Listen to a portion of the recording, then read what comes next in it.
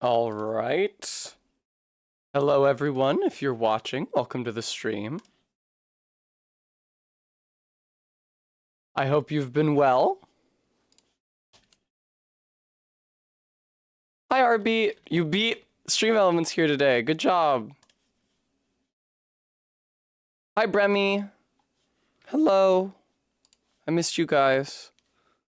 There we go. Just setting everything up, you understand. Hello, Practical. Hi, 20 yards. I suspect you'll want to decrease the price of the Ahega redeem by 4 points, so I'll go ahead and take care of that for you now. Hang on, I think I neglected to post that I was live to my Twitch story. There we go. It's actually working now. Okay. I have so many point redeems now, not least because I have redundant versions for my guests from when I was doing the subathon. Alright, price updated. Hi, Gist. Hi, everybody. Check it out. I found this hair before I went live. There's no way I can possibly... Hey, actually, maybe, though. You guys can see that I'm holding a hair, even if you can't see it super clearly. Wonder if I can get it to catch the light. I thought it was mine, but it's very, very, very, very, very long. So this is, in fact, a ray residue, which is pretty fun. Hi, Ellen. It's so funny, I have this controller on my desk, as though I would use this controller to play the video game Shrek 2. But, of course, Shrek 2 does not have controller support, because it's a PC game from 2004. Hang on, RB, there's another word for it, there's a better word for it.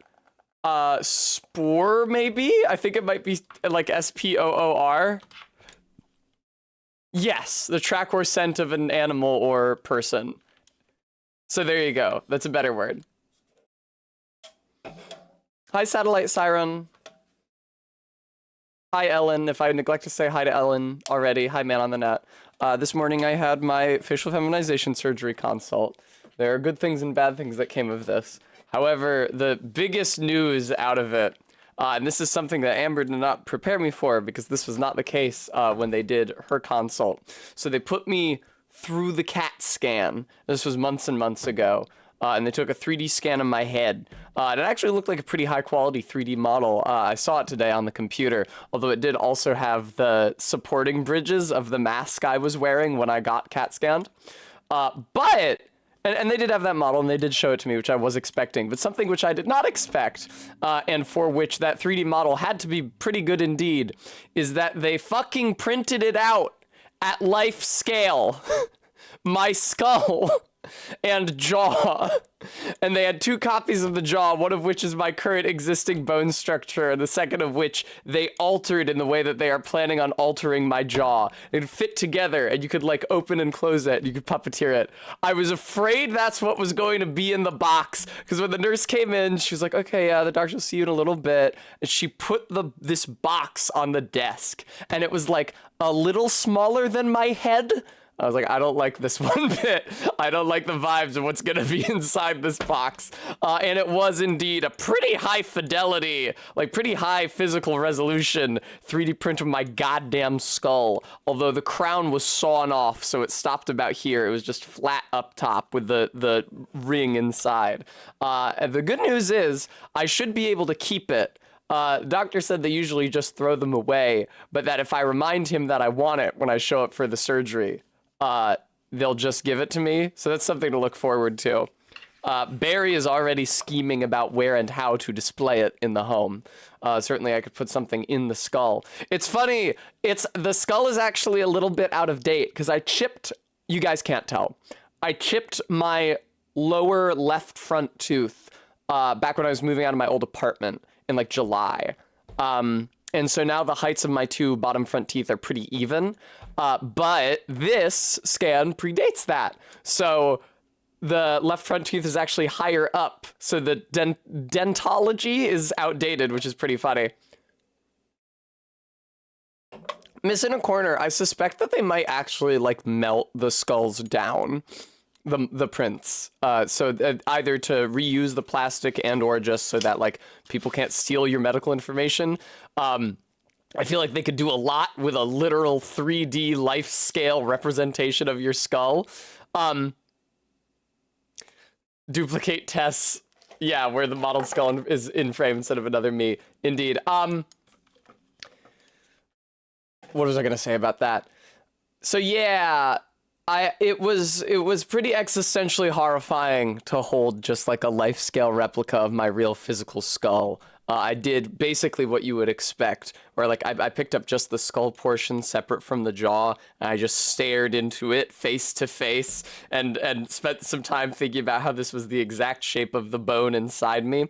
It mostly, you know, bonsoir, T-girl bitch. It mostly did not look familiar, I would say. It mostly just looked like any skull. The teeth were like a huge point of familiarity for me. You know, the jaw, maybe you can kind of see it through the flesh. Really the teeth, because, you know, obviously the teeth are exposed bone. I recognize their like size and arrangement. My dentition, that's the word I was trying to think of earlier. That being said, Maddox 2 Heads Cat, thank you for the $5 donation. This part here, this part right here, the inner brow and the upper nose bridge, there's almost no flesh in between the bone and the skin here on my face. So like looking at that part and like turning my skull to the side, that's the part that looked really, really familiar, like in its shape and curvature and proportions. It was eerie. Now, unfortunately, I don't know, the path forward to surgery is not clear because my insurance did not approve the whole procedure. They approved like the reshaping. They did not approve the graft of fat to my upper lip, which like I was gonna just let slide because I already had to fight my insurance for months on this goddamn motherfucking bullshit. But my doctor was pretty assertive that it would look good, and I agree that it would look good. So I'm gonna call his office again tomorrow and find out what the appeals process is like, if we want to like get into it again with the insurance provider, because I definitely can't do it out of pocket because it's $5,000 fucking dollars. Which is almost the amount of negative money that I have built up on my credit card, so that's not happening. So, yeah, either the insurance will cover it or I will not be able to get it at all, and we shall see. Other than that, the procedure, the meeting, the consult went pretty good, and I was enthused about everything they said they were going to do, and obviously was really, really sick to see that model of myself, and I'm glad that I get to make a gift of it to Barry. Thank you, Regular Zebra. Actually, you guys can't even see the whole outfit because I haven't even stood up yet. 20 yards cheated me. 20 yards tricked me. 20 yards only redeemed 3 Ahegao reductions instead of 4. And I reduced the price by 4 points because that's how much they usually do. They almost got a free point reduction out of me there. Hello, Grimpy. Did you redeem 4 20 yards? I'm not seeing 4. I'm seeing 3 reduced price of Ahegao by 1 points from 7 minutes ago. I don't think there were 4. I don't think there were 4. I don't know. I'm looking at the activity feed here. I'll even refresh the activity feed. Bremy sees 4. Oh, okay. I see 4 now. Sorry, guys. I apologize. It was only showing me 3. I had to refresh it. Apparently, RB. Okay, I will stand up. Actually, it's meat that I should stand up because I have to do several squats. I believe I still have like 25 squats to do after yesterday. I don't remember if I accrued any more. I had like 40 right at the beginning of stream. And yet, Bremy, and yet. Also, I don't know if this counts as bimbification. If I go in again for breast augmentation, I think that might count as bimbification. But I'm not sure the FFS counts as bimbification. Oh, okay, Saris, there we go. All right, hang on. I can't think of anything that would be more validating to my gender experience than all of my fucking tops not fitting anymore because I all of a sudden have tits. Okay. 25, here we go. I can do it. Check it out. 1, 2, 3, 4, 5, 6, 7, 8. God, this is already a lot. 9, this fucking sucks. 10, 11, 12, 13, 14, god damn it, 15, 16, 17, 18, 19, 20, 21, 22, 23, 24, and 25. Jesus Christ. All right. Viagra boys, shut up. Play a better song.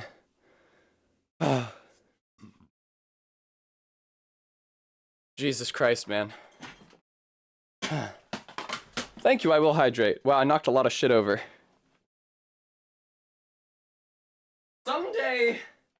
Someday, viewer, it would be super tight to stream in an actual goddamn motherfucking studio and not my bedroom in between the bed and the wall. That would be really awesome. Oh, man. The cord is extremely tangled on my chair. There we go. I know. As when I am Twitch partner and a multi-platform streamer, and I've purchased myself a pair of boots several times larger than those I wear now. All right. Jesus Christ.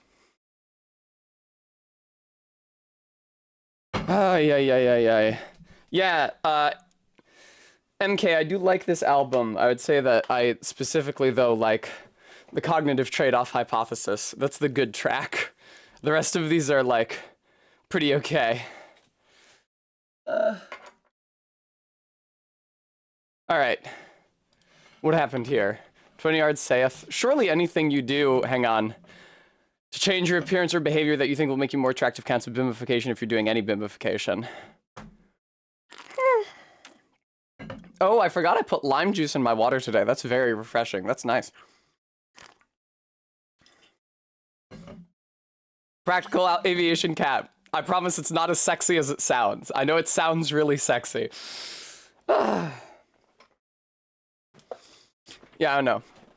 I'm on a long path with the potential for any number of surgeries. My doctor said that he didn't think that I should touch my nose at all, because he thinks it looks pretty good and will look pretty good with a reshaped jaw, and I tend to trust his appraisal of the situation, not least because doing less work means he makes less money, so he has no reason to lie and say I don't need a surgery. But yeah, I don't know. I may or may not come out of this looking like Juliette Michelle. We'll find out. Aw, thank you, Ellen. That's very sweet. Whew. What'd MK say? Yes, you shot me. Correct. Indeed, Vex Zero. Yeah, he's very well respected. I said, he was like, all right, we're going to do this, and we're also going to do the fat graft. I was like, actually, my insurance didn't approve of the fat graft. He said, what? Why not? I was like, I don't know!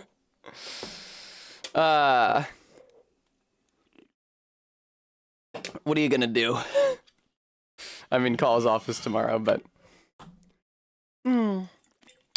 Until then, I have Shrek 2 to play with you, my beloved community. Yeah, this is a cool album. There's 4 different songs on this album about how people, it sucks to be a person, we should go back to being monkeys.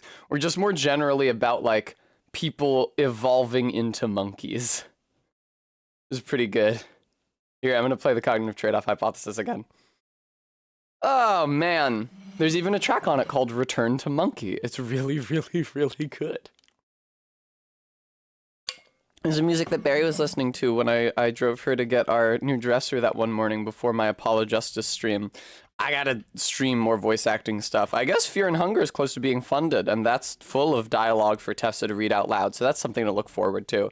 I was looking back through my Steam purchases today, because yesterday people said that you could find the list of them, because I was trying to find, like, when I had bought what. to determine when I actually bought Vive, because it was some time ago. And I discovered, first of all, that I had not made that many purchases, because, you know, there's the number of games in my library, but I very often bought games together at a time because of, like, an ongoing Steam sale or something. So not that many purchases.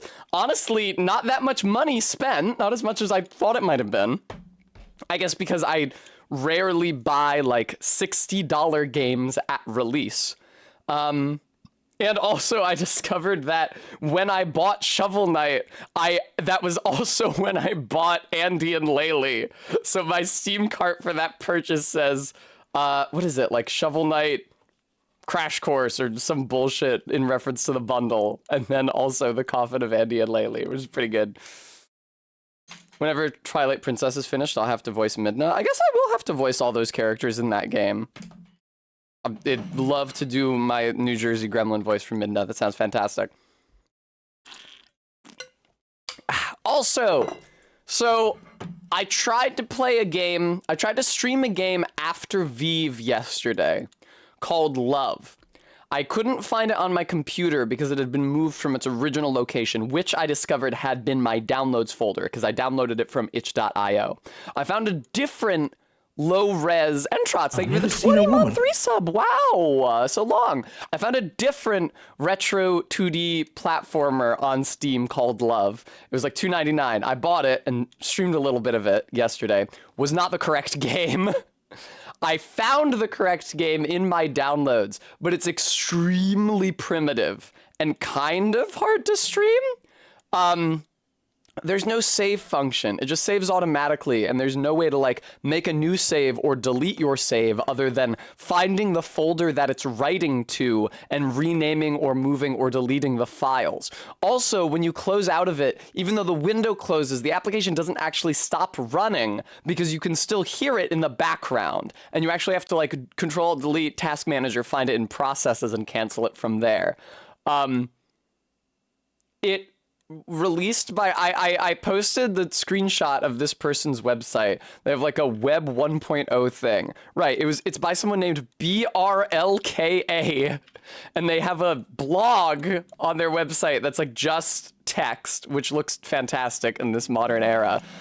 So I don't suppose many other people know about that game. Like, I saw somebody posting about it on Twitter like in 2014, I don't know, earlier. It's really old, and downloaded it to my PC, and then it's just been there ever since. Did you miss the Coffin of Andy and Laylee? I'm afraid so, Muppet Robot. We're coming up on like 1 full year since I streamed the Coffin of Andy and Laylee. I don't remember when, but it was definitely the winter. Very good, MK, thank you. Yeah, RB, they're not by the same people even remotely. It's just 2 different people made 2 different indie 2D low-res platformers, both called Love. I'm just gonna start playing Muleshot Doma now. Oh my god. I tried typing in the letters for Muleshot Doma and it brought up a fucking Homestuck album instead. That's why we don't play my iTunes on shuffle, except for when we do. Yeah, MK, I don't know about this Fred Wood. I know about a Will Wood, who's a musical artist who has problems, but I don't know this Fred Wood. Yeah, Shrek Doma, RB, naturally. Sorry, Gist. Also, Muppet Robot. I hear tell that if you're in our Discord, you can find deep in the archives the link to the unlisted VOD on YouTube for the Coffin of Andy and Laylee. But I can neither confirm nor deny these reports. I think somebody redeemed a treat for Tess a while ago. I never had a treat for Tess. They did. Yeah, I have candy. Oh my god. It's chroma keyed out. It's Sour Skittles. Shrek has a proletarian character. I guess he does.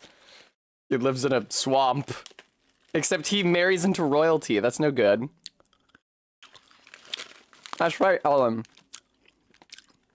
The Sour Skittles so severe, they leach all of the color out of the bag they're in.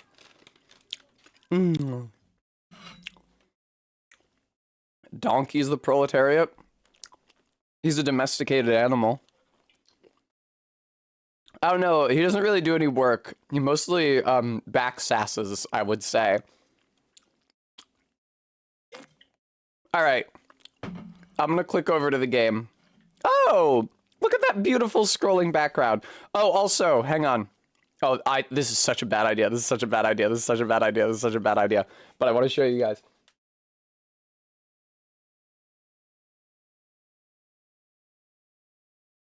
Look, amber hung lights in our room. It's so beautiful. Now I've permanently fucked my camera angle and position. Regular zebra, I'm fucking coming for you.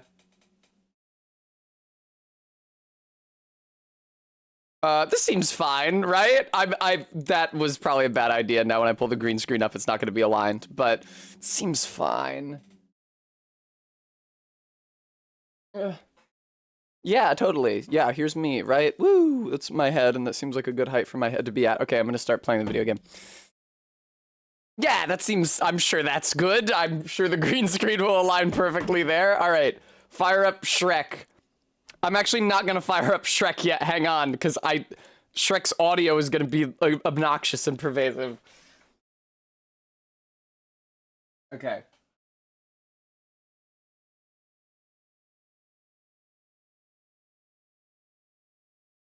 Right. Good shit.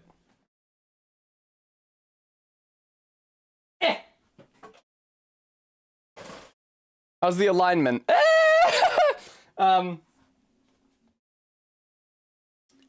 That's probably good. Cool. All right, now then, Shrek time. Can you imagine if it just crashed and I didn't have to play it? Muppet Robot, I'm glad you feel that way.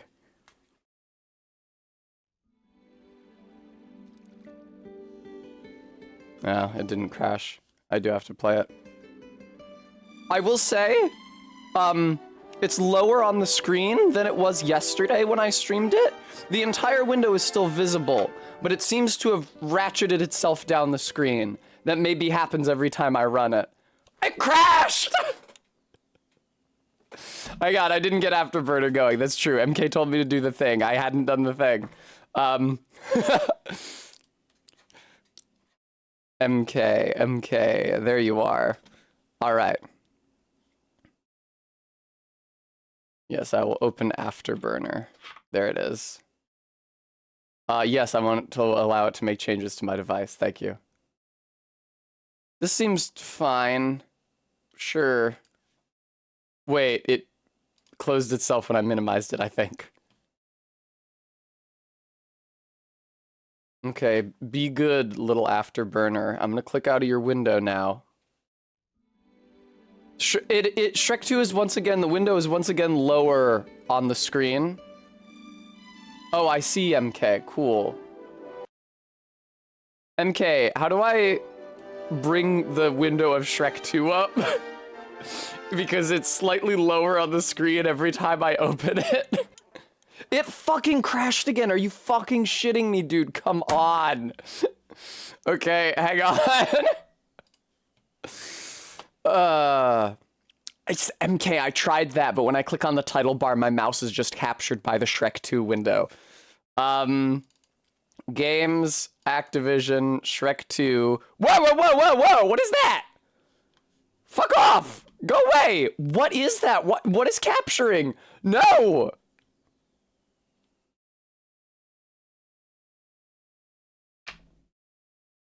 Okay, I don't think there was anything incriminating there. That was really scary, though. It didn't say, like, my username or anything. I think it's fine. Okay. Whew, what the fuck? It's capturing the window because its name is Shrek 2. But the window it captures isn't called Shrek 2. It's called game.exe.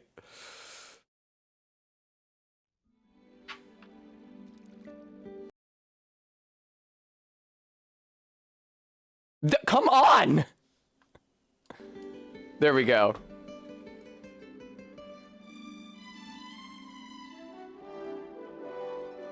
It's fine. It didn't say, like, my username or anything. Let me see if this... Good God, MK, it keeps fucking crashing. It wasn't doing this before. I keep having a general protection fault. Oh my god. Hit escape to skip the video? Okay, I'll try it. Thanks for being here, MK, by the way. Oh! The window spawns in based on the location of my cursor when it loads. Fuck yes. Fuck yes. Alright. Okay. Alright.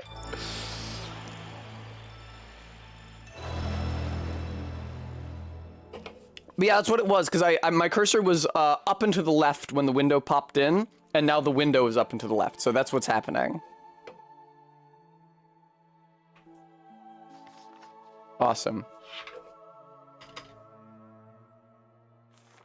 Fucking Shrek 2, dude. Alright, time for the prison break level. So I have bad news for you guys who are hoping to see a 100% run, and that is that even though I was super meticulous when I was playing this game yesterday, and I was pretty sure I checked literally behind every single wall, there's apparently a wall I didn't check behind. Oh wow, look at this low poly skeleton. Jason, thank you so much for the follow. And I missed a wanted poster when I was playing as Shrek yesterday. I know, awful. I understand if you don't want to watch any more of the stream now. I get it, believe me. I hope you guys like this music, because you're going to be hearing it for the next 3 levels as we play this prison break sequence as each of our 3 player characters. More desirable items. I swear to God, Entrots, I was so meticulous, I don't understand where it could be. So you will notice, viewer, that this is a hoof print button. I cannot operate this. That's because this is the route that takes you to Donkey's Path through the level. Hello, I will take these coins. Thank you very much. I don't know what you're supposed to do with that. I don't think I can do anything with that. I think this is maybe where Shrek goes. Oh, is it very quiet? Here, I'll turn it up. But only a little, because I know it's gonna get loud later. I feel like Puss should also be able to use that lever, and it also won't let me proceed with the level until I free Donkey and Shrek.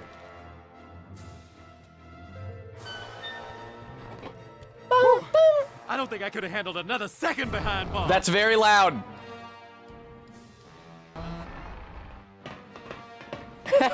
I'll hold them off. Nice, guys. It's the Demon Souls opening. Does not run from a fight. Does he run from certain death? Yes he does. Quite quickly, in fact. Very good. The time has come for us to part ways. Yeah, and Trot's this white guy's Eddie Murphy impression. Go another way? Exactly. Try up. Oh shit, you actually play as Donkey first. We'll hear all that dialogue again when I replay this segment as Puss and probably also as Shrek, if I had to guess.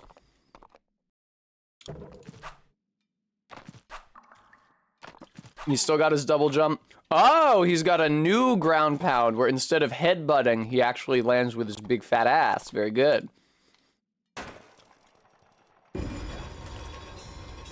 Oh, thanks for the coins. Hey, Roy. What the fuck?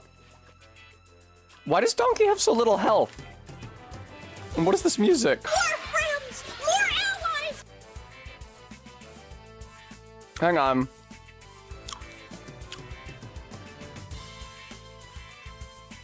Shit. Swampy Frog, thank you for the follow. Wow, the stream was made for you, huh?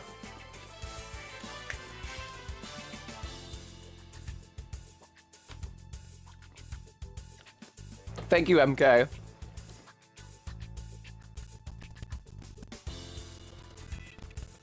This is not bad. I really can't hate on this music. I was startled by the electric guitar when it started.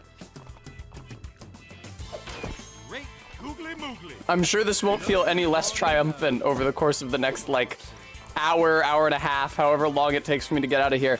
Oh yeah, there's all these prisoners here in the jail. I believe during the Puss in Boots level, it's actually quiet. The music is actually quiet and atmospheric enough that you can hear their dialogue. And they say things like, arrested for poaching in the King's Woods. It was only one egg. There, see? I feel like there's probably secrets in some of these. But I don't know. I already fucked up, you know? Hey, look who got through! Donkey got through. Can I get back out? Patches should be in here. They should have fucking Lautrec of Kareem. I was expecting it to guide my jump automatically. That's what it usually does at those segments.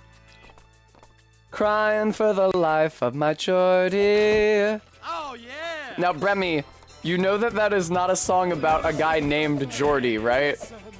You know that Geordies are people from a specific region of England, right? Great googly moogly. I'm sure you were aware.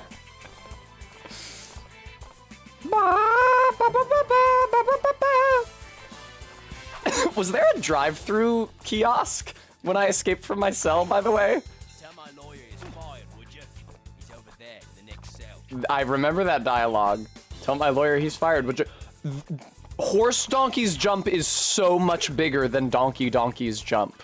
I guarantee you, if I go to the bonus stage as Horse Donkey, it's gonna be so much easier. That's so annoying. I feel like I can make this without hitting the button. Oh my god, I could and did. Oh my god. Please! Nah! No fall damage. Cool. I think it does guide your jump, but you have to get a certain distance across on your own. Bremy has not posted.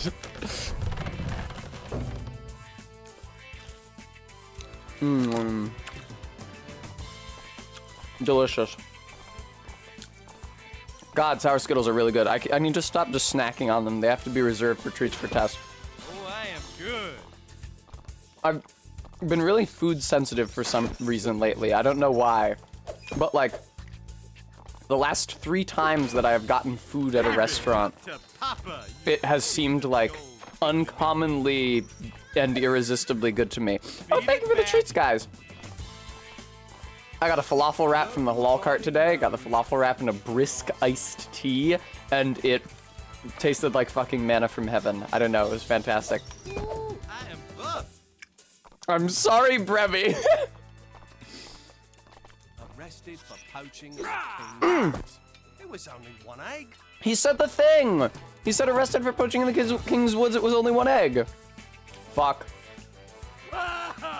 If he shot one of the king's wild eggs, it was only to feed his family. That is a really kick-ass song and a really kick-ass performance of it. So thank you for posting that in the Discord, Bremy. Tell my lawyer he's fired, would you? He's over there. Yes, Muppet Robot. That is the joke. Yeah, it was good. I got the falafel wrap. I asked for him to make it extra spicy, but it was not extra spicy because this is something that I've just come to terms with by this point in my life. If you are white, you will not be served actual spicy food. It does not matter how convincingly you state the case that it's like, please, can I have it very spicy though? You will not be given it. I was just at an Indian restaurant with my sister and cousin the other day, and I ordered a curry, and I asked for it the highest spice level, and my sister was like, wow, I can't wait to see you get your pants spiced off by this. You're gonna be dying. Like, she was excited to see me bite off more than I could chew, but I got it, and, you know, it was spicy. It tasted good. It wasn't especially spicy. Yeah, and Trots, they make it white person spicy, you know. Hey, bats belong in the belfry. This ain't no belfry. Well said, Donkey. This ain't no... What is a belfry, anyway? Well, Donkey, it's where bells go. You... Alright, whatever. I'm not gonna get into this with him right now. Arrested for poaching in the King's Woods. It was only 1 It egg. was only 1 egg. It was only 1 egg. I tell ya, innocent. The music fucking kind of whips. I'm irritated by how fun this music is. Oh, yeah, I almost didn't make it there. Oh, boy, skeleton. Scary. Gorgeous mount. It's really hard to kill the bats without taking damage. Wow, you notice how you like bounce off of them when you ground pound them? That makes me wonder if it's possible to like use them to clip up higher than you're intended to jump. Feels like driving at night music. Ah! I did not get Roy, but it looks like I can get back down. Because I should get Roy. Baby, come to Papa, you sweet little Donkey, how do you feel about the fact that your pre-FFS portraits are the ones that decorate the coins? FHS, facial horsenization surgery. Hi. It's all about timing, baby. I just gotta time it right. I've never seen a woman. They shouldn't have let you type Shrek that many times. Hang on, there's definitely more in that room that I just left. Thank you for the 18-month resub, though. I'm very grateful for that. Thank you. That's true, Practical. Now, I know you might be asking, Tessa, is the combat with the knights appreciably... Whoa, automatic jump. That was weird. Appreciably different from the combat with any of the other enemy styles that you've encountered this far? And the answer is yes, which is that the knights take 1 or 2 more hits to kill. Indeed, Donkey. I concur. Hey, hello. Okay, that was not a multiple of 3, plainly. Yeah, I missed one when I was playing as Shrek. I do feel lousy about that. Stream Elements, that's so true. Thank you for your new and improved pitch for our Discord. And I can clarify that pitch by saying that while, of course, sometimes my mods see and take action on a post before I do or can, I see every single post and image that is added to my Discord server. And I make the determination of whether to preserve it. So don't you worry. You can rest assured. My dad is calling me. Hang on. It's my dad's birthday. Hang on. Hello? Hi, Dad. That's okay. How's it going? I'm streaming. No, you don't have to leave me alone. You doing anything special? No? Yes, I called to wish you a happy birthday. In the event that you go out and get a giant margarita like you did in that one picture that Anna took of you, make sure she takes another picture of you because my viewers really liked seeing the first one. All right, excellent. I shall. Have a good night. All right, back to Shrek. Hey, bats belong in the belfry. Shut up, donkey! You're so inane, you have nothing to say. All right. I know I didn't tell him you were all saying happy birthday. I didn't want to make him feel pressured. People don't always like being on stream. Even like just the idea that you're interacting with them while you're on stream, I think can be overwhelming. Again, they're like, you've got to time this right, but not really because it jumps for you. Oh, gimme. They do retract into the wall, but it hardly matters. And they put the drive-through kiosks everywhere in these levels. As if the combat is so tough that you're gonna need a lot of potions to get through it. First of all, none of them even heal you, which you would think is like the main thing you would... Oh my god, these auto jumps. The main thing you would want from a potion.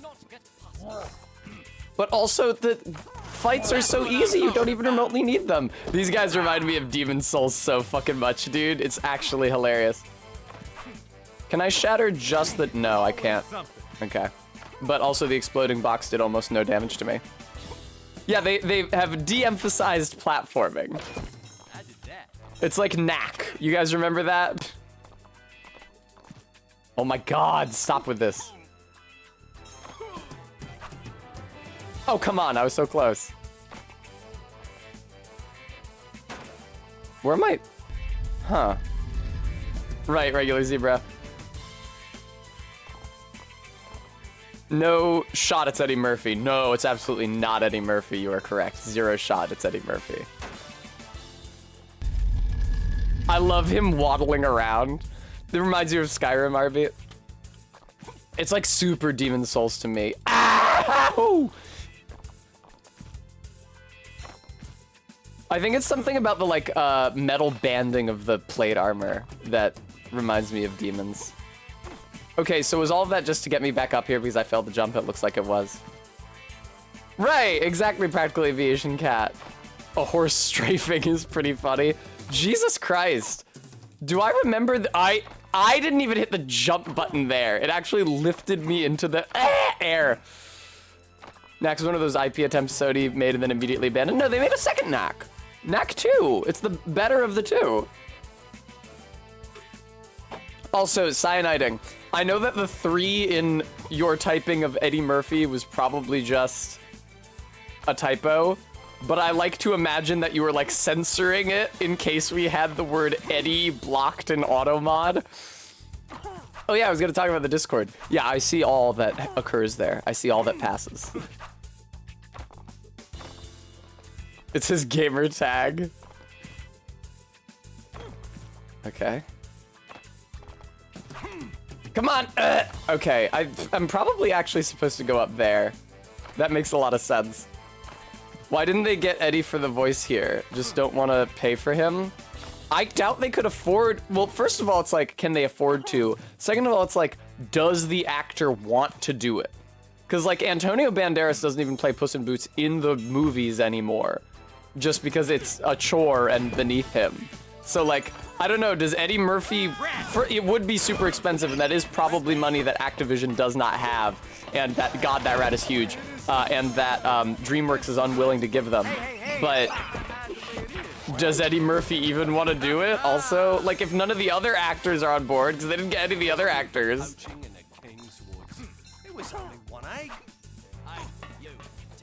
Oh, that's right, I forgot. So if you butt bounce an enemy and then bounce off of... It flattens them into a disc! I had forgotten! I was butt bouncing them just based on muscle memory. I didn't remember that it flattens them. Oh, whoa, whoa, whoa, whoa. You know what it's time for. Let me in there. Itsy bitsy me. Wow, it's really hard to see this. Yeah, fucking pool tables. Fuck yes, dude. I like coin. Oh, shut up. This is fun. I sure like the collectible that you're obligated to collect. Don't you, player? Bling, bling, bling. Oh, 1337. The epic Leith number. Fuck, God. We are Mars inside. Teletaxors. Now, I never saw the era of the internet where people typed like that, but I did play Phoenix Wright 1, which has a guy who talks like that, even though that game is supposed to take place in like 2017 or something. And I did also read Homestuck, which in places resurrects that manner of typing. It was never not annoying. Is there anything you spend your money on other than the potions you don't seem to need? No, I'm glad you asked, Ellen. The potions are the only thing you can spend money on in this game. The only thing. Nothing else. No cosmetics. You can't buy hero bars, which are the healing item, at the hero bar vending machines, like you might well expect. It's only the potions. No, Duke Vulture, that was just the camera. It does that sometimes. Love how Donkey does that sideways slide motion horses are famous for. Yeah! What, you never saw a horse do this? Huh. Nobody knows the trouble on. Fuck! I'm gonna fall off the ledge because I'm having too much fun strafing. Fuck. Duke Vulture, how can you fucking say these animations are god-awful? First of all, they look fantastic. Second of all, how could they have known what a horse's run cycle is like? How could you ever learn that information? Fuck, I missed coins and shit up there, man. Okay, wait, can I get back up? Can I? So Donkey, I don't think horse mode Donkey has the like ledge climb up animation. I'm not even sure that Donkey mode Donkey has that, if I'm being honest. Oh, there's a spider web, cool. I will say, I really appreciate how they give you a tutorial about like mushrooms and golden leaves bouncing you up, but they don't tell you that for the spider webs. They just let you reach that determination on your own. Hi, Guam. I'm sure this feels ass to play, but it really doesn't seem terrible for an aughts movie tie-in platformer.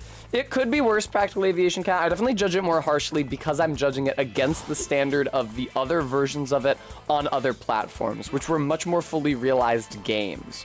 But obviously, like, if you're making Shrek 2 for PS2, you know the specs on every kid's machine, because they're all identical. They're all PlayStation 2s.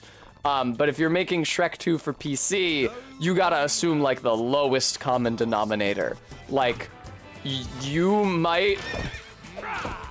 The kid might be playing it on a shitty, outdated Dell with Windows XP installed, like I was when I found this game at TJ Maxx in the bargain bin years after its release and got my mom to buy it for me. So... Ooh, I am buff. Have you considered making a 4-hour YouTube video about Shrek 2 games? The Shrek 2 games? This is the only one that I've played. So, you know what? That's true. Maybe I'm judging it entirely unfairly. Because, like, this is the only one that I've actually put hands on. The other one, like, the PS2 one looks better. Maybe it's not better. Maybe this is actually the best iteration of this game. Oh, my God.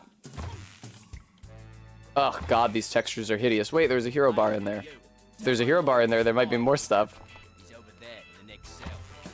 Okay. Peak gameplay indeed. Always flapping in your face. Please! Okay. Let me in there. Thank you. I don't see any wanted posters or anything. It's so funny that I'm like, all of these potions are bullshit because all they do is get you out of combat. Except for the shrinking potion, which lets you access hidden areas. But the hidden areas don't get you anything but coins. And the coins don't do anything for you except giving you the ability to buy potions. There we go. I would not like to be under Donkey when he does that butt slam.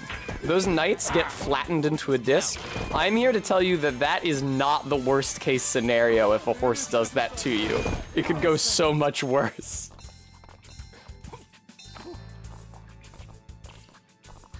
Oh, shit. This is before I did the thing. Sure, let's do the thing. You know, in Spanish, a donkey is called a burro. I guess that means a little donkey is a burrito. Yes, but you're not a donkey right now, you're a horse. So you would be a caballito. Cute. I'm trying to, so I think that Spanish caballo comes from like the same, definitely the same root as French chevalier, which is just like knight. And is cheval for horse specifically, right? Hey, what's good? Hey, I think you broke the skin. So the rats can't actually see you and attack. Hey. No, regular zebra. It's two L's. C-A-B-A-L-L-O. It's a Y or a J, depending on what country is pronouncing it. Miss in a corner, it's fine. Yeah, ignore that the rats look more like possums. You do get a better look at them than you did when I was playing this game yesterday. You can see them in more detail if you would like. Does his lived experience as a donkey change when he becomes a horse? Fair question, I guess. The rat animation is neat. Hang on, I'm gonna look this shit up right now. I hope you don't mind Donkey being frozen on this frame. Caballo. Right, cavalier is a horseman from Italian. Oh, directly from Italian, not from French chevalier. I'm genuinely surprised. Cavaliere, I guess.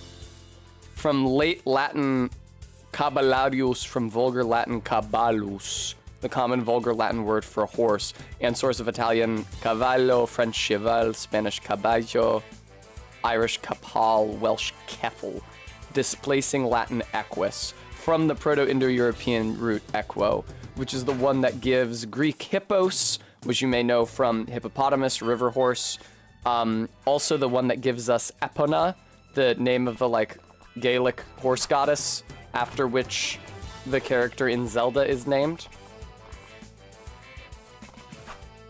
Yeah, RB, the Romans were super influential, and their words ended up in languages other than Romance languages, including the surviving Celtic languages. I would say that very few languages in the European continent were untouched by Latin once you hit like the year 1000. Hey, you, tell my lawyer he's fired, would you? He's over there, the next Nice. I was actually just learning about that. I was learning about, because you guys may or may not be aware that, so now we have the idea that like the Roman Empire fell or ended at a certain time, but in the latter half of the first millennium AD, that perception was less common. First of all, the Eastern Roman Empire was still going strong, but also like Rome's power was greatly weakened, but it still had a great idea of ecclesiastical influence from the Catholic Church being stationed there, and also all of these various Germanic powers that established themselves, like formerly nomadic Germanic powers, like the Goths or the Franks or whatever, or what have you, that established themselves in the shadow of the Western Roman Empire, all just like thought of themselves as the new Rome. It's like, oh, now I'm Roman. Now I'm doing Rome. This is fine, actually. And I was learning about, because like, specifically Spain, the former Roman province of Iberia, after the Italian peninsula was conquered by Germanic tribes, Spain was ruled by the Vandals. And for that reason, predating the usage of the term the Mediterranean Sea, in English, you can find in Old English the Vandelig Sea.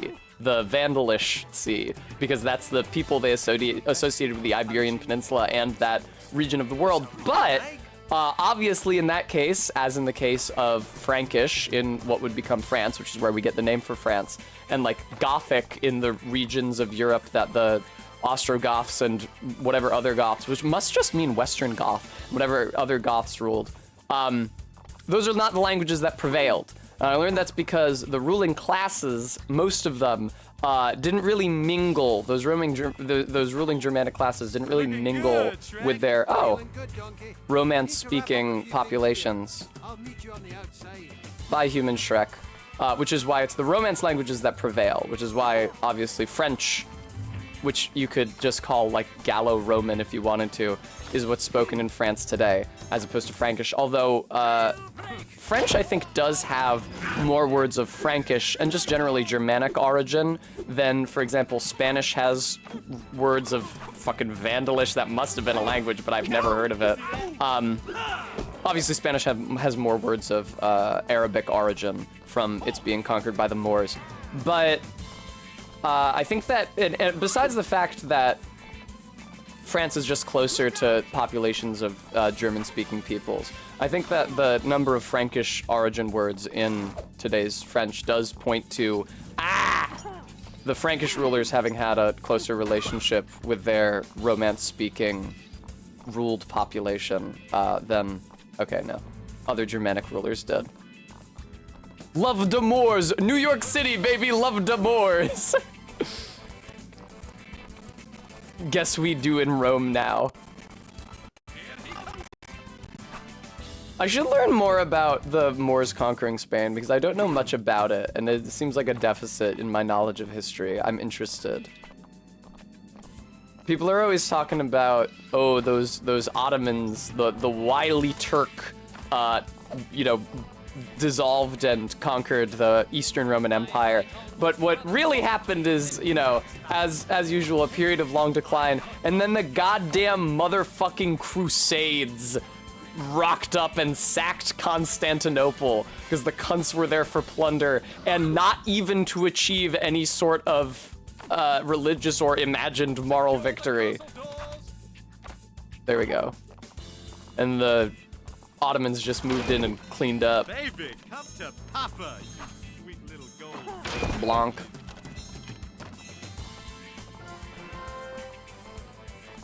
Crusades was one of the most embarrassing moments in human history, which will be exceeded only by every subsequent moment in human history. Ah, God! I need to do more research, huh? Thank you, Trot. Bremy, it's fine. It's pretty short. We're already on the way out. This is like very close to the end of this level.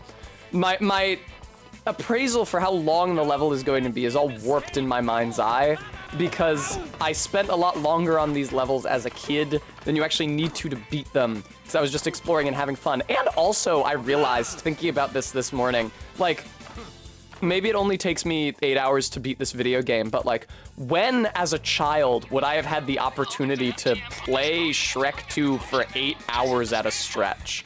Like, even if I had tried to do that on a weekend, like on a Saturday or something, where I didn't have homework to do, my mom would not have fucking let me tie up the family computer in the dining room for 8 goddamn hours so I could play all the way through Shrek 2. I could do that all day. Oh, I did not need that. Blanc. Yeah, I was telling Barry about the Eastern Roman Empire today because we were talking about Orthodox churches, because I was talking about Abyssinia, which is the name for the Christian kingdom, Orthodox Christian kingdom that reigned in what is now Ethiopia. So it's, Abyssinia versus Ethiopia is kind of like a Persia versus Iran thing, where it's like the same general land, but hello, different era and different state. Now this part does fucking suck. I remember this part killing me a lot as a kid. I think part of that is because I would rush through it, but it's also just difficult to read the paths and the hitboxes on these things, and also if they touch you, they one-shot you. I'll find a hero bar soon. I'm gonna lose. Yeah. I spent a very, very, very, very, very long time stuck on this segment as a child. Arbeat, it is kind of fun to hear you validate all of my childhood difficulties with the video game Shrek 2 for PC. Arbeat, did you also own this, or were you like playing it at the public library or something? That's how I played a lot of computer games as a kid. Because back in the age of physical media, you know, the public library would have, in the kids section, would have various, like, kiddie PC games, like Eyewitness shit. I was gonna say Encarta. They did not have Encarta. I genuinely did not hear about Encarta until I was an adult. But that sort of thing, I think they had, like, the Encyclopedia Britannica disc set. Is there no save system? There is, but it's specific save points, and there isn't another save point before this shit. Blanc. Wow, that was a lot. I wonder how many butt bounces you can juggle on that dude. It suddenly occurred to me that I should be looking at the walls for wanted posters. It's entirely possible that I miss another one. I fucking love the horse strafe animation. Whoever said they hated it is crazy. Oh, yeah, I remember I had a lot of trouble breaking... Here we go. This is how you get it. Oh, no? I had a lot of trouble breaking all of the planks here, and I would, like, work really hard trying to do it. There we go. The world record for this game is in French. Does French have the shortest dialogue? Speaking of the name of the country of France, though, obviously our name comes from the Germanic tribe, the Franks, that ruled it, after the collapse of the Western Roman Empire. But in Greece, the country is still called Gallia. Gaul. Like it's a fucking millennium ago. 2 millennia ago. It's incredible. Come on, stop killing me. I was shocked when I learned that. I was somewhere, when I was visiting Greece in 2019, I was somewhere, I saw like a list of languages. Like a service was being offered in something. And I sat down and read them very, very slowly with my plodding knowledge of the Greek alphabet. And I was like, Galika, right next to the French flag. Fucking Gallic.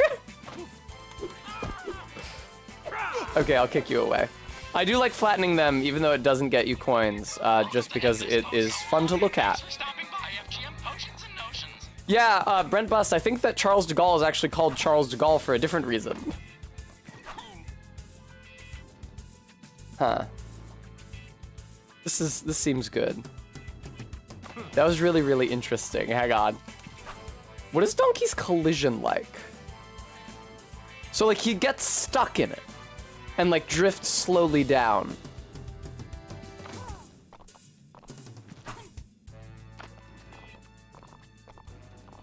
Come on. Fuck. Video games are good, I agree. I'm having a lot of trouble destroying this one. I feel like the physics of how the planks fall is, like, semi-randomized.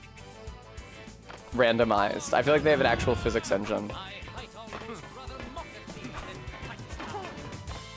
So, he says, like, I think I heard I might rather mock at thee than fight thou, which is good until you hit the thou.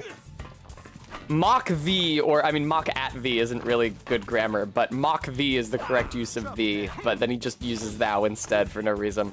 Thank you, Stream Elements. I do need money to cover rent for November. Did you guys know? Also, I'm sorry to say that I know that I had an appointment to get my tattoo done, but I got to see the design that Barry's tattoo artist drew for my snake. And I think I'm gonna end up going with a different artist. I am, of course, still going to compensate him for the time he spent working on that design. It doesn't mean that he's not a good artist or doesn't deserve money, but I do think I probably want someone else to do it. Halt, equine! Get thee back to the royal stables, afore the blunt of mine blade finds thy hindquarters. Almost good. Mine blade is not grammatical, it's my blade. But almost good. Hi. Oh! You actually can't. He's like King Hippo. You have to wait until he swings. I don't really remember how this fight works. Okay, yeah. You just have to wait until he winds up.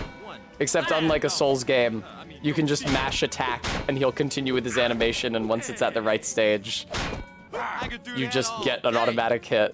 That's what I'm talking about. What if a knight was kind of fat? What if his underwear and belly bulged out of his armor? There's a crime. Arrest me. I'll just bust out again. I'll just bust out again. Does he run from certain I could have death? handled another second behind Oh my god, look at Donkey's teeth. They're horrifying. The time has come for us to part ways. You do what you do best. Go another way? Go another way. Exactly. Try up. Exactly. Try up. Absolutely not, Chud.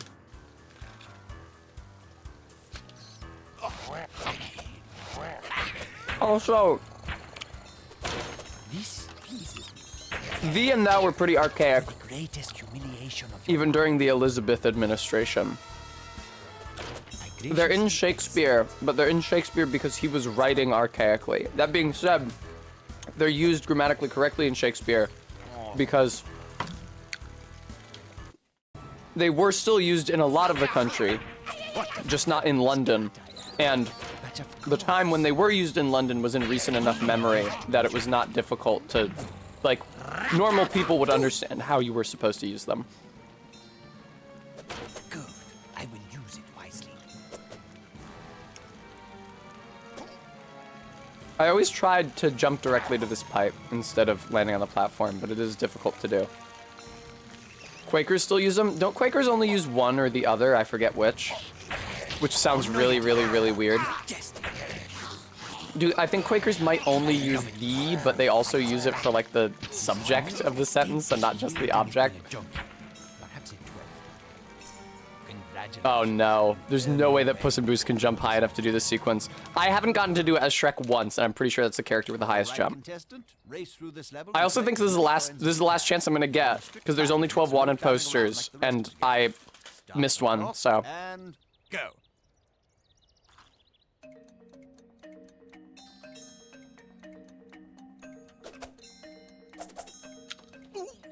What if, after I beat this game, which is definitely happening before the end of stream, I just start a new file, and I 100% it. Oh my god. Oh my god. Oh my god. I can't even make up. Oh god. What, Ellen? I can speedrun it. Oh, you guys wanted to see Shrek 2 so bad, but now that I'm fucking playing Shrek 2.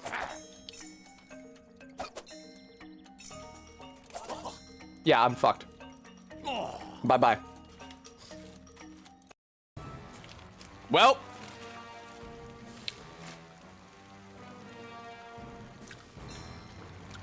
That is how literally all of my bonus round attempts have gone.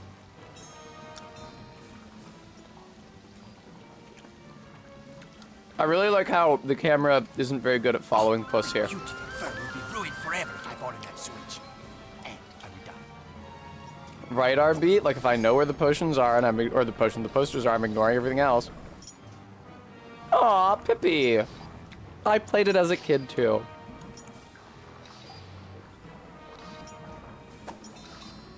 Nice. Is Bloodstained over? I did beat Bloodstained, yes. I get this sewage on me. I got all the way to the last boss and discovered that my avoiding most mob fights because I felt like the mobs were just too strong and it wasn't worth fighting them was actually kind of a problem because I was extremely underleveled. And I also haven't leveled up any of my shards very much.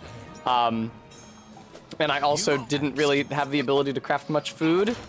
So that was all a problem. And so out of desperation, I found the easiest way to grind upgrades to the enhanced gold shard, and then just farmed money and bought lots of healing items, and then mainlined sponge cake while fighting the final boss. I think it only took me about 20 sponge cakes, but I bought a lot more than 20.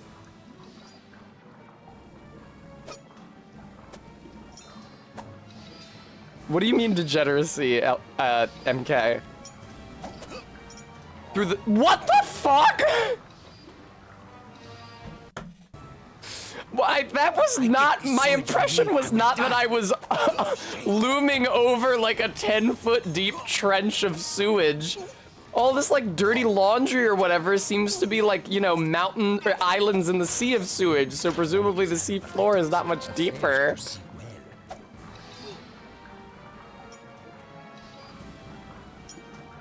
I mean, they didn't have to— they already have like the swamp water in the previous level that fucking killed you as soon as you touched it. They didn't need it to be deep. I didn't need to like reach a death barrier.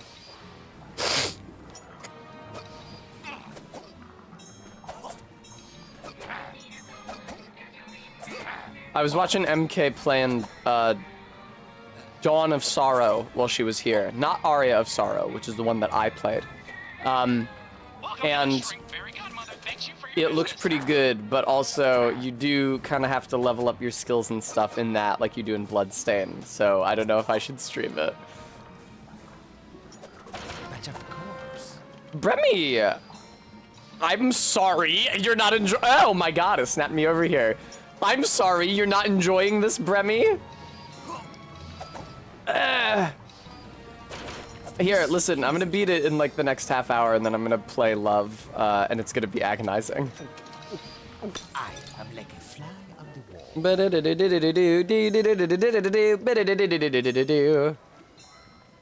Aww. This is really lovely. I had forgotten about this, but as a kid, this reminded me of Nausicaa's secret garden in Nausicaa in the Valley of the Wind. She has that secret room down the stone steps where she's growing the plants from the toxic jungle, but in pure soil so that they're not poisonous. I had actually forgotten about this. Bremy, has my charming tale of childhood whimsy thawed your cold heart? Yes, MK, I quite liked those.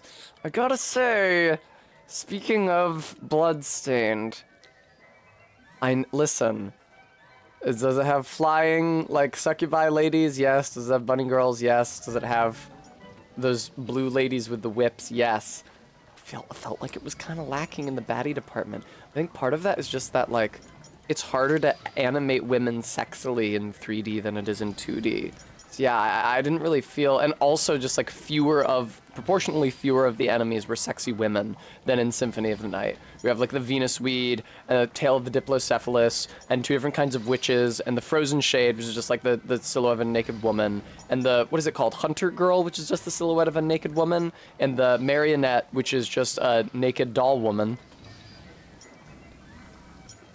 And the succubus boss, of course, that's a classic. Did I mention the Venus weed? I probably already mentioned the Venus weed. I'm a big fan of the— Oh, come on! Fucking goddamn it! I get this sewage on me, I will die of shame. Oh my god, dude. Don't say I was thinking about women too much. I would like to see one of you do that better.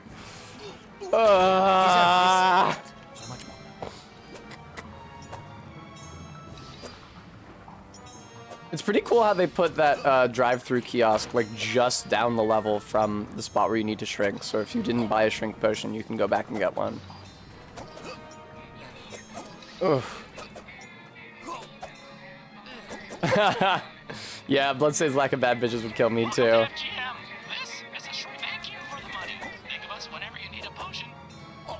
I was actually thinking of beautiful women even before I started talking about Bloodstain because I was thinking about Nausicaa. Although as a kid, I was not horny for Nausicaa. I had a much bigger thing for— God damn it. I get this sewage on me, I will die of shame. I had a much bigger thing for Lynn from Spirited Away, who is, to be fair, first of all, voiced by Susan Egan, who is like one of the sexiest voices of any human being who has ever lived. And she is pretty bad, yeah. She's like mean older sister vibes. She teases you.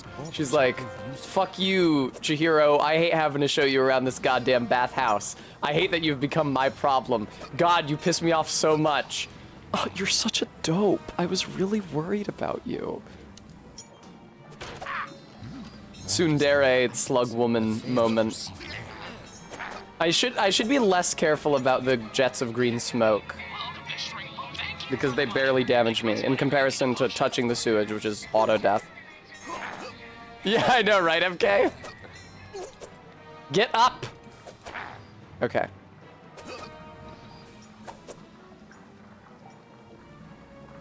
Bounty received and appreciated. Thank you very much. I was also, I don't know, I feel like you can tell how she's Miyazaki's type, but I also didn't feel like San Princess Mononoke was presented in an especially sexy way. I don't know, I don't really see, if I didn't know she was Miyazaki's type, i.e. warrior princess, I would say that there was nothing horny about her conception or presentation whatsoever. Teehee Guam. Ba ba ba ba ba ba ba ba ba ba. Ba ba da da da da da da. Miyazaki loves a woman with short hair who fights with a sword, but is also a princess. Is extremely refined, but can also be violent, and she's very strong, and she's Genki. She has a spunky personality. Oh, shit. Look at those missing polygons. That sucks. Look at that. That really sucks. They didn't give any interior polygons to that spout thing. That's miserable. Oh, well. Oh, what are you gonna do? I don't know, RB. That's a fair question, but I feel like he's probably actually horny for that archetype. Also, a fair number of them are redheads. How would I get up there? This is gonna be so awful for me, dude.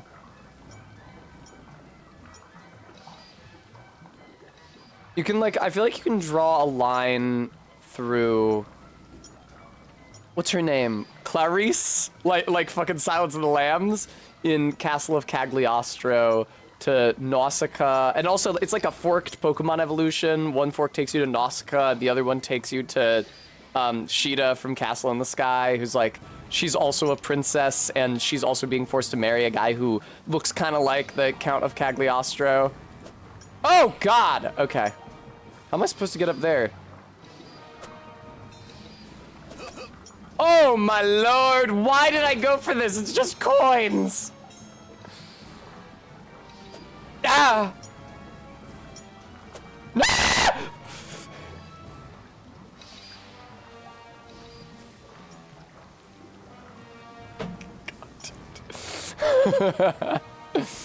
Oh, God almighty. Didn't get the hair color thing until I saw a girl with brightly colored hair. Indeed. Screamed my way over to the platform. I'm sorry if I peeked the mic. I was really scared. I'm so fucking sick of doing this sequence. I don't see a wanted poster anywhere. I did just pick one up a little while. Oh, yeah, and also I'm not gonna get the chance to go to the bonus round again. Well, those were a good 3 bonus round attempts that went identically to each other. Yeah, there's only 3 left. I already missed one as Shrek. Even if I find the remaining 2, I'm not going to the bonus round again.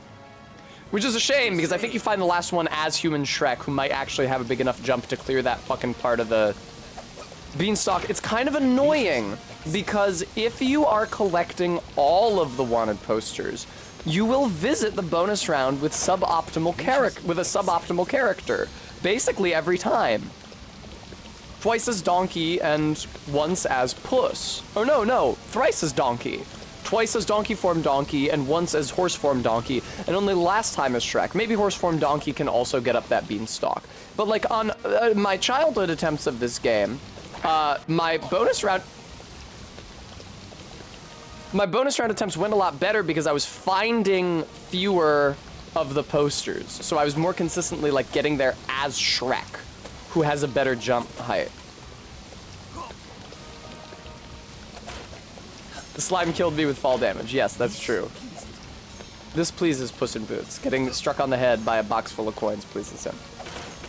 So who is hiding all of their... He meowed. That was cute. Who's hiding all of their money in the sewer? What the fuck is he saying? I'm me. Heffa Scream Wave, thank you for the $3 donation. I appreciate that. Thank you. I should add a sound alert of me screaming, because right now I think I only have 2 sound alerts. The Bebop one and the... Oh no!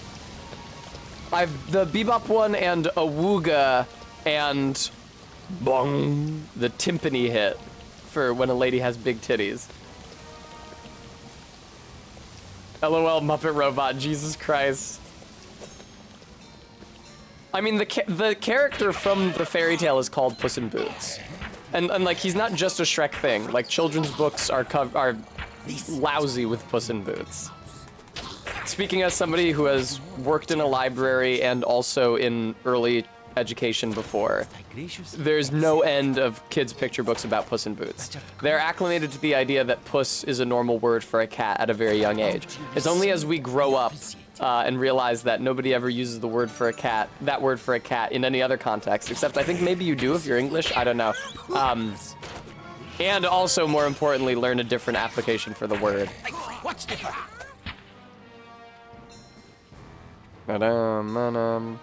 Do we know how we get the word pussy? That's actually an incredible question. I would love to look that up. I wonder if it like comes, if it has anything to do with the word or the roots of the word pudenda. That's like the only thing that occurs to my thought right off the top of my head. It's entirely possible that like a clear etymology is not known. Pussy noun to slang for female pudenda by 1879, but probably older. Yeah, I would think so. Words like that usually don't pop up out of the ground like that. Perhaps from Old Norse puss, pocket, comma, pouch, compare Low German pusse, vulva, or perhaps instead from the cat word on the notion of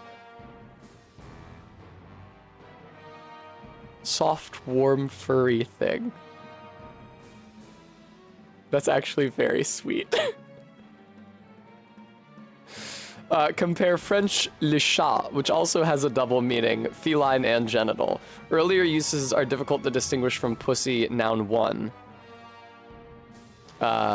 Meaning the cat. For example, 1583 writing The Anatomy of Abuses by Philip Stubbs, the word pussy is now used of a woman. Yeah, that from that quote, it's not obvious if, you know, it's like kitten, like this kitten has claws, or if it is used of a woman's parts. This is the issue with tracking the etymology of vulgarities like this, is that people don't like to write them down. Shrek! Is that Hey, man. you, Puss in Boots? Hey, you! It's normally me who stinks. Oh, I am deeply ashamed. Cheer up. We're We're almost out. Me too, Practical Aviation Cat. I can't say it. I can't say it. I can't say it. I can't say it. But I recently saw a post on Twitter about, oh no, about the term Discord kitten. And I made a lewd joke about it, but I shan't repeat it here. Yes, Bram, you posted that, and that was honestly pretty interesting. I was intrigued to hear that P's and Q's was at one point a byword for the alphabet, like ABCs. You'd say P's and Q's. Our-beat, it's too crude. I can't repeat it. No, I can't do it. I'm sorry.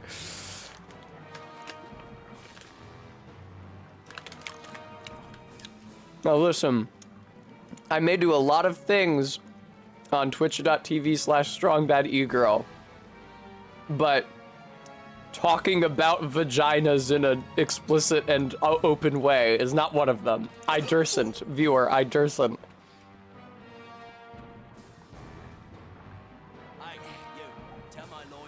Oh man. I remember being in this room in this video game right before I left for a friend's birthday party as a child. That just came back to me really, really strongly.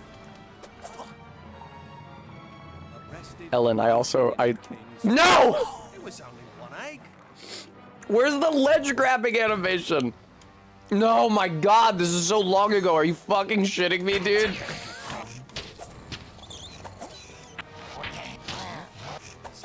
Blanc. There we go. I don't know, it's kind of hard. It seems like if you maybe like... What's different? It seems like your plunging attack has to land on a specific part of the rat to count, or it just doesn't deal enough damage to kill the rat at one hit. I don't know what the issue is. Oh, that is exciting, R-beat. Speaking of pussy. Coin collecting is a pleasant I noticed there was a lot of ideological division. I noticed that politics in Communist City had become very divisive when last we were watching Gurren Lagann. And I'm sure just what people need to remind them what's really important and unite them against the threat at hand is Yoko's titties in a Guy Fieri patterned bikini top.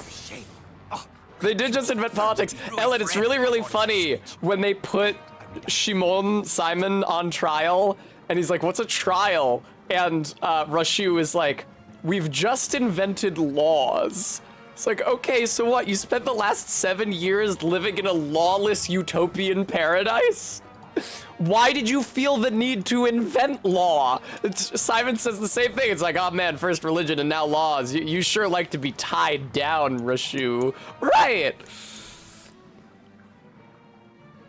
Of course it is Muppet Robot. Bremy, I might miss one or both of those days. I'm fortunate, I was gonna have to drive Echo around tomorrow. I'm fortunate that I don't actually have to do that. So I might be able to catch it. But, and let me mute the game. This is a momentous announcement. Hang on.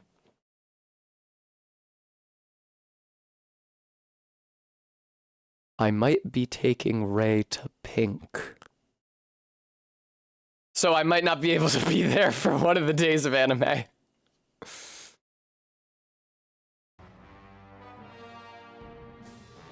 Tess can drive? Yes, I can fucking drive.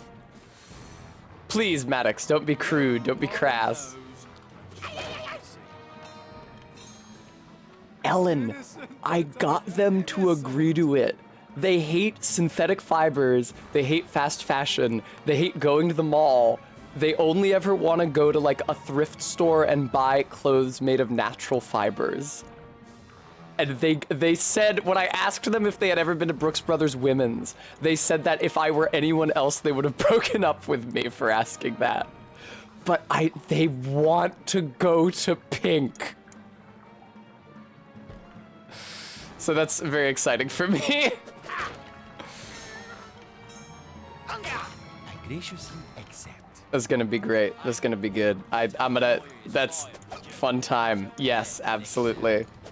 They said that Pink specifically sounded appealing to them because it spoke to like their experience in middle/high school when they weren't able to wear the clothes that the popular girls wore. So that's gonna be good, I think. All right. Whee! I don't know how you get over there and get those hero bars. But it's fine. I can like try over and over again now because I got the same point. I think you're the one that wants to go to pink, Tess. No, they want to go to pink. They said so. Fuck me. Tess, try to be normal about this challenge, parentheses, impossible. Yeah, never. No. No. Come on, let me over there. How do you get those hero bars?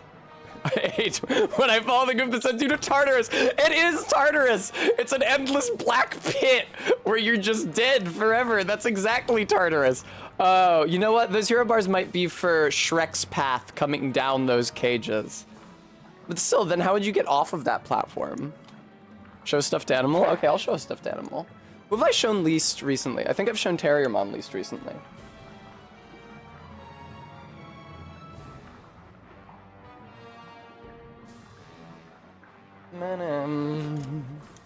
Oh, Terriermon's being chroma keyed out, but that's okay. He's still super cute, even in grayscale. Mono Terriermon. Moment high. Squisha.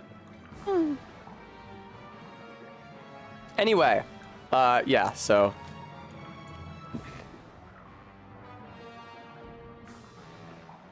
Not only did they agree to let me take them to Pink, specifically the Pink at the King of Prussia Mall, because recently their parents were in town and they stayed at a hotel in King of Prussia, so they saw the enormity, the monstrosity, and the vulgarity that is the King of Prussia Mall, which is the second or first biggest mall in the United States of America.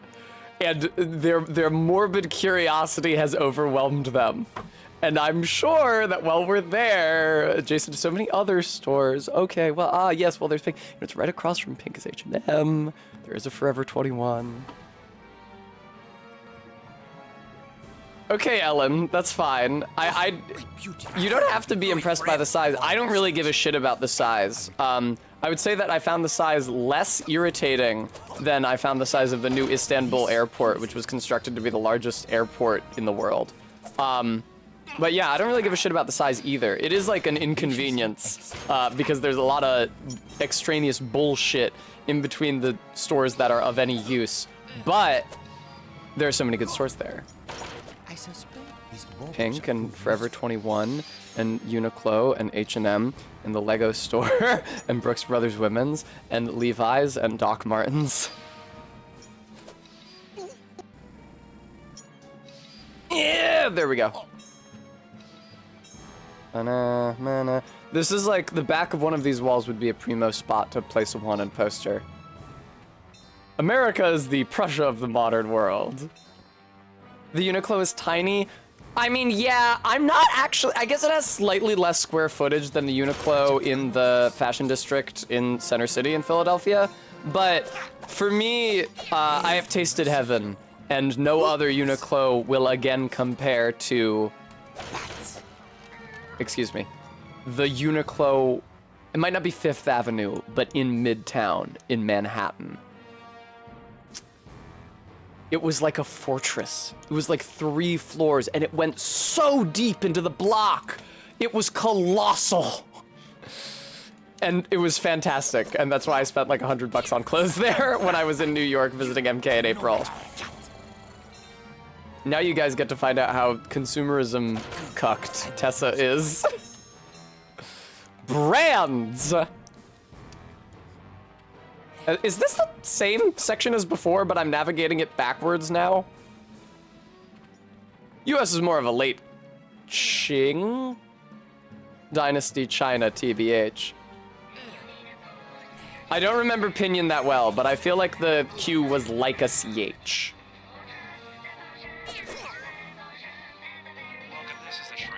Oh shit! New voice actor. Todd, I have already achieved that goal. But it would be nice if they had a full set of athleisure that did not hurt them to wear, because all of my bottoms are too tight on them. Believe it or not, I guess I am physically slightly smaller. Shame. Oh, my beautiful fur will Alice be ruined Nectar, I still have so much forever credit card debt, but that's besides the point. Bounty received and appreciated. Oh, I feel slightly better about my credit card debt. Because I was talking to you guys about it recently, and I was like, am I thousands of dollars in debt? Yes, but that's thousands of dollars of good times that I wouldn't have had otherwise. But that's not even the most helpful way to think of it, because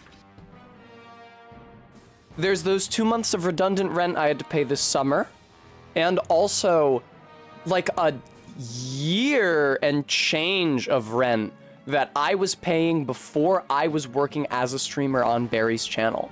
So, yeah, it was a necessity, actually. I may have also spent other money on things that weren't necessities. But it makes sense that I might be that far in the hole, because there was a lot of time during the pandemic when I just straight up wasn't working.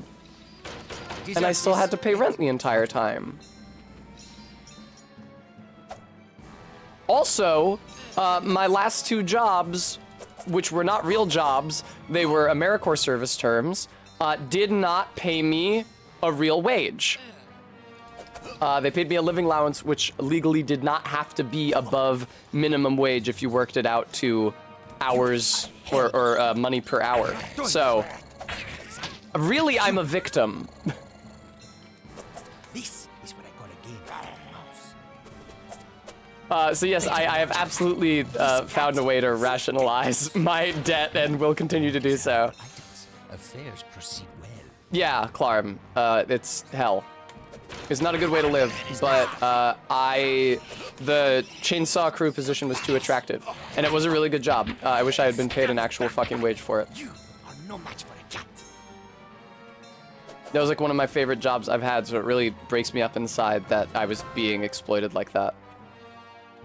Which is why I don't like, you know, they always want people to come back, they always want people to volunteer, they always want people to do outreach for them, and I'm not gonna do fucking any of that shit for them. Because they did not see fit to provide me with an actual wage. Hello.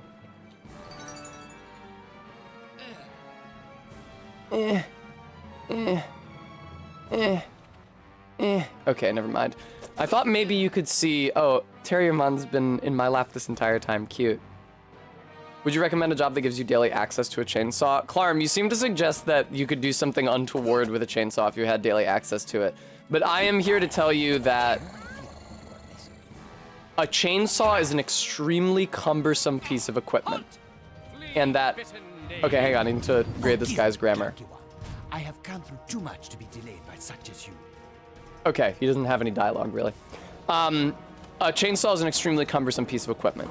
I know that you may have seen something like Texas Chainsaw Massacre or another work of entertainment media in which a chainsaw is used to violent or destructive ends, but it's really not good for that. It is a pain in the ass to maintain, it is a pain in the ass to keep fueled and oiled, it is a pain in the ass to carry around, and yes, it is a pain in the ass to use. The work was cool because it, like, you know, it was trail maintenance, and it was a type of trail maintenance that was a lot less meticulous and micromanaging than normal trail maintenance, which is like trimming grass and clipping branches off bushes and stuff. Like bucking up fallen trees from the trail is very macro scale and physical and tactile, even if it can be a nightmare if it's like a huge tangled tree and you got to take a lot off of it in order to buck it up. What I would recommend is a job that lets you live in nature, which mine did. And if you can get a job that lets you stay in a ranger cabin in nature instead of a tent, as mine did for 3 of the 4 months that I worked it, all the better. I'm not sure exactly what I'm supposed to do here. Is this like Tower Knight? Yeah, okay, just mash attack like every other fight against this guy. Sure, makes sense. This is nearly as deep as you really did, donkey. Yeah, Perhaps it was. this isn't gonna be an issue. Better watch Cool, out. thank you. This cat is Yeah, Muppet Robot, it was lovely. It was absolutely lovely. It was tough. I revisited Baxter State Park earlier this year. I went on a reunion hike, and it was tough having to stay in a tent and not being allowed to, come on, man, be in a ranger cabin. You two get out of here. Because we were right next to the ranger cabin. We were at the same campsite. I want to be like, let me in. I used to be in the main conservation corps. Let me in. For honor? Why, that's one of my favorite video games. If anybody calls me pretty boy, I'll flatten him. Shrek is insecure about passing. Slice an onion with this chin. I could slice an onion with this chin. That's the kind of thing I think of to slice, because I'm gross and like smelly things, as an onion is traditionally considered to be. Yeah, Clarm, Shrek accounts for perhaps less than a third of the game, which is unfortunate. All right, so as you can see, there's a broken lever here. That is because you stabbed Shrek's sword into it, and it doesn't line up correctly. It does not line up the way it's supposed to. Yes, Bremy, you played through this part 3 times. Shrek looks small compared to the other men. That's part of good game design. That's why they're always talking about how tiny they make Link. Is this the same song that was playing when I was Donkey, or is this a different song? I think they might just straight up have a different track for each of these sequences. The music in this game is not terrible. Like, if the game was better, the music would not detract from the experience at all. Here's one for you. Oh, wanted poster. Huh. I don't know if I've traditionally found that one. Interesting. Okay. I mean, yeah, actually, that's all of them. Okay, so now I know where all of them are loosely. I don't exactly know where the wanted poster I missed was during Shrek's earlier sequence, but there's only 2 left now, and I know where the last remaining one is. It's after the prison break sequence. It's in a room with a lot of gold when you're assailing the castle right before the final boss. Cool Muppet robot. There's the prisoner. Get him. I have thought about how much I would like to own a chainsaw, just like as a memento of happier times, because I did have the chainsaw job right before the pandemic. Oh, look, coins. But there's really nothing for me to use it for. Living in... Oh, that's really evil. Plunging attack, it still flattens them, even though it should pierce. There's just nothing for me to use it for. These stairs are kind of fucking trippy, man. If you look right at them, if you get the right angle on them, wow, that actually looks insane. Anyway, there's nothing for me to use a chainsaw on living in Philadelphia. Like, we have a very, very, very small backyard area here in my house in South Philly. There's like a little garden. There certainly is not a tree. Unless I was doing like vigilante trail maintenance, I went out to like the 2 hiking trails / nature preserves that Philadelphia has, and I just cleared blowdowns without anybody asking or paying me to do it, which might be illegal. I don't know what I would use the chainsaw for. It really would just be a vanity thing, which is, I think, what it is for a lot of men who buy chainsaws anyway. Like when the first day that I was on the job as part of the chainsaw crew in Baxter State Park, we were sit off on the side of the trail. We were still a little nervous about using the chainsaws. We'd only had 2 weeks of training. We hadn't like done the job yet. We'd just done like practice. Our team leader was like firing up the saw in 1921, one after Magna Carta, as if I could ever make such a mistake. Team leader was firing up the saw, talking about how to cut. We had to get off the trail to let a couple old dudes, hikers, pass by, and they saw him with the saw and said, "Johnson, huh? I'll stick with my steel, thanks." The first fucking day! And first of all, we didn't pick the saws. Second of all, we can't afford a steel. We had the shittiest, junkiest fucking saws. Husqvarnas and Johnson's that wouldn't even goddamn motherfucking start half the time, or the bar would be buckled so that the bar is like the flat piece that the chain runs around, so that as you cut, it would curve to the side. Every single time our hitch was up, we went back to headquarters. We had to swap out one of those fucking saws for another one. We actually had a 3rd emergency saw, and often that would be broken too. We'd be reduced to 1 functioning saw. Fuck off with your fucking steel. Also, steels are not only super expensive, but super temperamental. And we have to service and sharpen and maintain these saws with the tools that we have out in the goddamn woods. All right, what am I supposed to be doing here? Are there like platforms that aren't rendering? No.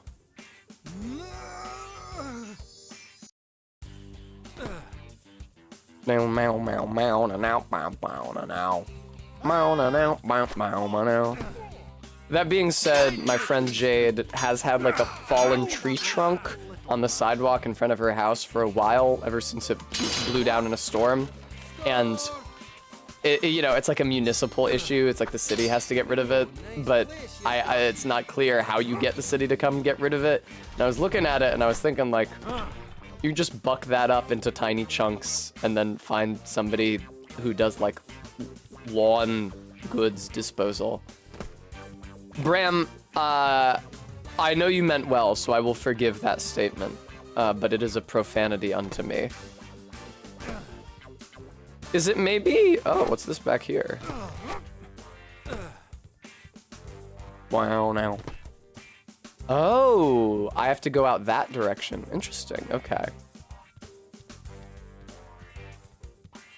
Use the Japanese brand, giving their mastery of cutting. Ah yes, glorious Nihongo chainsaw. I don't know how to say chainsaw in Japanese. It might well be like chainsaw, but it could very well have an actual name. Pardon me. Excuse me. Yeah, Muppet Robot, it's extremely fucked up. None of us knew anything about chainsaws either. The guy was just being a huge cunt. Middle-aged man with a bunch of kids being like the average age for people in the Conservation Corps must have been like 20. Like a lot of us were straight up 18. Obviously I had been to college first, but obviously I had been to college first. But yeah, that guy was a dickhead.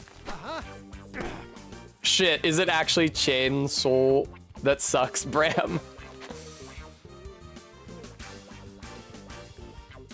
Now. I didn't mean obviously because you guys should be able to tell I've been to college just from like my mane and articulation.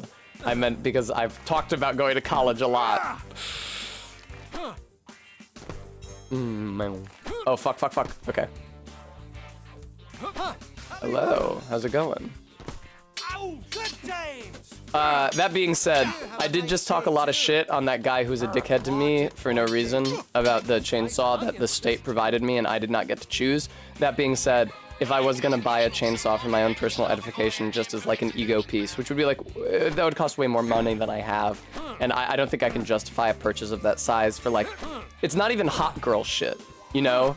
It's not like, it's like, oh, this is a really expensive purchase, but this makes me really sexy or sexually desirable, or it makes me really confident in my appearance. No, it's just, it's a thing to have. And it's like, okay, well, that's probably not something I could excuse. That being said, I would probably want to steal. Those goddamn saws that they gave us, like, they were so temperamental and they were so different, like, one to the other, like, even the Jonsereds from the other Jonsereds, and the, I guess it's Jonsered, whatever, and the Husqvarnas from the other Husqvarnas, and it's like, some of them like to be dry-fired, some of them like to be choked, some of the ones that like to be choked can get flooded, and then you just can't fire them at all, but it's really unclear when you're trying to fire them if it's just not going, first of all, because you're too weak, because I'm pretty weak. I had to hold the chainsaw against the ground with my foot and rip up from the ground. I couldn't fire it from my arms like that. If you're strong enough, you can just like drop the saw down and tug on the ripcord and it'll start, assuming it fucking works. But it would be unclear, like, you try over and over again to fire it if the issue is just that the saw was junky and you had to keep trying, or that you fucking flooded it, and so you'd like, maybe choke it one more time, and then try again. Maybe it needs to be choked more, maybe it's already flooded, I don't really know. There is a lot of saw lingo, yes. Shrek, is that you, Puss in Boots? They say something clever during one of these dialogues. I'm waiting for it. Oh, I am deeply ashamed. Cheer up, we're almost out. Yeah, right. You said that in the last level. Very droll. Clarm, how much for a gasoline-powered, like, full-sized... Oh, I guess different bars are gonna cost different amounts of money. How much for a gasoline-powered 36-inch bar steel? I doubt that you would find an electric saw with a fucking 36-inch bar, but I don't know, maybe the technology has advanced since I was in the chainsaw crew. And you can see that's Puss in Boots' level down there. Isn't that whimsical, you guys? That is a way to make asset reuse fun. If they have to reuse the assets, do these lights actually do anything to me? Oh, they do actually. Cool. They summon enemies to fight me. That's actually really sick. Another one bites. And this allows you to infinitely farm coins, apparently. Saved by the Ogre's got I don't think we used a 36-inch bar. I think we used slightly less, like a 30 or 32-inch bar, because I remember there was a park ranger who had a 36-inch bar, and it looked really long in comparison. Wow, his is so much longer. Can we really both be Sawyers? No, Tessa, don't make that joke. Bad Tessa. Remember the Knights joke in Shrek 2? No, I don't. Great, awesome. Look at that stuff down there. Yeah, rest assured that with me on the Saw crew, the fact that some of the Saws liked to be choked, that's the terminology we used, did not go unremarked upon. I believe I told you guys this story already. It's, as Barry has said, can you imagine, viewer, living in the woods, like alone with your Saw crew, literally in the company of 5 other people for 4 months, and only those 5 people, and one of those 5 people is Tessa? Early transition Tessa, who hasn't learned restraint yet and can't post online about the pervert anime she's watching because there's no internet or electricity, so she has to tell you about it. Well, Ellen, you may find things appealing about that idea, but I promise you my crewmates did not. Need to wrap up a few things here. I'll meet you on the outside. And trots. My level. And do we have to keep saying the same lines over and over? Very droll. Very droll. Anyway, I have learned restraint. Y'all don't even know. I know I seem unrestrained, but you guys have no fucking idea. Anyway, what was I talking and thinking about? Hi, Roy. Oh, right. When I went up to Maine earlier this year for the reunion hike, there was only 3 of us, which was pretty sad.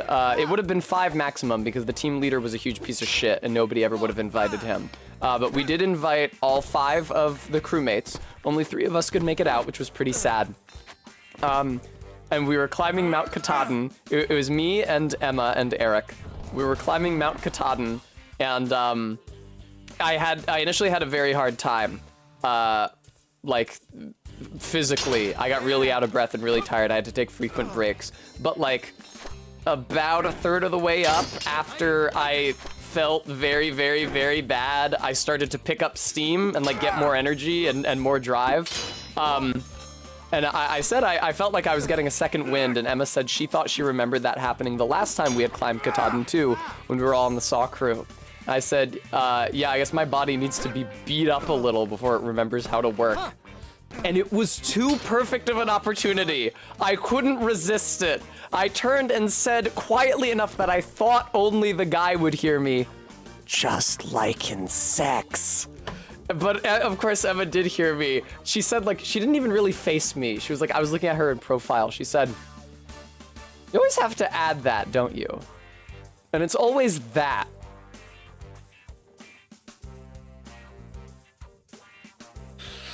Oh, God. Oh. God save the cis women to whom I am exposed. Yeah, I need peeling. That it probably was happening pretty consistently for those 4 months. Nobody to blame myself, indeed. Actually, I have a hilarious story about the beginning of the last month, where for one hitch, and I think it was actually, because we usually worked 2-week-long hitches, but I think that one was literally just 1 week. We were actually sharing the work site with another crew, and there were other crews in the Corps that were like working 2 crews to a site the entire summer, but that was the only time that we overlapped with another crew. So it was like 6 new people. It was crazy.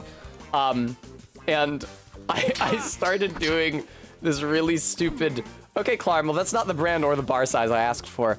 I started doing this really stupid and annoying prank where we all had to wear work gloves. We all had to wear leather gloves. It was a mandatory part of the uniform. Where I would, and we all had to wear long sleeves. Another mandatory part of the uniform. Not for like modesty reasons, but for safety reasons. So I would do this thing where I like withdrew my arm into my sleeve and it would just be the glove sticking out. And there would be, okay, I meant 36, sorry, Clarm. And there wouldn't be a hand in it. I would extend it to someone for a handshake. I'd be like, hey, I just wanted to say, really appreciate your crew joining us this week. And then they would grab my hand, and there would actually not be a hand in it, and I would withdraw my arm, and they would be left holding the glove. It's not a very funny prank, but it amused me deeply. Again, I was stuck in the woods with no internet access or electricity. There's this one kid on the other team, this little NB, who I tried to pull this on back at the campsite. He's one of the only people I hadn't gotten with the prank yet.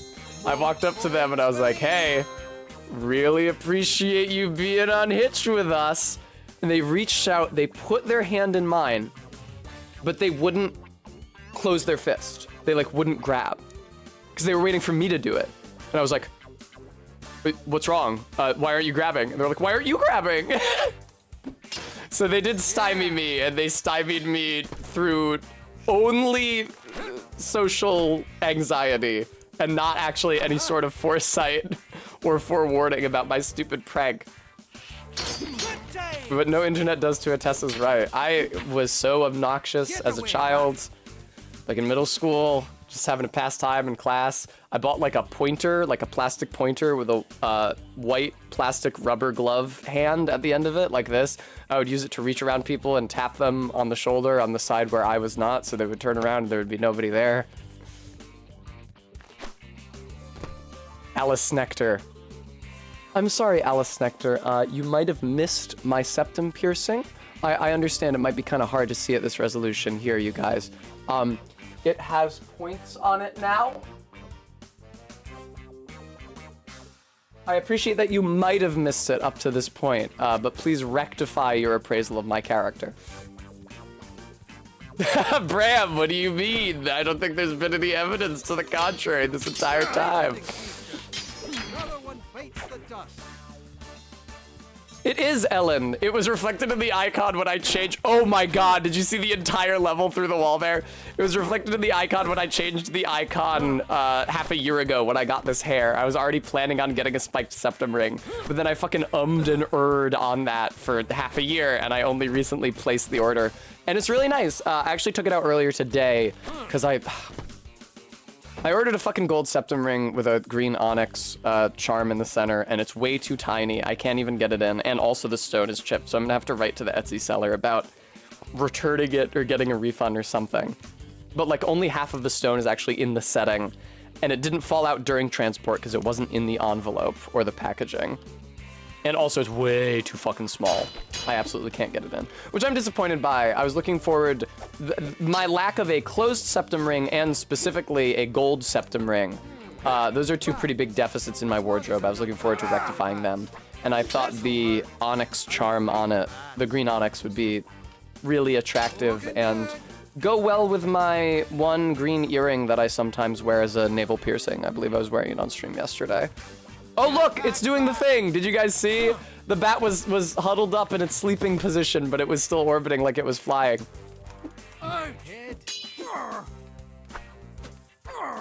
No, Bremy, the chick tract came with, I was dodgy about what I had purchased on the Discord, but the anti-homosexual, oh, this door was actually in the end of this room when I came through as Donkey earlier. Excuse me, I can't fucking talk for some reason. I was being cagey about what the chick track shipped with, but it was a enamel pin that I purchased for Ray, which read, "I'm not easy, but we can discuss it."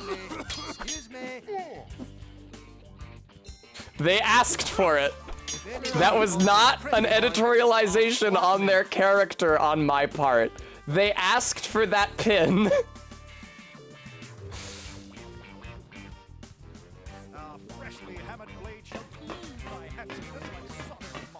Thy handsome is correct. I was listening to that guy's dialogue to try to grade it for grammar.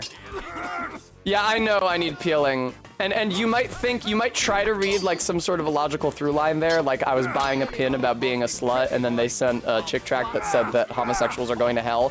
The chick tract was about male homosexuals.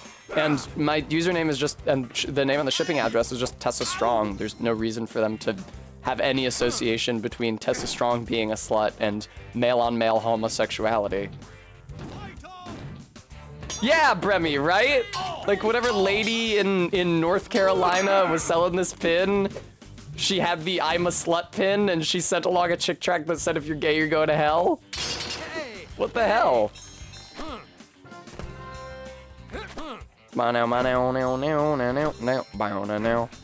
Bram, I actually know her name and address because of the shipment, but I don't wish to dox her or send anyone to her home.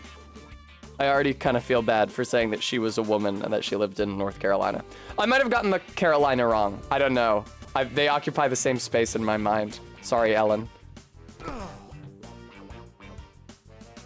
The Dakotas don't, but that's only because I've been to... Any hero bars around here? The shoes bouncing on the ground is really fun. It's like a fucking Crash Bandicoot death animation.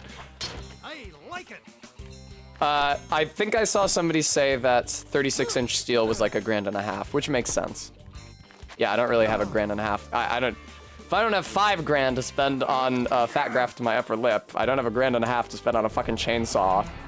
That's not even going to make me any more fuckable. It might, depending on the community. That's not fair. It's not fair to say that it won't make me any more fuckable. Goodie for me.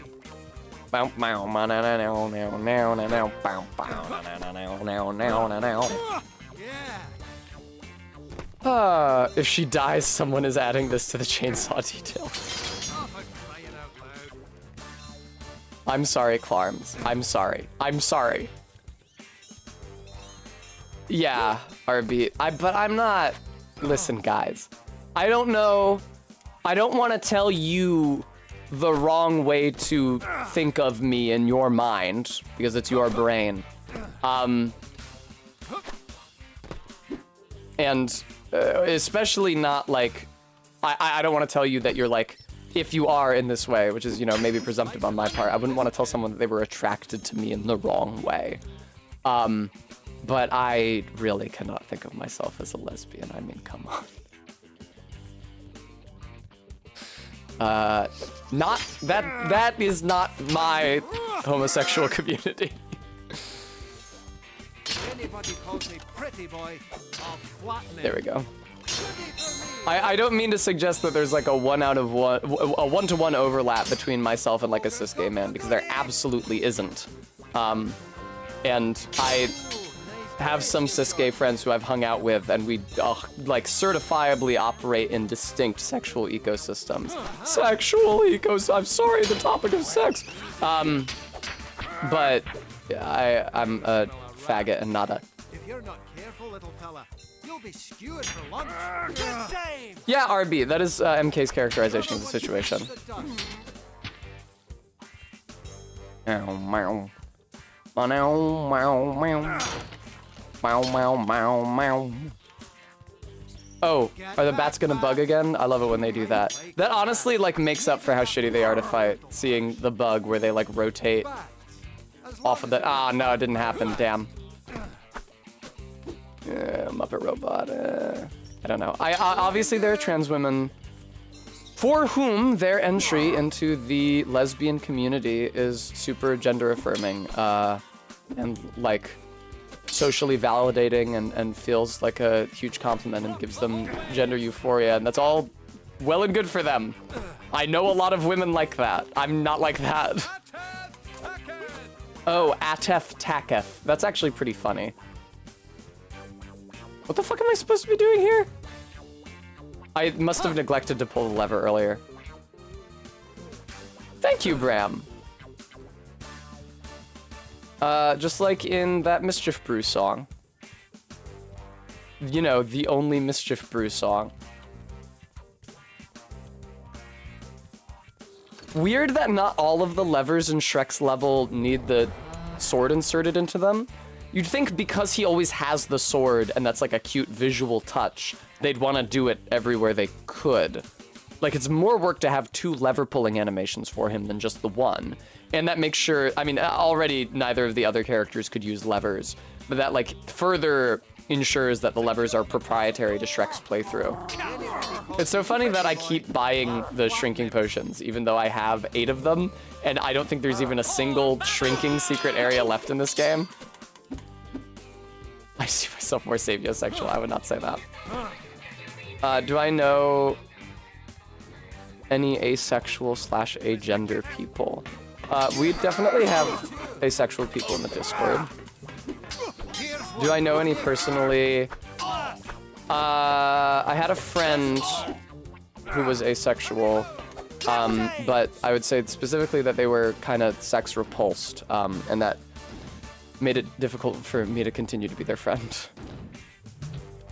Because, you know, I'm me.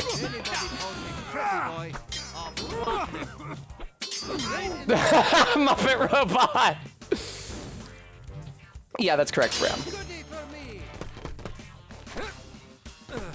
Thank you, RV. It would be really funny if Jimbo said I'm me right after I said I'm me. You're welcome for the reply.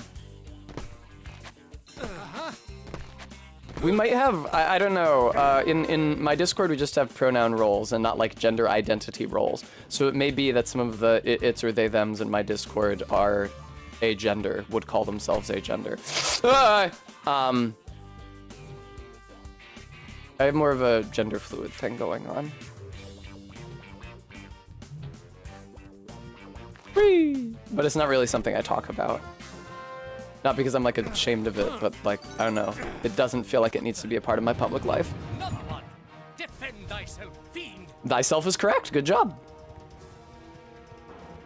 Don't jerk me around, practical aviation cat. Literally the entire fight, every single time is just mash attack. He's dead already. Oh, no, he's not. He runs away. Interesting. Oh, no, he is dead. Love looks so easy on the reality show. Shut up, Shrek. Whoa. Oh, I forgot about this sequence. Dessert. I didn't know they had room service in prison. Ah, cavity. Shut up, donkey. Make one joke. Don't make 3. This is our secret weapon. Secret what, Pond? The Muffin Man. Oh, shit. picked him We up got for us. To assist Gingy here. storming the castle. Storming the Sisters are storming the Made of castle. gingerbread. With vanilla icing and gumdrop buttons. Who's going to be afraid of him? Honestly, it's not like a terrible Shrek impression. It's fine. Right. The bigness. Gotcha. Can I have one of those gumdrops? Not like he needs them to fight. Donkey, it's like the size of your entire body. What would you do with one? Piece of angry gingerbread incoming! Man the catapults! Milk bombs to the battlements! They do throw milk at you, This and is the because the giant gingerbread man controls very slowly, they can kind of fuck you up with those milk bombs. Shrek, what are our orders? Let's break down these gates. Get Fiona. I'll worry about the rest later. Yes, I would. Flat is the word I would use to describe it, Todd.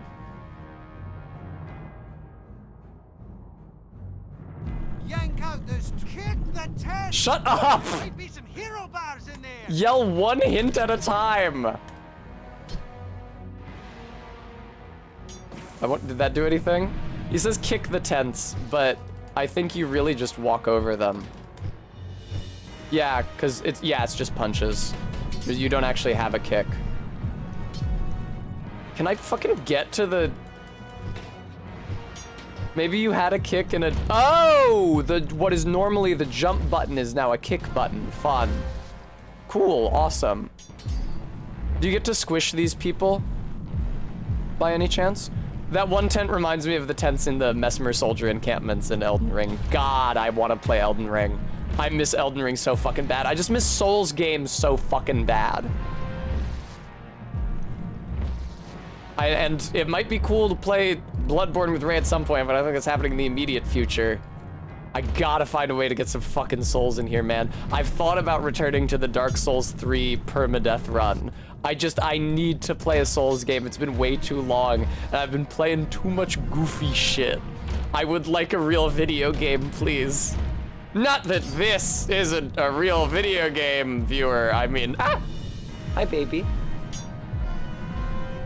I did not hear her approach. What? The back texture looks great, Lucky. Blast the doors where the knights are coming out. I do really like the knight models in this. I feel like they would be at home in a more serious video game. Obviously, they would need better animations and stuff, but... If you are not a pastry, then you are nothing. Is that supposed to be a reference to a line from Over something? there. Pick up the trolley car and use it to bring down the bridge. Okay. Yes, that was my partner. I actually call her my girlfriend because I have a different partner who's non-binary, and so it's easy to have a different word for each of them. Even though my non-binary partner doesn't mind the word girlfriend. Here's a little cheat code for you. Steer away from the milk. That's not a cheat code, that's just advice, Shrek. Come on, let's put the hurt on these turkeys. Maddox Kent, that makes me like them less. I was thinking they had a Demon's Souls vibe. Frighten me not, big cookie. It's not made in the video game region of Japan. Oh no! No, no, it's your birthday. Oh my god. Fucking agonizing, man. Oh, okay, here, I can just pick up the carriages. Taketh him downeth, comrades. We don't like cookies here. Okay, taketh him downeth.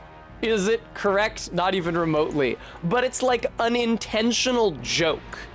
I don't hear it and go like, oh, nice try. That's not grammatical. Like, of course it's not. It's transparently not grammatical. They're making a joke. It's joke dialogue.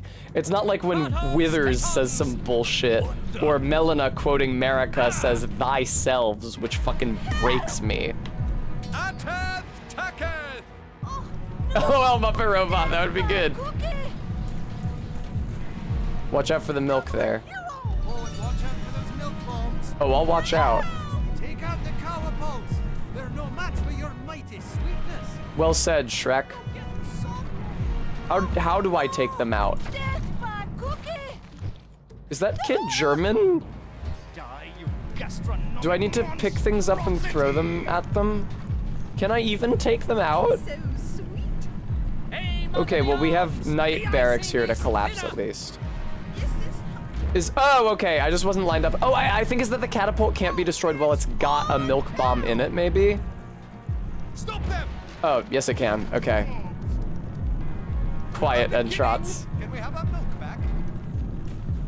they're really milking Bloom, these cows bloom. for all they're worth. No, Guam, I won't rant about it.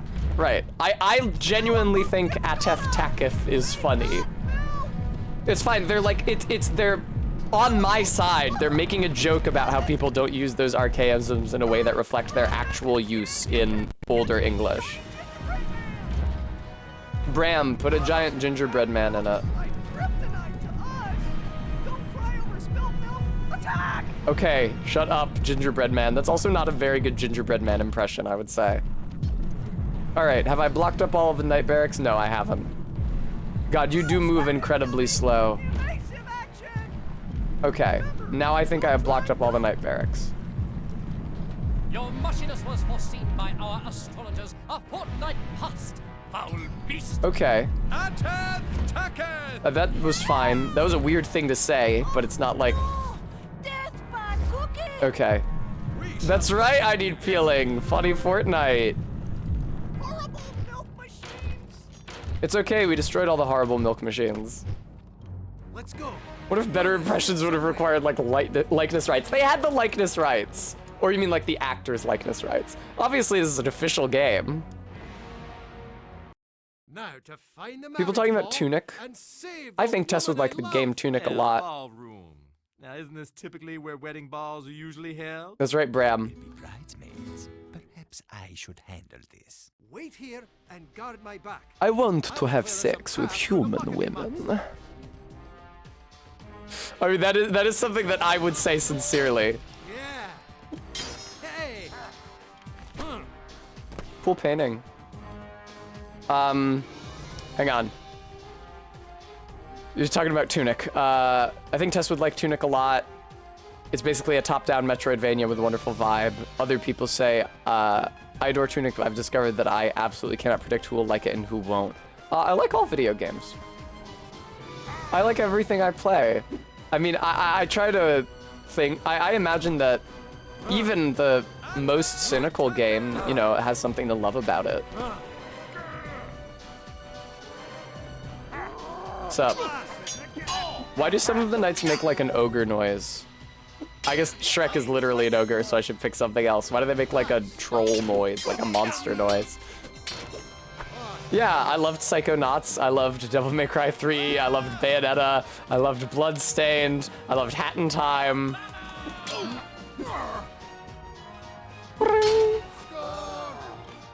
Hello. I loved Sekiro. Sekiro is a special case. Sekiro is a special case. Actually, is it a special case? I don't know that it is. It is from an emotional perspective.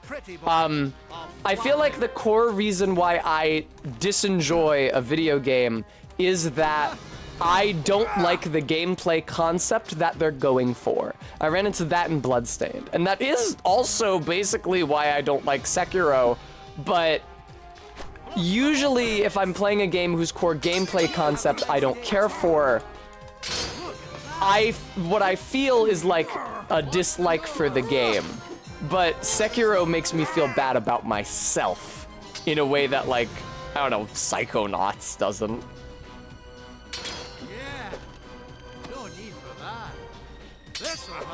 I was gonna say is the idea that the ogre sounding dudes are the ones with halberds and the normal sounding dudes are the ones with swords, but no, these guys are saying normal sounding dude dialogue. I don't know that it will end shots. I have thought about playing it off stream, but it's too much of a pain to set up for PS4. You made it. All right, I think this is whereabouts the last wanted poster is. It's fun that they put knights in the boxes, but also you open the boxes by attacking them, so of course I'm just gonna damage the knights anyway. How do I feel about the central gameplay concept of Shrek 2 for PC? Oh, chickens. It's fine, not very well fleshed out. There's not a lot to it.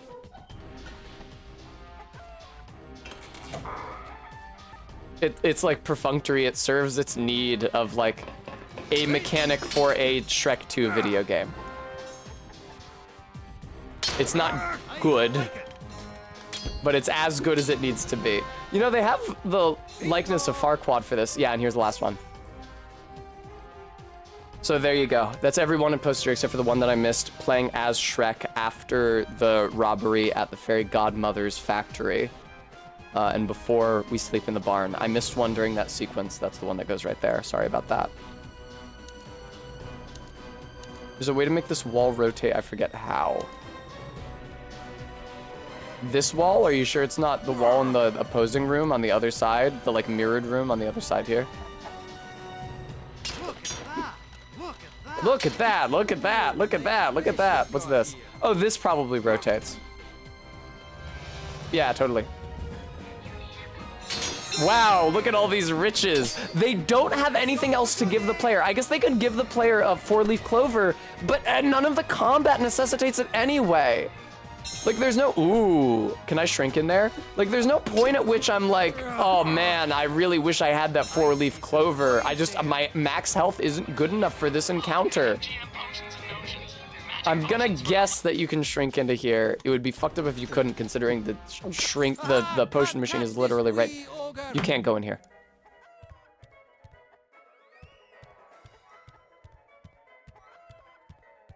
Okay.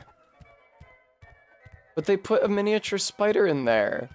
It makes it seem like you could shrink to enter. Oh, mercy. Hi, Greasy Discharge. How's it going? Terrible username, by the way. I like these paintings. These are nice. I like the concept of like a storage room with... Is this a casket? A casket. Oh, I see. In case you like rotate it and then run through, trapping yourself inside. That makes sense. Imagine, Todd. You wouldn't be able to breathe. They actually do cover that. It's pretty cool. In the Star Trek episode Spoilers, where a shuttlecraft, I think it's a runabout actually, gets shrunk down. They do actually cover the issue of oxygen molecules being too large to bind to your bloodstream in your lungs. And so they have like an air reserve inside the runabout of oxygen that got shrunk down with them. Which I feel like that, the idea of a tiny oxygen molecule suggests a lot of like grim things for the implications of like how physics work in general, but... Why are these guys so small? Oh, because they're the minions. They're the ones that you kill with one hit. Minion is a 4th edition D&D term for a monster that only has 1 hit point. I remember Chris Perkins saying in one of the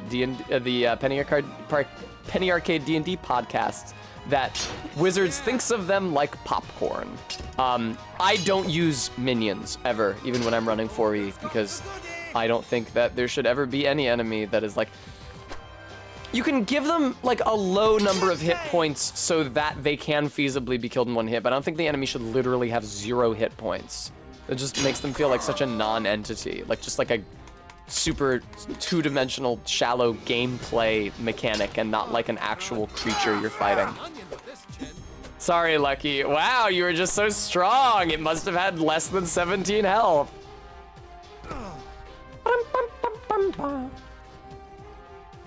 Hang on, what are people saying? One last hoodwink on the children. Yeah. We're talking about MOBAs? I can't think about MOBAs right now. Okay. All right, you guys ready for the final boss fight that's broken? Oh my god, they all look so crazy. You! Oh, left my invitation at home. Let's dance, Granny. Do you feel lucky, Granny? Is he trying to fuck her? Lock spells with the sword by hitting the left mouse button. Oh wow, it's just like Funny Zelda. I love Oh my god! That sound effect! Oh my god, that sound effect! Oh my god!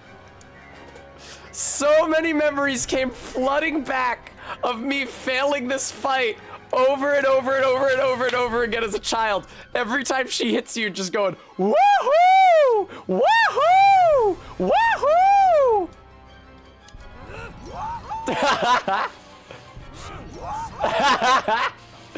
Try and dodge this. Dodge this. Okay, here's what you're supposed to do. You hit the spell back at her, like in Funny Zelda. It stuns her, she spins around for a little while. You're supposed to pick up food from the table and throw it at her.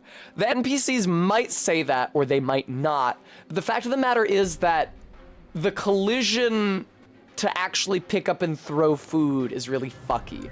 I think you have to do it at the points, not at the points of the table where there's food, as you might expect. You see there's like a watermelon on the table. The point on the table where there is a food splatter texture, I think that's your interact point. I say that. Bloody trouble you. Oh my god, dude. Oh my god, dude. Right, Fiona says I looked up a cheat code, and I tried to use that, because I told you guys, this was the fight I had to look up how to beat. Take that. And my sister tattled on me for cheating. I was like, look, the game characters tell you to look up the cheat code. This is so fucking atrocious, dude. You're wasting my time. This is so fucking atrocious, dude. Run up to the table and use your left mouse button to pick up food and throw it at her. Yes, I would like to do that, Fiona, but I failed to do it like 6 times already. This tasty food at her. Yes, I would love to throw some of this tasty food at her. Oh my god, I did it! Okay, it's not where the textures are. Never mind. That must have been a misapprehension I had as a child. It's not even remotely where the textures are. Just use the corn again, Shrek. Yes! Okay. Can you jump on top of the table? Yes. I don't think you can pick up food from here, though. Also, the collision on the food is kind of fucky.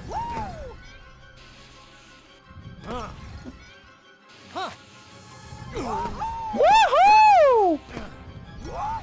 God, I hate her so much.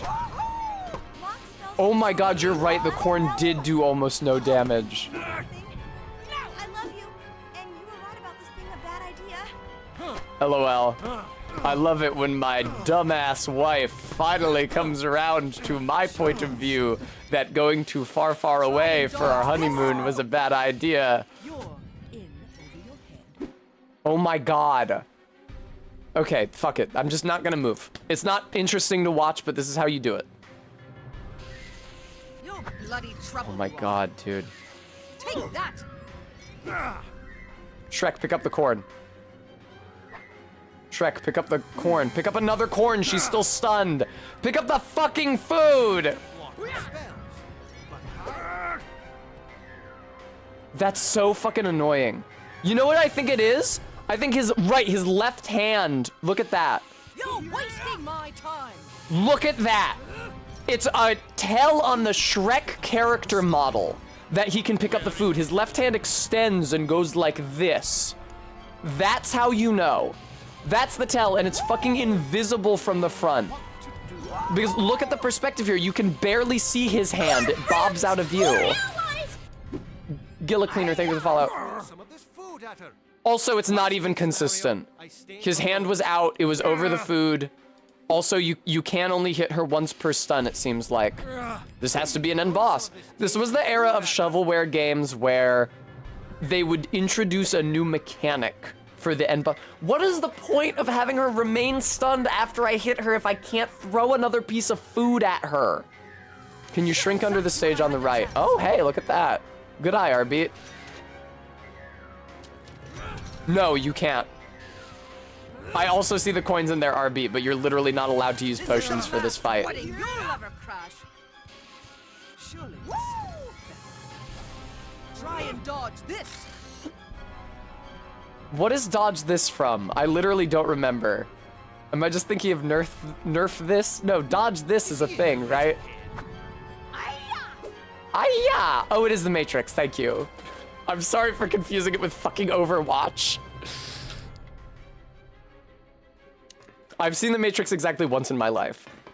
There is a period of my life, it was right after the pandemic started, when I got to know, fuck off! When I got to know, hey, Donkey and Puss in Boots, you feel like participating in this fucking fight at all, you assholes? There's a period of my life, I wonder why there are coins under the stage. I wonder if that's like a cut mechanic or something. There's a period of my life, right at the beginning of the pandemic, when I got a lot closer to my various millennial mutuals on Twitter. And one of them was shocked that I had never seen The Matrix and I think a few other prominent 90s movies and made a point to watch it with me. And we also watched Terminator 2, but not Terminator 1. And she specifically pointed out, although it didn't need pointing out, she talked about how transphobic the whole, like, you'll never understand true creation, you don't have a womb rhetoric from Terminator 2 is. This is one of the worst gameplay experiences in any game.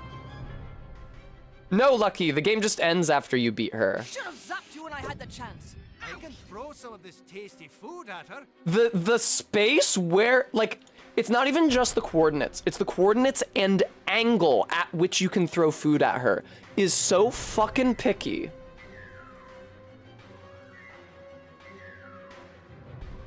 Can you use potions while she's stunned? I don't think so. Oh my god, dude. Try and dodge this. It'll click up after the 41st watermelon throw. The watermelon is the one I remembered throwing. I didn't remember the corn or the... It made a noise like I used the potion. Huh. It lets me go through the rigmarole, like the UI elements of using a potion, but I don't actually get its effects. Oh, I gotta, wait! I think opening the potion menu lets you throw another piece of food. Or maybe not. I fucking don't know what caused that. I was able to throw a second piece of food. Normally I can't. I don't understand. Fortune-telling harpy. Good news. You're not even half done.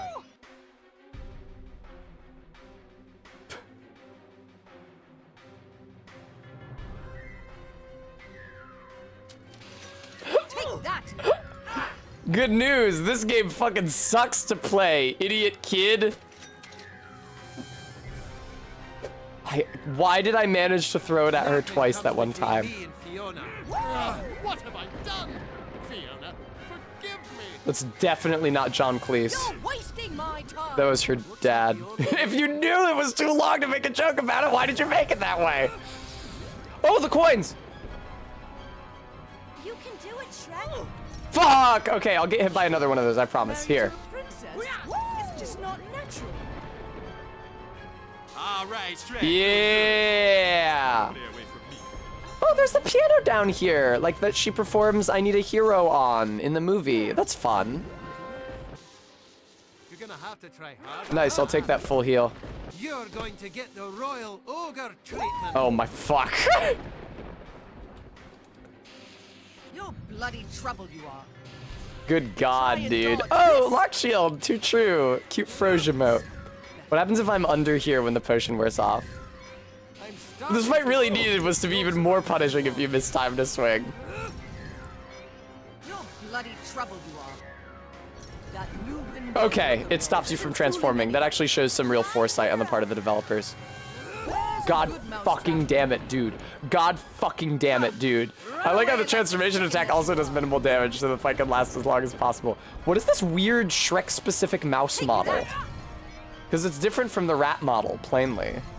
Look at his butt. Doing good, Shrek. Okay, I'm just gonna dodge. It's possible that you can't actually deflect the transformation spells back at her. So I'm just gonna dodge those instead of deflecting them.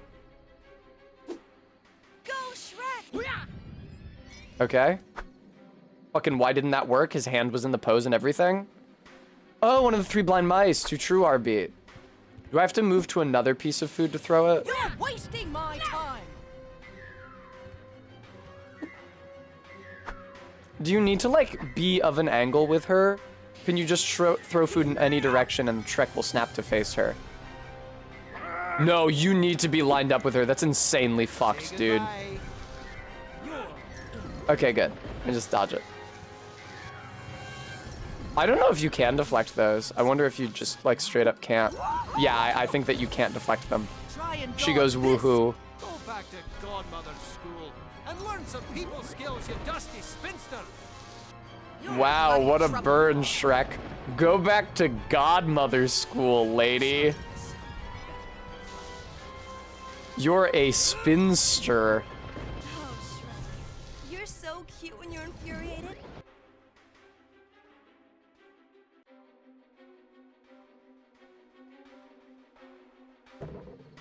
Somebody might have said something like that to me once. Married to a princess. It's just not natural. Come on! That's from an ogre. Come on! Take that. Okay.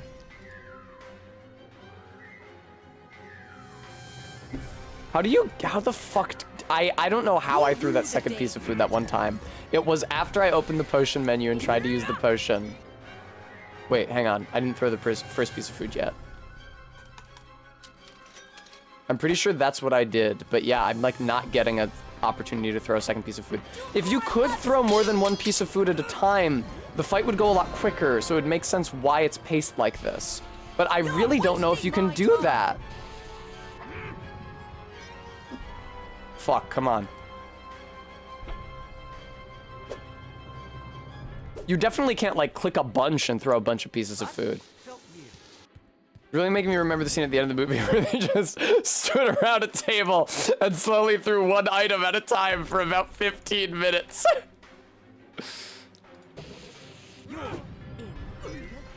Okay. Good shit. Music is kind of really annoying.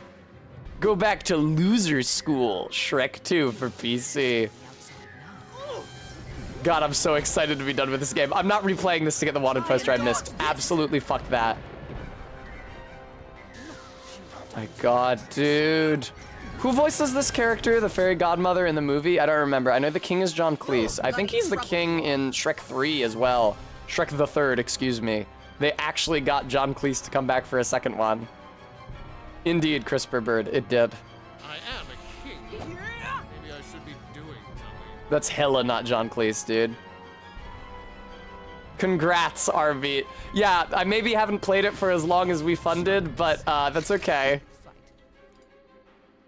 It's okay if I had to charge slightly more for time spent playing Shrek 2 for PC, a game which no one in the world wanted me to play, except for over 2/3 of the people in chat the other day. Take that. Or 2/3 of the voters in chat.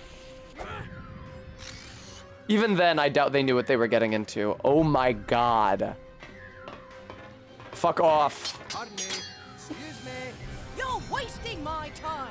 The King slab? I'm pretty sure the King is John Cleese. Maybe later he got replaced by John Lithgow. John Lithgow. By Lithgow. Transformation spells, honey.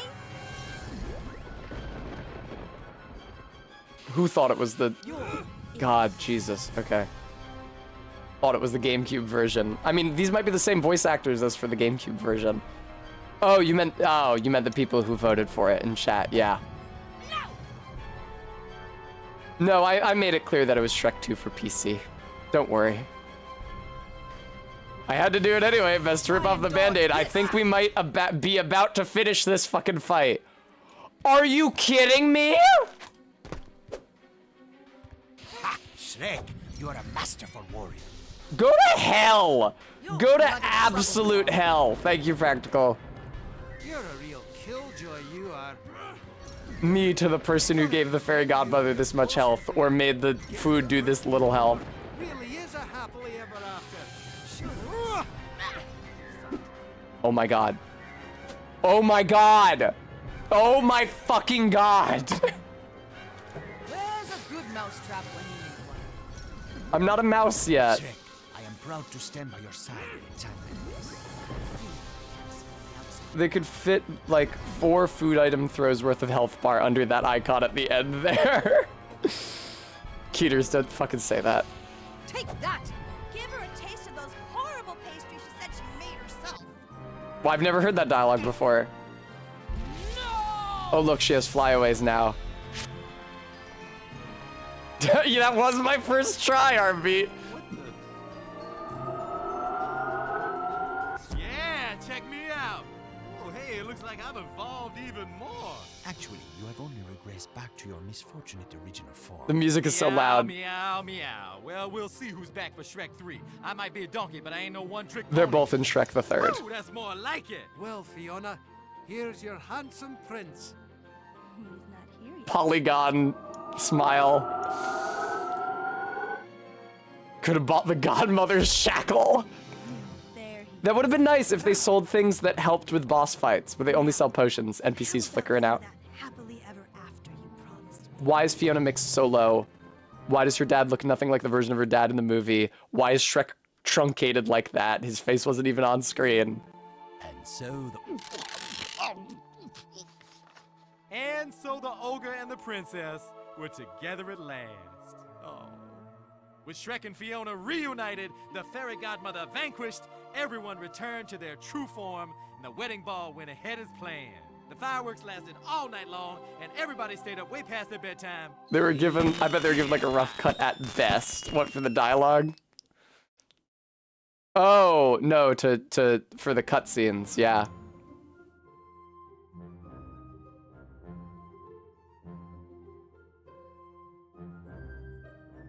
Practical Aviation Cat. In the movie, yes. Not in the game, though. Wow, what a fucking magical fucking experience. Look at all the people who worked on this. Donovan Moxie. All these people at Amaze Entertainment. Chris Summers was on this. Mike Dean. Rodney Gibbs, even. Special thanks to all these people. You can tell there's a black bar at the bottom of the screen because I have the names just pop in suddenly. Chris Hewish. Kathy Vrabick. Lisa Gowden. It's going way too quickly to read. Ryan Rosinski, Chris Archer. It's honestly giving me a headache. Peaches. We're thanking Peaches. What, they really are speeding you through these credits. You don't care. You don't. Oh, look at all the voice actors. Fuck, I tabbed out, but it didn't pause it. Woo music! Did you see that? WOMB, woo music. Don't mind if I do. Did I see?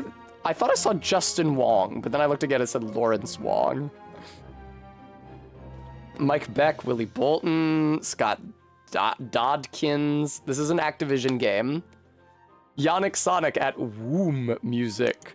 Hey, baby, let's make some Womb music. Copyright 2004 Activision. Definitely did not play it in 2004. Shrek 2 for the PC is a land of contrasts. You know what? I don't think this game holds up. I don't know. Really, Shrek 2 for PC is a story about family.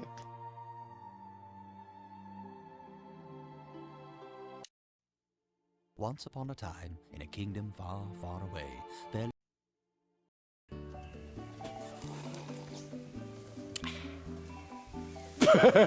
Donkey, we're back. What in the name of all the king's horses has been going on around here? We're gonna get 100% of the wanted poster. Everything going on, that's what. Get loaded in. Uh, The fairy tale regular zebra. I was smiling, I think, a little more sinisterly than that. Don't worry, guys. I'm not gonna play that again. Let's be serious. Let's be real. Nobody wants to see that. And indeed, I'm actually gonna delete the video and audio sources from OBS. But I do have something I would like to show you guys. Hang on, I'm still deleting the video and audio sources. Oh, come on, I just got here. One more go. Come on. The real ogre was humanity.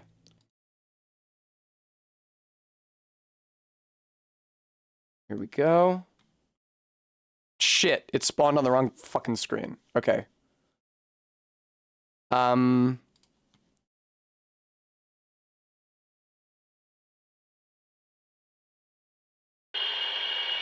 Nice, it's actually not as loud as I thought it was gonna be. You guys can hear it now. Let me add the video capture for this.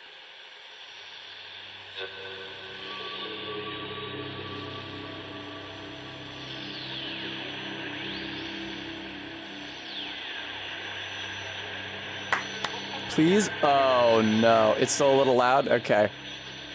Sorry guys. I'm having some trouble capturing love. I'm having a little trouble capturing love here. Let me see if I can do a window capture instead of a game capture.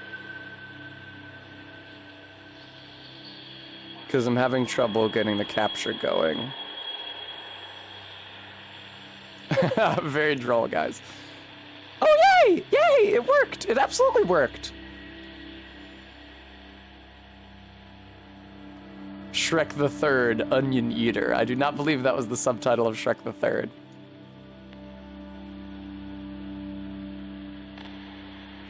There we go. So this is love. This is not the game that I bought for $3 on Steam by John Wood? Who Wood? Fred Wood. Press Z to jump, press X to flip. Now that's readable for you guys, that's legible for you guys, is not legible for me, because I have to run this at a window so that it's not running in full screen, in which case it would be impossible to stream. And it is extremely small at its native resolution. Oh, here. Let me... Nice. The game does not pause. It might pause itself. I guess we'll find out when I'm in a room with moving platforms. Does not mute itself when I click out. Yeah, this is not Love by Fred Wood. This is Love by, let me remind myself who made it, brlka. Love, parentheses, by brlka, parentheses, not Fred Wood. And now search category for love, not 2014. Oh, this looks like 2015, actually. It's just Love 2015. Nice, okay. That looks like the right logo, awesome. I assumed that just nobody knew about this game. It's not by Ed Wood, indeed no. What is Love? Well, Love is a game that, as you can tell why I wanted to play it after VVVVVV, because it has a lot in common with VVVVVV. Now this is a game, those are spikes. This is a game that auto-saves itself every time you hit a checkpoint, and there is no way to delete your save. There's no menu. There's no pause function. Enter and shift and and spacebar is a jump, and every other function key, tab doesn't do anything. There's no menu to open.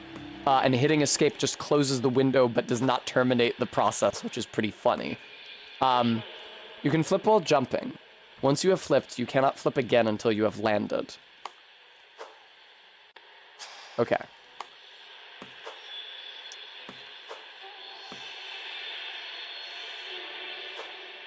Tessa, what do you think you're doing? Yes, MK helped me with this. There we go. Stand on a checkpoint and press down to save. I see, it's not automatic. Nice. Yeah, when I booted up the $3 Love from Steam yesterday, I started it and I was like, I thought I remembered the protagonist being a girl. This game does have the female protagonist tag on itch.io. Okay.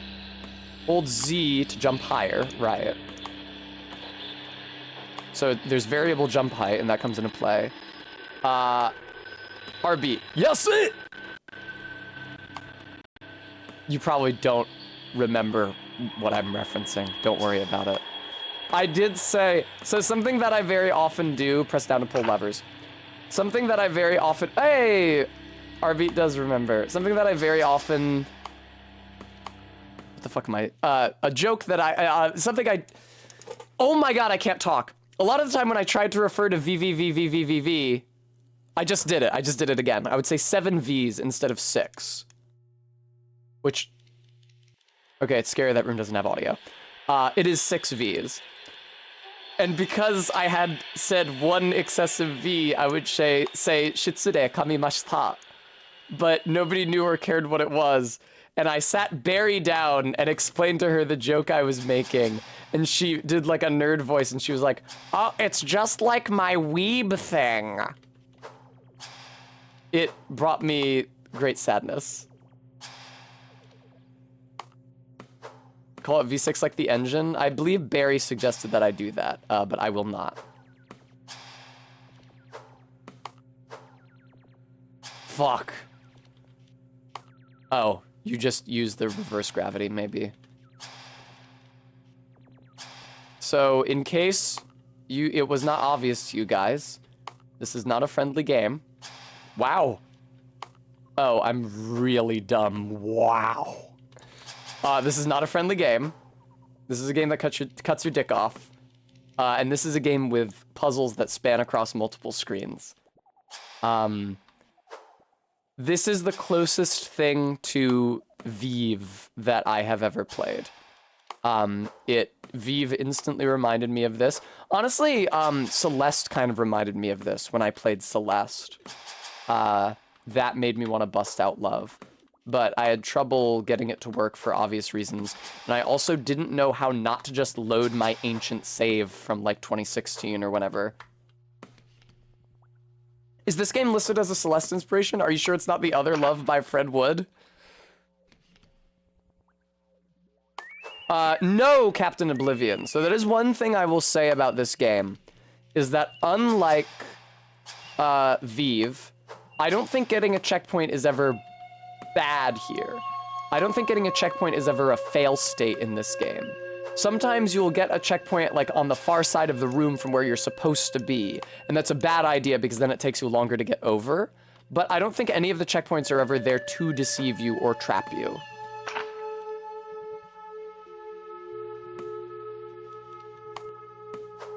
Cool, regular zebra. That would explain why I wanted to play this after I played Celeste. I'm afraid so, an edgelord. I would have started another playthrough. I was willing to start another playthrough and take it 100%, because I did miss... Oh, right. You grab the thing and you can flip again.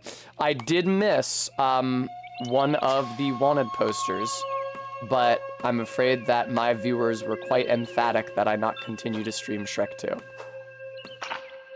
Isn't it still Shrek 2? I thought I remembered this from the movie. Was it really, Bremy? I remembered that Gist came on for the first time I streamed Majora's Mask. My initial ill-fated Majora's Mask attempt. Oh, I see. You have to flip before you grab the thing. I think that's probably how the another dash upgrade works in Celeste as well. I would like to replay Celeste. It's just that Celeste is really mechanically complex, and I feel kind of intimidated by that, having to like relearn that super deep well of mechanics. First stream you watched was Defiled Amygdala. Like, on the Bloodberry Tart channel, rather than bow only, rather than sidearm only Defiled Amygdala.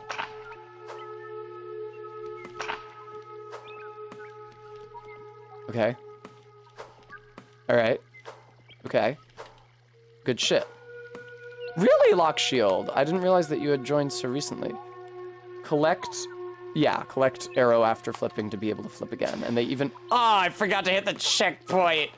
Ah, that's brutal. They even show me the route to take with my jump, so I'm not confused. Fuck, dude. An edgelord saith, I've been here the whole time.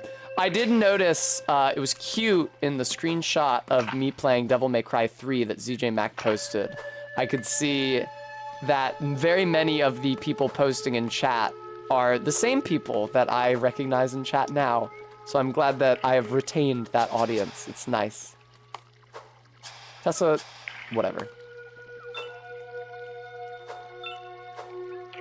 Oh, I see. The second one is only there so that you can get back, because you don't need it to go through the room the first time. Hi, Eileen. Oh my god.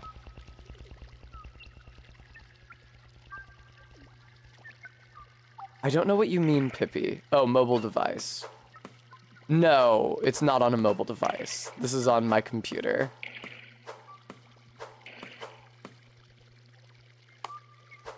Okay. Fuck.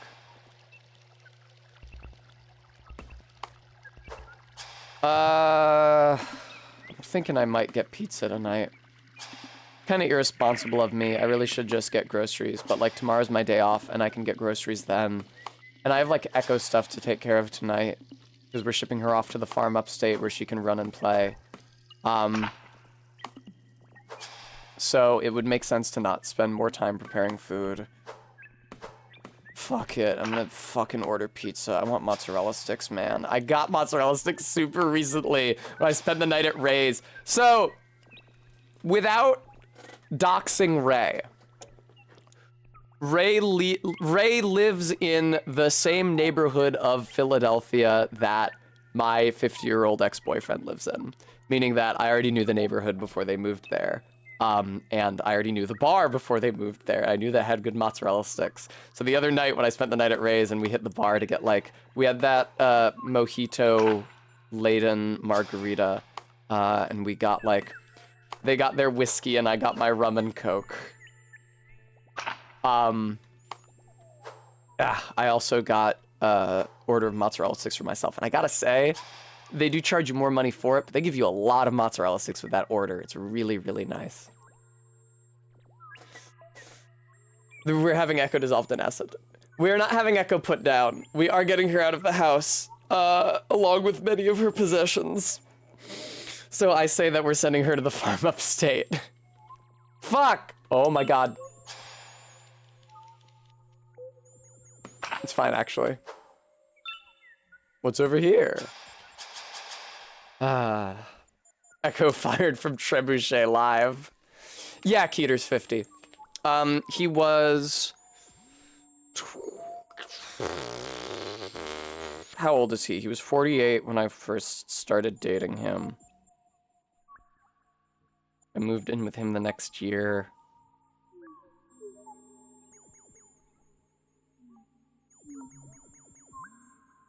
He should be like 52 now?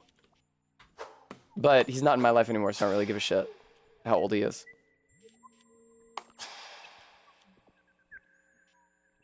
God damn it. Ah! He, at one point, I talked to my mom about, I told her about my boyfriend, and I made it clear to her, because she already knew I was with Amber. I made it clear to her, like, we're polyamorous, and, like, each of us is in a relationship with the other of us. It was, like, a three-way thing at the time, because Amber was also dating him, although neither of us are dating him now. I told her I was going to move in with him, and the entire conversation was very civilized. She did not freak out. She did not, you know, tell me that I was making a mistake. It's totally fine. Maybe she was relieved to have somebody to house me and take care of me because of the pandemic and I didn't have a job. And I was very pleasantly surprised that she didn't ask how old he was. I had an answer planned if she asked how old he was. I was going to say in his 40s. Because then, you know, technically it could be 40, 41, and, you know, that's marginally less of an age gap. That was my intended answer. The actual answer was 48, which sounded bad. But what I learned was, after my mom finished talking to me, she went directly to my sisters and asked how old my boyfriend was. And they said, almost 50, which was the worst way they could have put it. Oh God, please.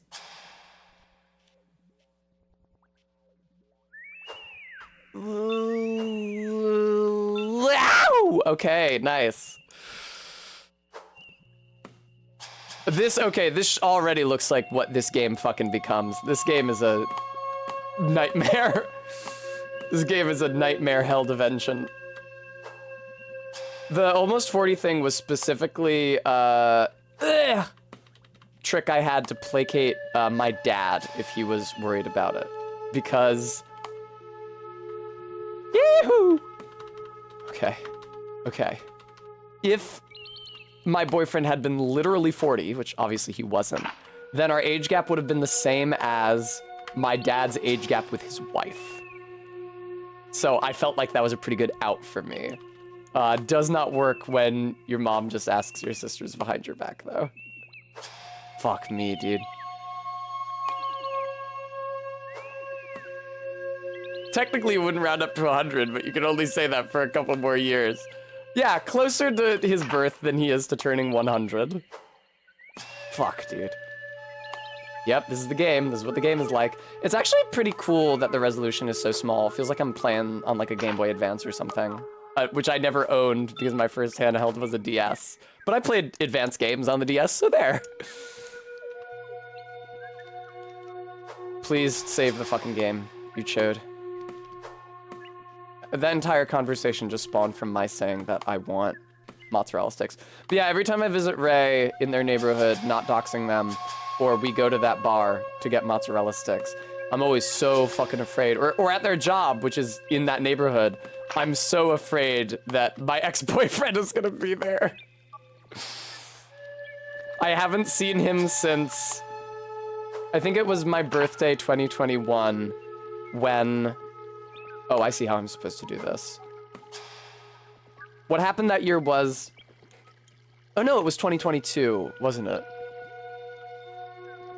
No, I did... Okay, I wasn't on Barry's stream full time, but I had appeared on Barry's stream. I posted my Amazon wishlist to stream, and even though I had deleted his address from my Amazon account, it was still invisibly associated with that Amazon wishlist until and unless I went into the wishlist settings and gave a new one. And so everybody got me a bunch of birthday presents from my Amazon wishlist that year, and they all got shipped to him. So I had to drive out to see him and have an extremely horrible conversation with him. Not like mean, but just like painful and awkward, so that I could pick up all my birthday presents. I went directly from there to the bar where Ray and I went to the other night, and I got an order of mozzarella sticks to take home. And the lady at the bar was like, so, why are you buying mozzarella sticks at a bar at like noon on a Wednesday? And I was like, I just had to get my mail from my ex-boyfriend. Okay. Shut up, Remy. Okay. No! Oh my god, that was so... was that greed? So this is a fork in the road. I don't think it was greed, because it behooves me to investigate both ends of this fork. There is no map in this game, by the way. I told you guys this game has no menu, and that's true. It also has no map. So, there's forking paths. It is not linear, and your ass... Ugh, your ass is just gonna have to remember what's where. Alright, let's go the other way now. Bremy loves to shame me for having fucked a dude twice my age. Even though I think it's cool. Have you considered just knowing? Okay, this is a dead end, actually. Cool. Alright. Nah! That's fine. I have to go do the awful shit. Here. There we go. Ding, ding, ding, ding, ding, ding, ding. Oh, I wouldn't call it shaming, saith Bremy. Fuck. Okay. This is actually not that complicated. It looks intimidating, but it's not that complicated. which is why I'm going to beat it. Yay! I thought I was gonna get toasted. No, this is a different room from the similar looking room that I was in before. Let's see what's down here. Christ's sake. Oh, God, Christ's sake. It's an amusing thing in my very interesting life. My storied life. Yes, I was on a chainsaw crew. I dated a guy twice my age. But those days are over now. Now I live a quiet life of contemplation.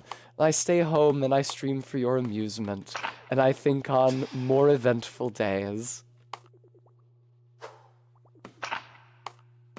I tell the story about the time that I pointed Amber's friend's own girlfriend's ass out to him at a Halloween party. I wish I hadn't done that. Indeed, regular zebra. Well, I can see how, given the data, you might think that. But yeah, I'm into dudes. Also. Fuck. That was not smart. Fuck. Fuck. Haven't you been you watched me stream Ace Attorney, regular zebra. What the fuck do you mean you didn't know I was into dudes? Ace Attorney has fucking Clavier and Christoph Gavin. What do you mean? What are you talking about?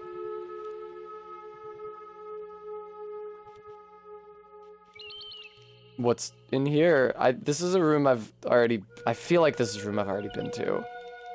So maybe this is a room I've already been to, which is distressing. Is this a room I've already been to? Fuck. Is it? No, this is a dead end. Isn't it? No, you come up from beneath.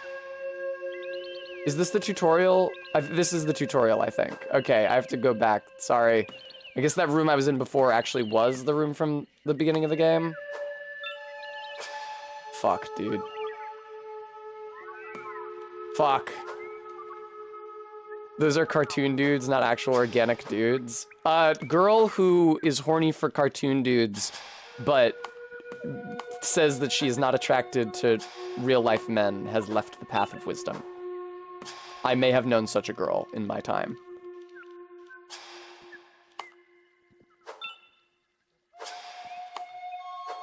Fuck, dude.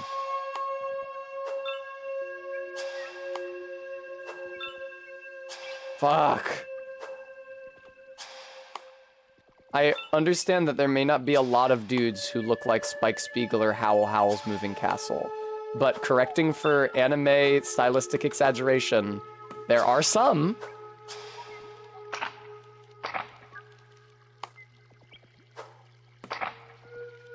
Fuck. Fuck. Fuck.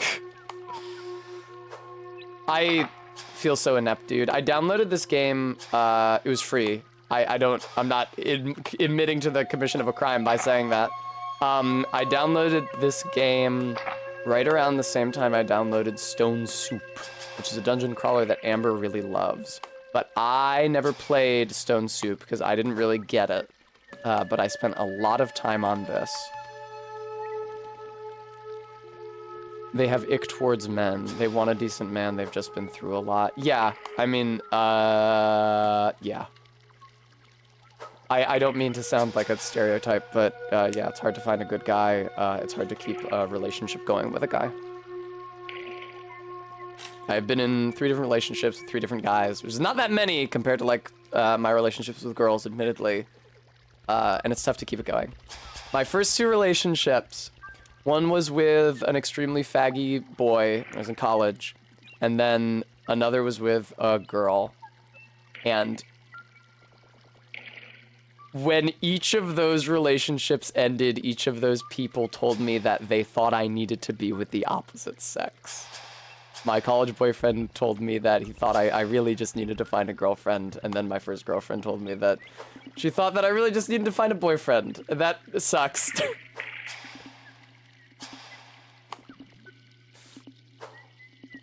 But now I'm with beautiful Amber, who never tells me to change anything about myself even a little. My ex-girlfriend in Maine, who I was just talking about, did also, no, the game crashed! Did also think that I had an alcohol problem, which I don't necessarily agree with. Don't crash again.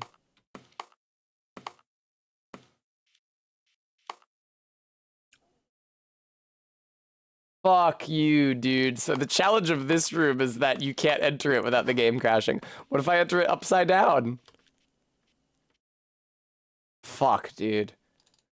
Yeah, and that's Lord, she wants me to not get a spray tan. Hi, Faith. Hi, Guam. I don't think I can go in that room. Hopefully there's a way around it.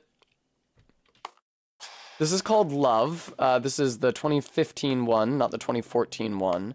This is the one by brlka, not by Fred Wood. Hopefully not an edgelord. Like I said, hopefully there's another way around. Fuck.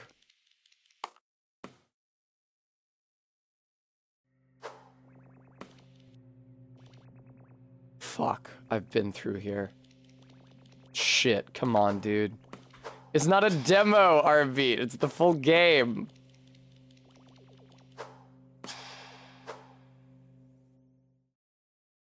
And it's definitely not the end, because my last save was way after this part. I think only some of the screens have music. Unless that's another bug.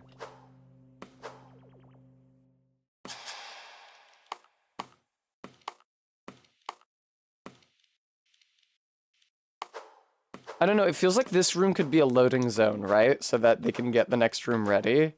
Even though, why would they need to do that? Because this game is so simple. What if I enter it in midair? Yes!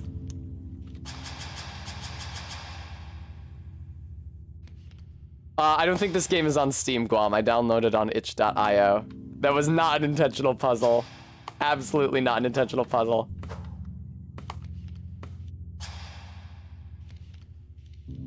There we go. Music's picking up.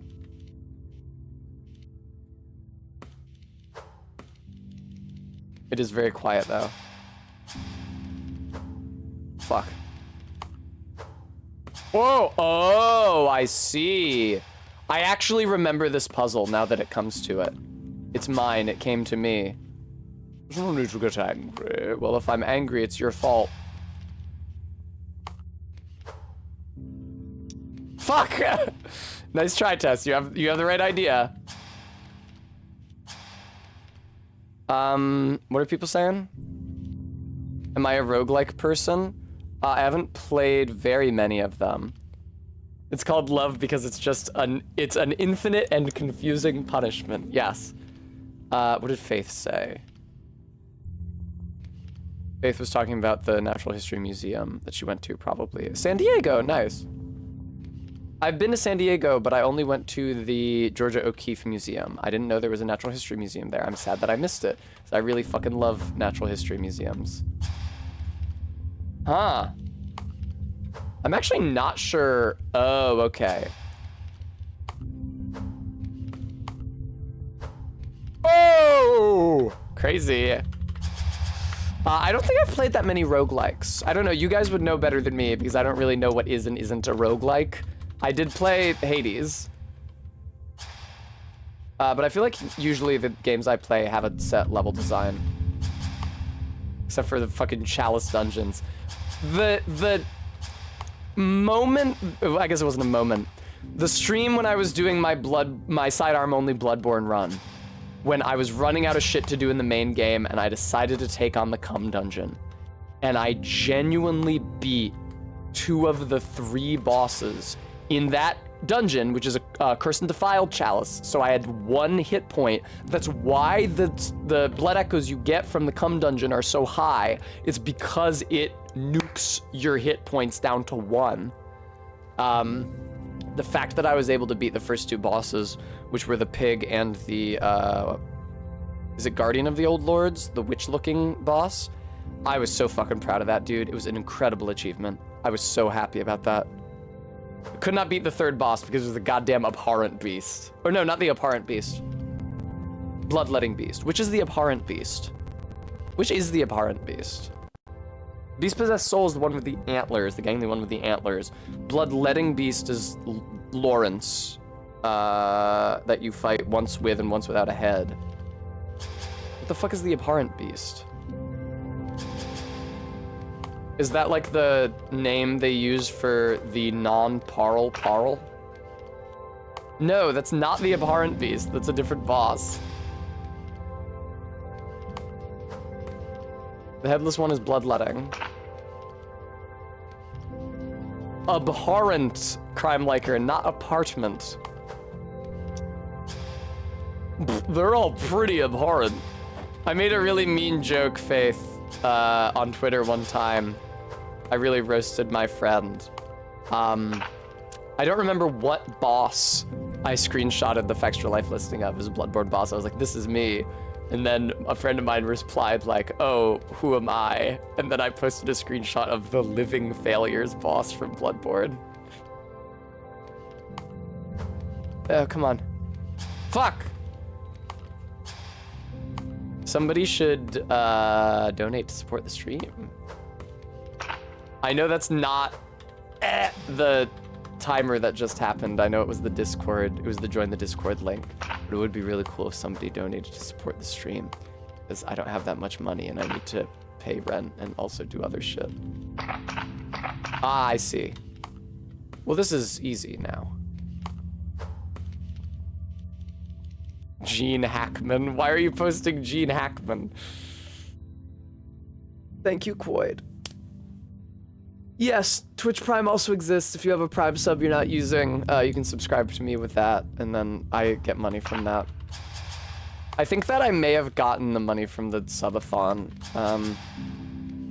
I need to check the list of... I need to check my bank statement and see if the money in my account is just there because it's transfers from PayPal from the donations, or if I finally fucking got the Twitch payout. I should have by now. I think it's usually on like the 14th of the month. Oh, that is fun, Faith. Oh, this rules. I've never seen a woman. Peters, thank you so much for the Prime sub and the 2-month resub. I'm me. And Eileen, thank you very much for the $5. I super appreciate that. You're always very generous. What did somebody post in my mod chat? Oh, nice. If Beans is lurking here, I extend her my congratulations. Yay, Faith, I look forward to seeing them. And you can see those pictures too, viewer, if you join the Discord. Wow, this is really hard to time. No, wait, what? Oh, okay. You just have to do it once. I think. Yeah. Oh, but you gotta be real tight with your arc, though. Nice.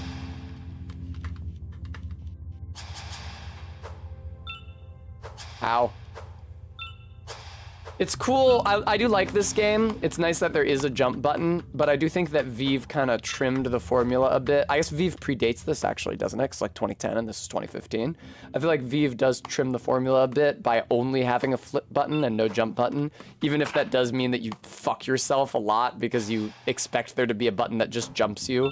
I almost did that to myself after I finished doing it the hard way, except then I just did doing it the hard way again at the beginning of the next stream, so I guess it wouldn't have been a big deal if I had fucked myself.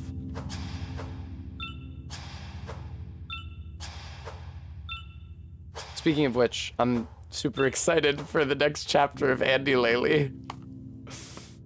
All right. That's right. It is our beat. Come on. Okay.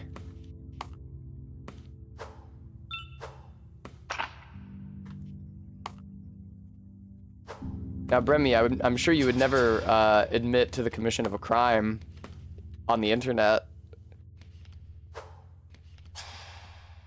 Congrats, crime liker. I believe I spent a lot of time on this room trying to sneak down the right edge, but of course you cannot do it. Actually, that's really close, though. That's really close, though. I can see why I spent a lot of time trying to do that. Come on, that was so close! Please! I'm so fucking cool. I'm so fucking cool and smart. I'm so fucking cool and smart. My God. Fuck. Fuck!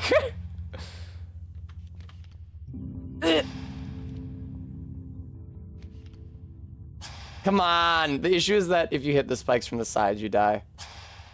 This is another game that, like VVVVVV, respawns you super duper quick, and it's really nice. Fuck. Yeah. Fuck.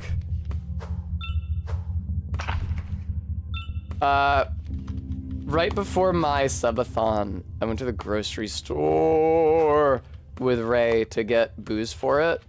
I was buying a ton of Malibus, and the lady at the grocery store was like, so, you having a party? I was like, no, actually, I perform online. I'm gonna be doing it for 12 hours straight, so I'm buying a lot of booze.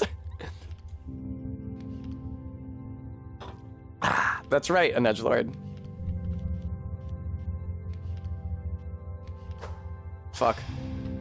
Fuck. Wait, what did hitting the lever even do? Huh. So respawning at the checkpoint reverses the movement of the squares, huh?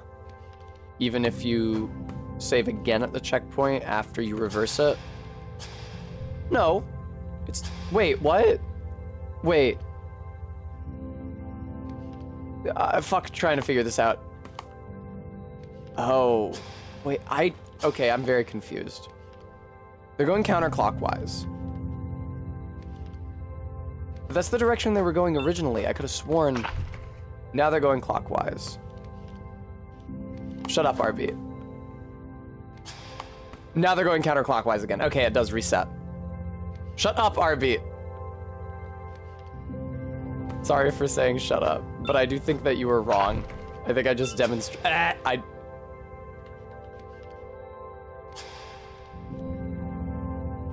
Fuck. Fuck. You presumably need them going clockwise to beat the puzzle. Fuck. I've been here for a lot longer than I intended. I'm no longer feeling as cracked as I felt when I first showed up. Is it much harder to do it the other way? No, it's much easier. It's much, much easier. But it does not afford me the opportunity to feel cracked as hell. Okay. They're going... Fuck! Okay. Okay. Ooh, new Soul Hunter 2 patch just dropped. Oh, Silent Hill. Nice.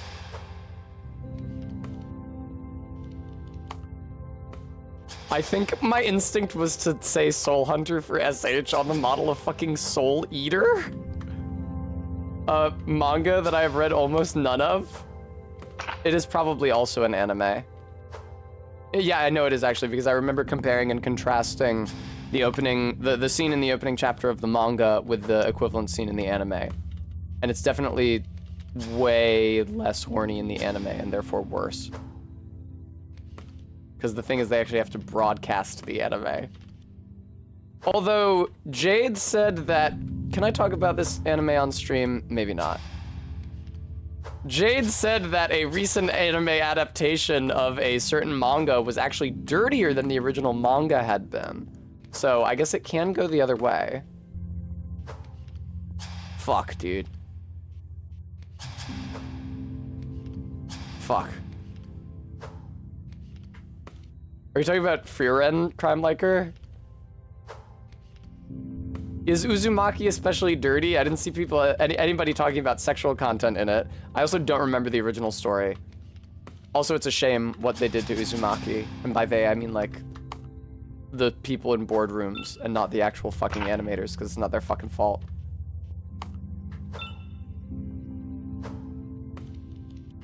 Okay, cool.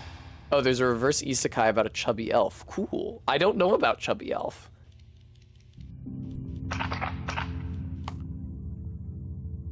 I would be willing to learn. Come on now. Okay. please educate me. I know it's not your responsibility, viewer, to educate me about chubby elves. Nevertheless, if you will find it in your heart... Oh, okay, never mind. These don't block the beam. I don't know what I was thinking. I mean, I was thinking that they would block the beam, but they visibly don't. I actually think I might have played this when I was in Montana. She likes french fries? Cute.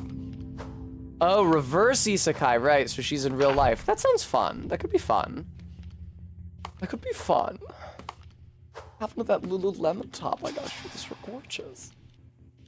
Me talking to Ray. Shit. Why am I here? I guess to just pass through.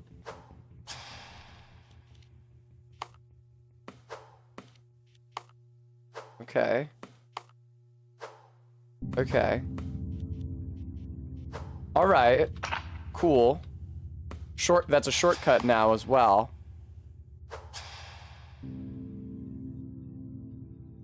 Indeed, Bremy. Hang on, guys. My family is texting me. There's some really important family stuff I need to deal with. I'm getting Discord messages. I actually need to talk to my family about something.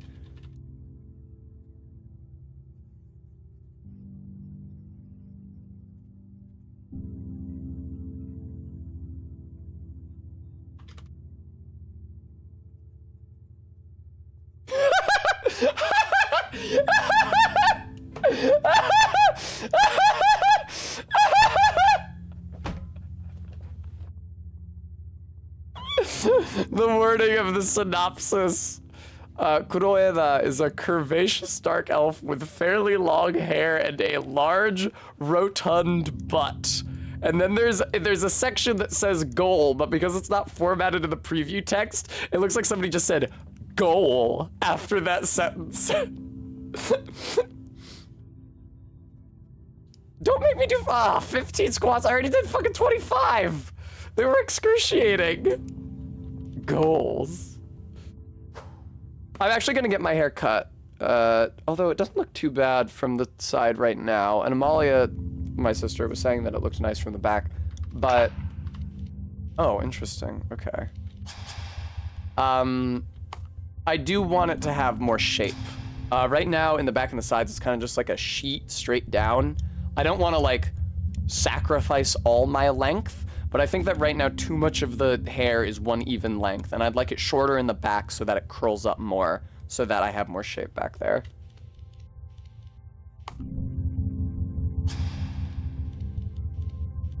Yeah, fuck, dude, this seems really tough.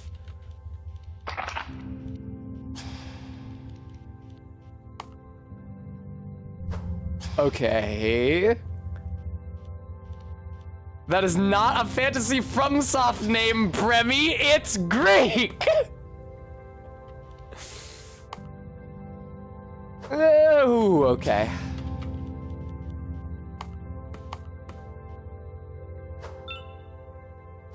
Here we go. Fuck. Okay. It's so funny that Regular Zebra was in chat for Apollo Justice and saw me react to Clavier and Christoph Gavin and was like, okay, well, that's probably just... She probably just feels that way about 2D boys. I'm sure she wouldn't like a real-life man who was the literal fucking devil.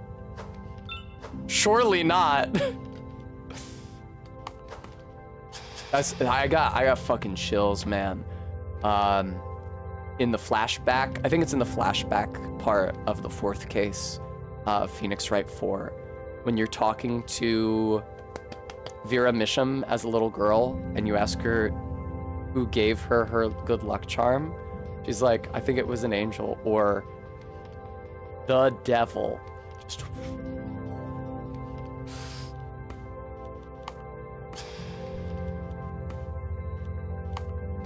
Arbeat, for some reason, does not understand why I'm horny for Christoph Gavin. Even though I've like talked about it at length, I feel like the reason I'm attracted to him is super obvious. I literally don't know how I can make it any more obvious. Arbeat's like, well, I can't wrap my head around that Christoph feller. Arbeat, famously from the American South. But it would have been mean if I had done an Irish accent, so.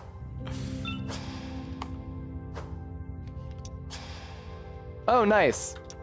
If you have already flipped and can't flip again, it plays a little noise. It goes tack, tack, tack, tack.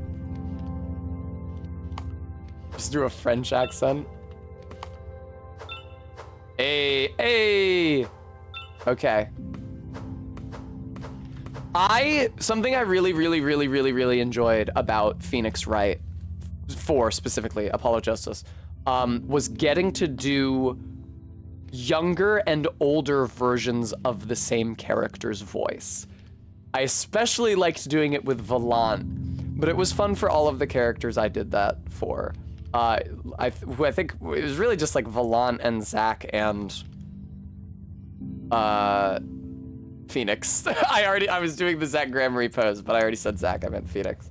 It was nice to, and even though in most of the cases it was just a matter of deepening their voice and making it a little more gravelly, it was nice to sort of reflect where their life had been via my performance. And I think that if I stream Dual Destinies or the other 3D Phoenix Wright game that comes after Apollo Justice in the continuity, even though they kind of roll back the idea that Phoenix becomes a miserable drunken wreck, I think I would still want to voice him deeper than I had been voicing him when I streamed the first 3 Phoenix Wright games, to reflect that age and that character change.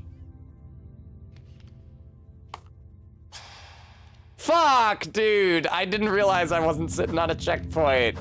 I shouldn't have stopped and talked there. It was so funny when Phoenix was talking to Zach Grammary, aka Shoddy Smith, about Apollo Justice. And he's like, his name is, I forget, something weird. Like, your name is Phoenix Wright. But also, burn on Apollo. Also, he says something weird, but when I was in middle school playing Apollo Justice for the first time, my friend Megan had a nephew born and they named him Apollo. That is not a naming trend that caught on. We don't have lots of little boys named Apollo running around in the US these days, but it's brave of that family for trying it.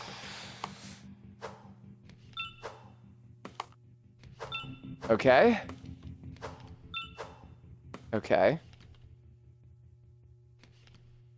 We get bomb tech robot guy tests. That would be extremely funny. Okay, I'll have to take your word for it.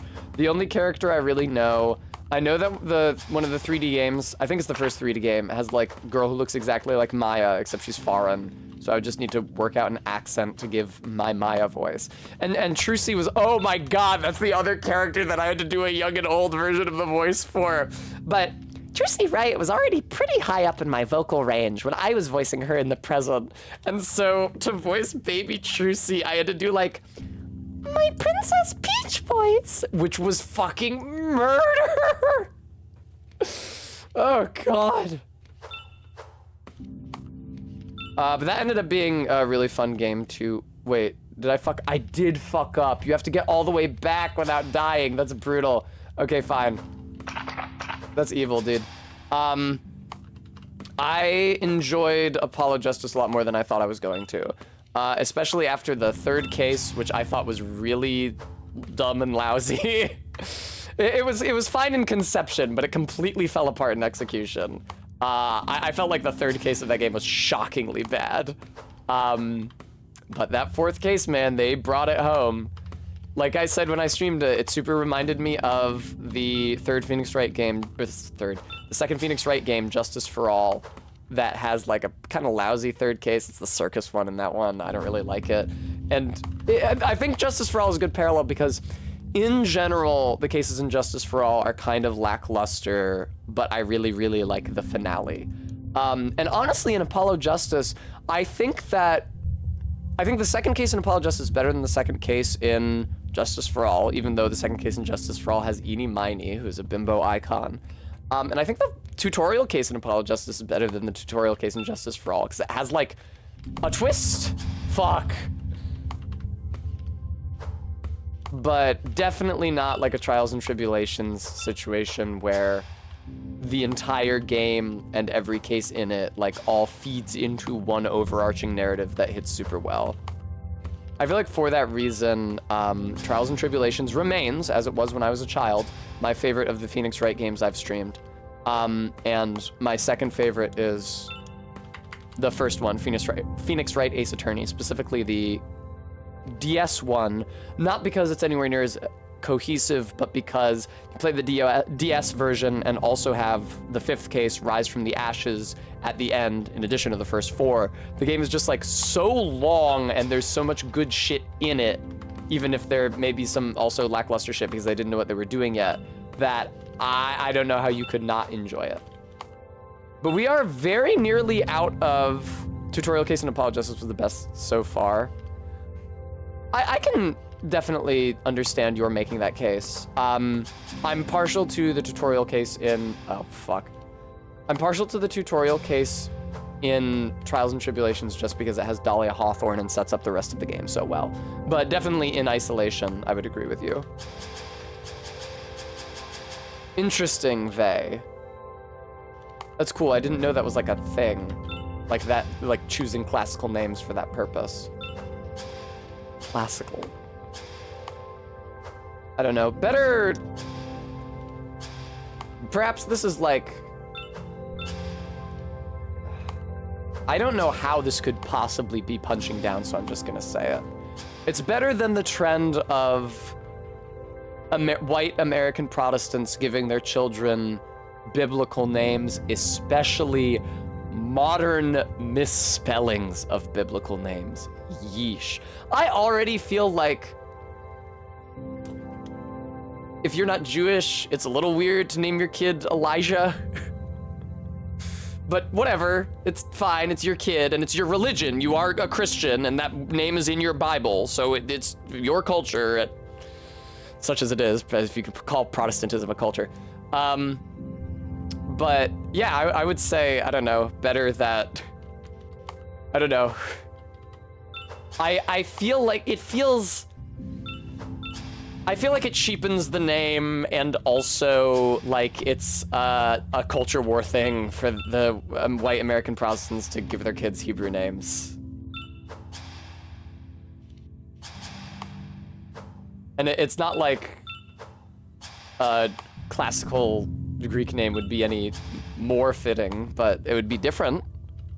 And all the kids are named Ethan and Elijah and Isaiah. At least pull from the New Testament or something, or mix it up a little bit. But yeah,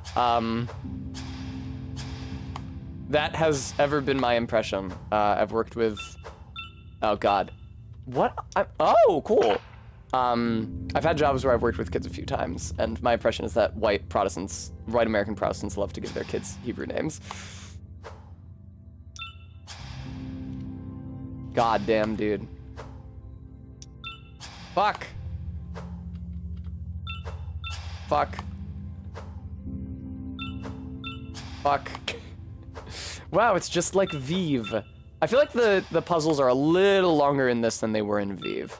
Vive was like super duper, here's a really hard obstacle, here's a checkpoint right before it. Good luck, fucko.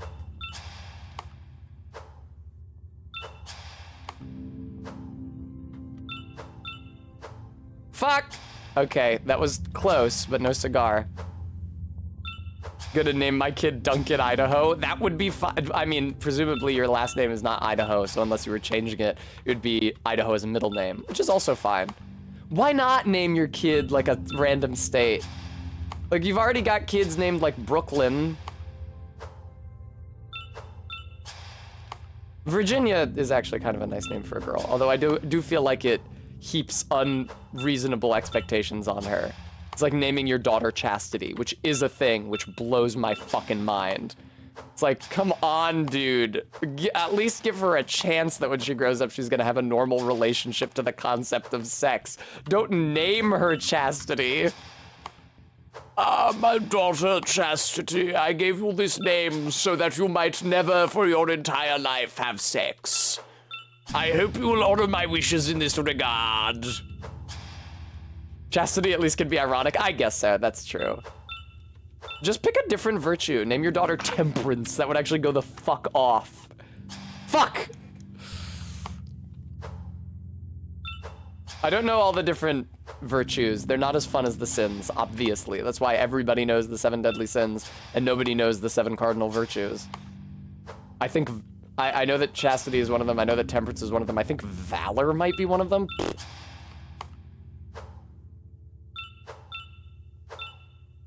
Nice! Okay. Yes, Dakota, there we go. Girls are named Dakota all the time. I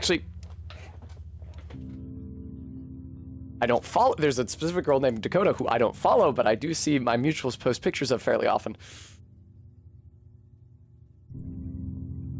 Name your kid Humility to broadcast their humility is ironically not very humble. Okay, what am I doing here? I can't go up. I mean, you could go up, actually, maybe. Huh. Oh, you would just need to land again, and then that opens it up as a path.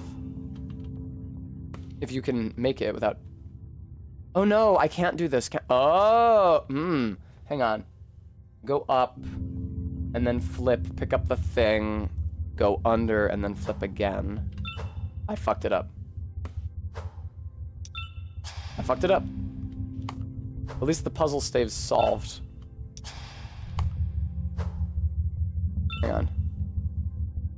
What's the worst state to share a name with? I don't know, Alabama.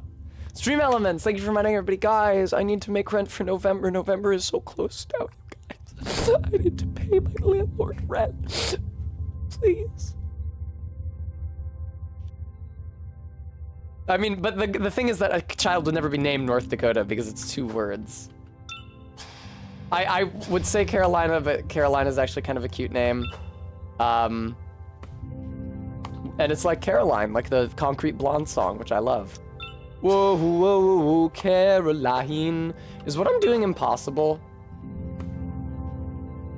I think what I'm trying to do is impossible. Yeah, I maintain that. All right, you think Florida is the worst? Ohio is like, but I think Alabama is the worst one that you could share a name with.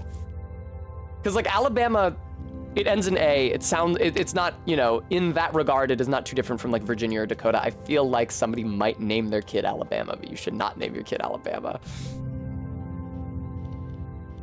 How would I do this? I don't even know if I can do this. This might just be a shortcut from another room that I come into from the top. But like, if I flip up, I can't flip again until I grab it. I can flip again, but then I'm going down.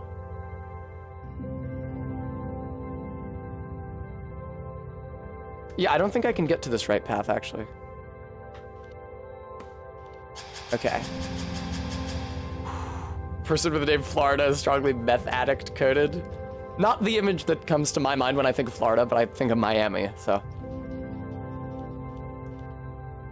Now, Amber says that spray tans don't look good and that nobody looks good with them. But when I visited South Florida at the beginning of last year, I saw a ton of girls with spray tans and I thought they looked pretty good. I was indeed one of them. It's pretty pimp. Okay. My beloved child, Devon upon Westingshire. Oh, Keeters, well, let's not dwell on that. Oh my god, this one is really long and really evil. Okay, fuck. Thank you, Faith. It's fine, my partners don't want me to get a spray tan. They don't, you know, they don't want to see me self-actualized. They don't trust me to control my own life. They do, but just disapprove. I will continue to not live my best life. I mean, now, Amber, I appreciate... Oh my god! Sorry, I had to lock in. I can't believe that Amber only appreciates me, or only supports me in getting breast augmentation and not a spray tan. Jeez.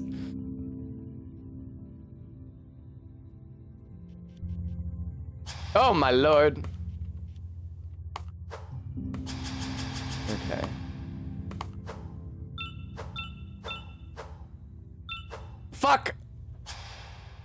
They tricked me. They tricked me by giving me one more than I needed for that. Fuck.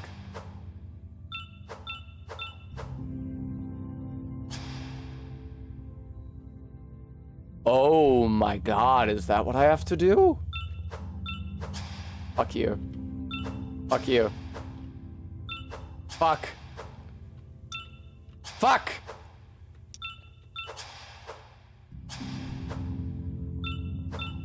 I did so effortlessly the first time.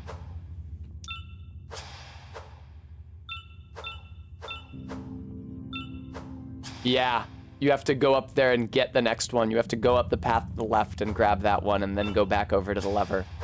And then you have to do it again to get out. Fuck me, dude. This is a really tough one. It's funny coming to this after Vive, because when I played this, I remembered all of these platforming challenges feeling like super concise and self-contained. But a lot of these are actually really long compared to the shit they have you do in Vive. Fuck, I forgot. I'm sorry.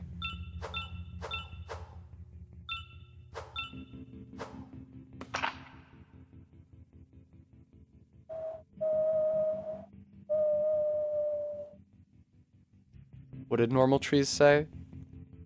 Oh, nice. H-cup. They're not calling me H-cup tests, RB. Absolutely not. But they're gonna be calling me like B-cup tests.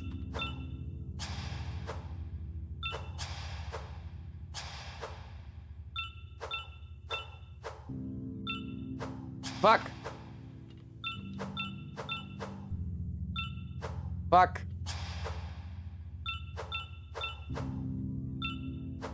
At some point I should probably start talking like a girl. That's okay. Fuck me, dude. Fuck. I got them in the wrong... I'm shocked by how quickly Shrek 2 went by. I mean, I know we all made jokes about how shitty and long and boring the fairy godmother fight was. That game was extremely quick. If I had started it at the beginning of one stream, it would have lasted exactly one stream. That was so brief. How much did my mom pay for that? Geez, Faith, I see, huh? I don't follow her. Here's the thing, I genuinely don't follow her, I've just seen her posts, but saying I don't follow her is now gonna sound like an excuse. Genuinely, I don't. But I have seen the posts of a woman on Twitter who does like inflation content and has like fake boobs and a fake ass that she inflates, literally, for the purposes of fetish content.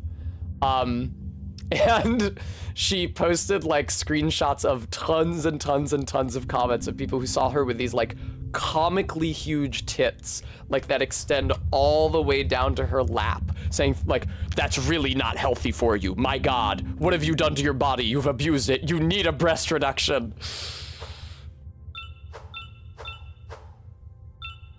Please, fuck.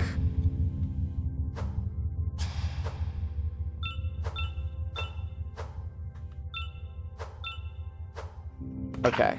Which, like, okay, maybe there's not that much of a difference between her body and the bodies of the people I follow on Instagram, but... Fuck, man, I always forget. This is so hard. I have such a tiny little brain. Oh, I finally started saying that again. I was saying that constantly in Vive. Fuck!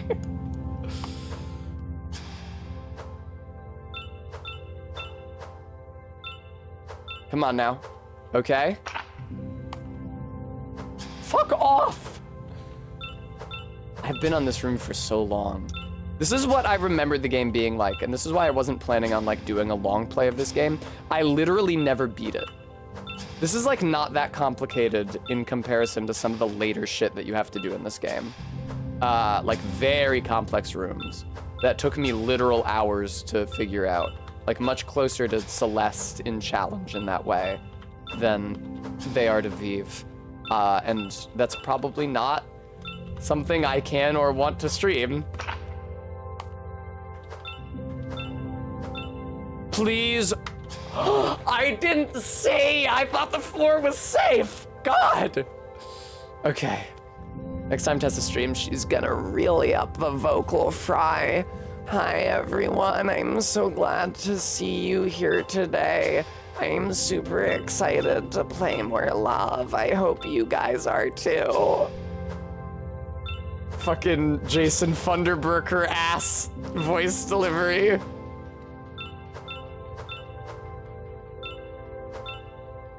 Okay.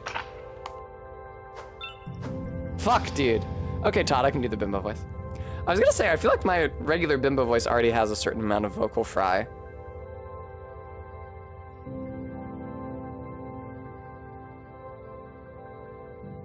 Once again, I feel like my regular bimbo voice already has a certain amount of vocal fry. Hang on, I can hear... I could hear that, actually, I can still hear it. My throat's kind of crackly right now. That's a shame. Let me try drinking some water. Okay, Quoid, I'd be happy to do the Nicene Creed. That's right, Faith. I still haven't watched Over the Garden Wall this year either. I might be able to watch it with Ray. I think I might have mentioned it to them. Normal trees. I don't think it's that gravelly. I do really struggle to do a Marge voice. I think a lot of people do, because the thing is that Julie Kavner is just like actually a lifelong smoker. I mean, even Julie Kavner struggles to do a Marge voice. But I mean, like, Golden Era Marge is a difficult voice to do if you don't actually have like vocal damage from smoking, I feel like. There we go. I try to imitate it, but I'm like, homie. I feel like it turns into Yoda. Homie, I don't know if this is a good... It's just Teen Girl Squad. Okay, yeah, see, I struggle to do Marge, like I said. Okay, I see what I'm supposed to be doing here.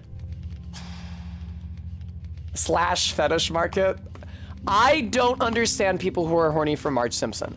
I don't get it. It's not like I don't get cartoon moms in the abstract. I understand people who are horny for Dexter's mom. I get that, but why Marge? Like, I don't feel like she's presented in a sexualized or even sexually appealing way at all. Like, her hair isn't sexy except for like sometimes when they have it, she takes it down. She's cute in the 70s episodes. I would understand it better if it was like porn of her 70s outfit. That's fine. But like the green tube dress and the tall blue hair, and she looks like a Muppet. I don't know, I don't see it. She's not a horny character, exactly. Oh God, what the fuck am I supposed to be doing here? What am I? Oh, okay, going to the other side and hitting the other lever, I get it. Ah!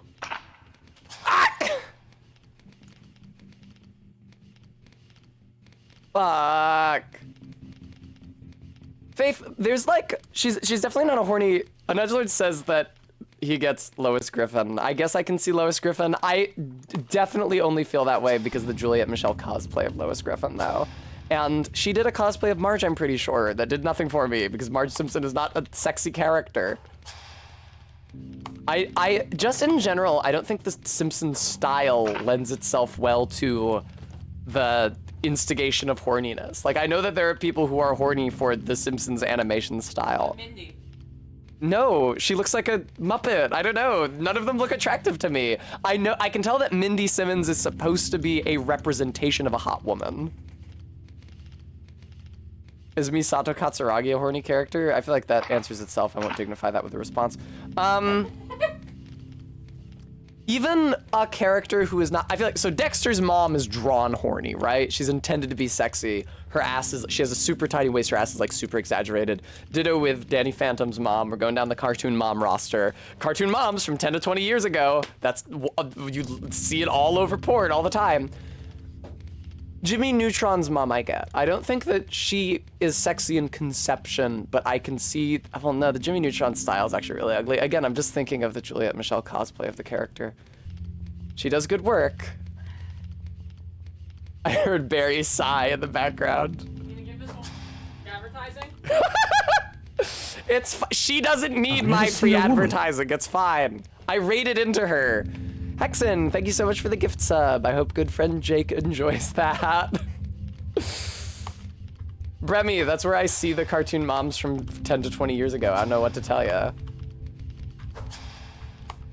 I don't actually, never mind. I'm gonna stop talking about that now. Amber left. I mean, I know that she just had shit to do, but hearing the door close and latch felt really significant. She hates that I talk openly about the hot cosplay girls I like. It's not, I don't know, it's not a competition. I don't feel like Juliet Michelle should be paying me for airspace. It's fine. I like her work, which is cosplay. I'll talk about it. Really, Faith? Well, I'm glad I gave her free promotion.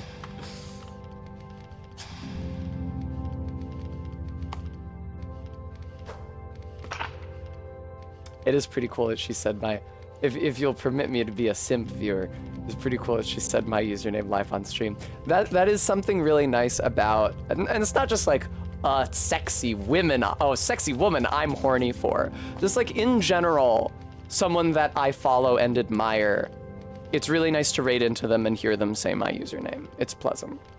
I don't know. I felt that way about Tired Actor. I felt that way about Ryan Pequin the first time I raided into him. God, Todd, that's another 20. All right, I'm gonna do them now because if I put them off until the end of the stream, I'm gonna be too tired. I'm not gonna want to do them. All right, there are 2 gunners there, but whatever. Oh, Vive. Love isn't on the scene. Hang on. Love. Wow. This is a nice background for my squats. I enjoy this. Hang on, I'll make myself visible in just a second. Yay, it's me. Wait, the audio. My mistake. There we go. Also, this scene still has the Shrek audio. I need to delete that. Hi, regular zebra. Big task meet regular zebra. For added challenge, try avoiding the boxes while squatting. Like a PlayStation iToy game? Are you kidding me, Quoid? Not like a Kinect game? PlayStation iToy? Oh, thank you, Bird Scout. Did I ever tell you guys about the time? Did I ever tell you? I'm certain I have told this story before. I'm gonna tell it again. It's a very significant story for me. Ever tell you guys about the time I was in high school? My high school had an Xbox One with a Kinect. And for one gym class, one of the options was to go into one of the little antechambers off the gym where they set up a TV and play Just Dance on the Kinect. And that day in that class was the first time I ever saw someone twerk. And it changed my life forever. I will not be saying the name of that girl. I don't wish to dox her. I'm very grateful to her.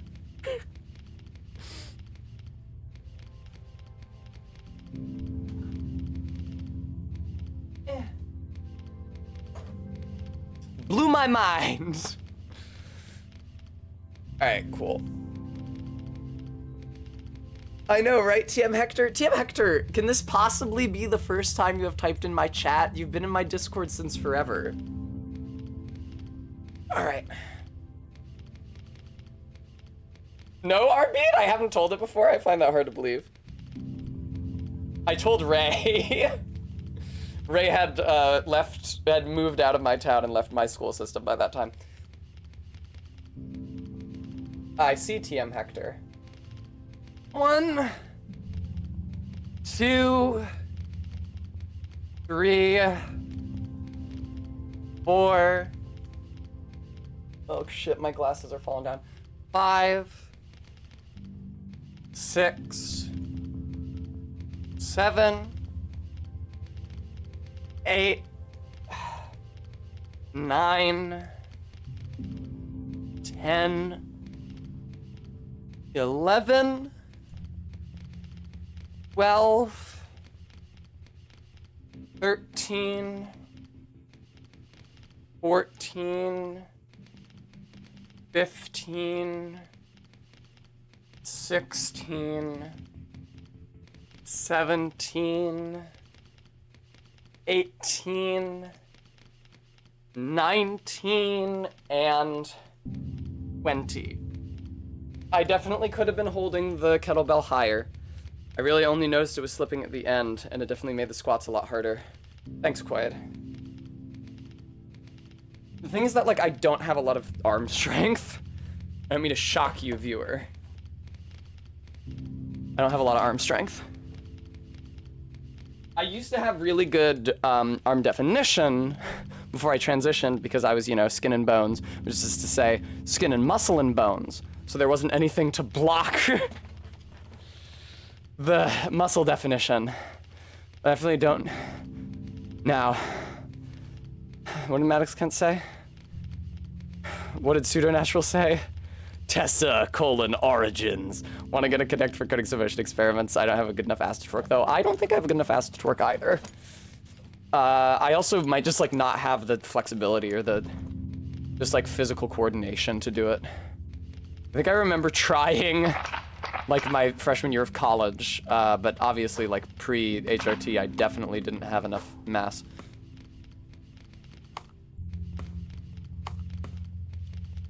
Okay, fine, Bremy. I'll take an urban dance class. New donation goal: urban dance classes for Tess. New donation goal: pole dancing classes for Tess. I did actually have a conversation with Ray and their roommate about taking pole dancing lessons, which is like, if you want to learn how to strip, that's not how you do it. You just work at a strip club. That's how you learn. You learn on the job. But if you are, you know, a woman with disposable income who wants to feel a little slutty, you take a pole dancing class.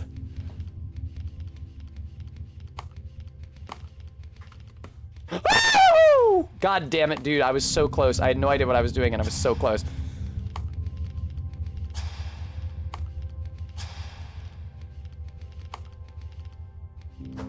God damn me. Genuinely, though, I would probably need to take some kind of a class to learn how to dance if I wanted to dance sexily, because I do not have that sort of coordination naturally. My dancing efforts mostly concern the wigglesome, as you will no doubt be aware watching this stream. Nice, regular zebra. Fuck. Fuck. I'm remembering Ellen saying, Tess, be normal about this challenge, parentheses, impossible, from earlier. That was fun. Speaking of things I'm incapable of being normal about. Come on. Okay.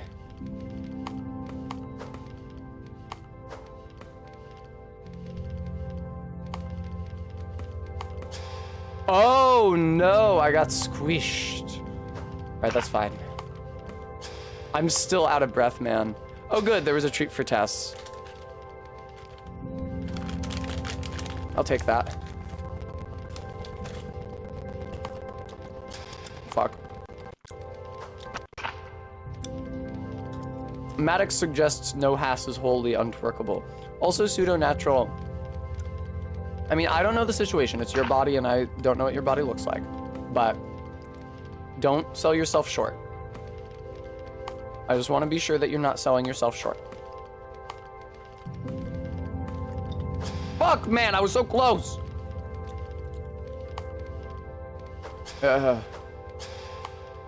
I do have my education awards from my AmeriCorps service terms still. I had not spent those, so I could spend them on learning German and learning to twerk. That seems like a well-rounded, shall we say, set of skills. Ugh, lieber. God damn it, dude.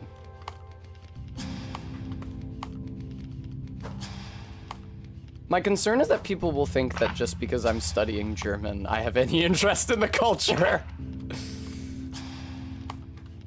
I'm not like a Alemanibu, or however the fuck you would say it. Oh, God. I do like Jedermann and the Dreigroschenoper, but that's just 2 plays. I should check out Faust, although isn't that old? The German might not be super useful. Honested, not the ones in Swiss government. I guess that's not a German person. Yeah, I don't give a shit about people from Germany. Except for you, viewer, if you're from Germany. It's for Swiss citizenship purposes.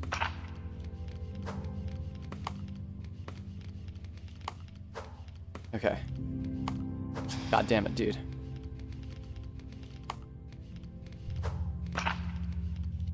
Okay. Lip. Fuck. I was pressing down, but I wasn't aligned well enough to actually get the input. Why, Tissa? Why would you do that? Okay. Alright. Take your time. Jump over. Bird Scout, thank you. I will hydrate. No, Entrods, no!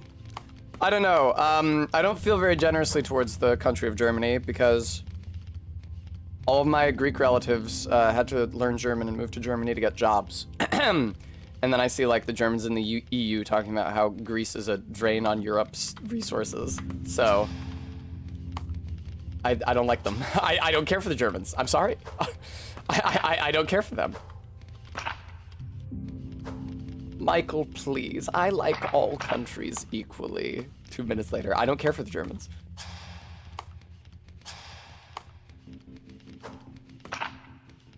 They probably have good pretzels, though.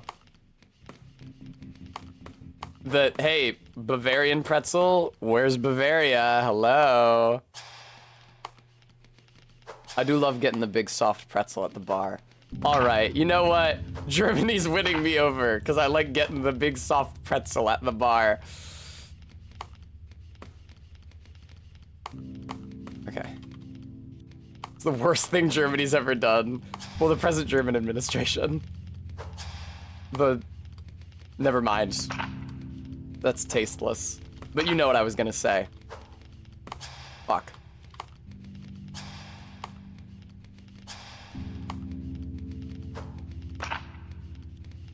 God damn it, dude.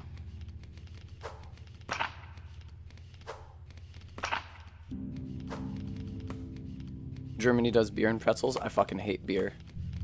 But the Swiss also love beer, so there's no help for me. Why? I just jump in at like the worst possible time in the cycle.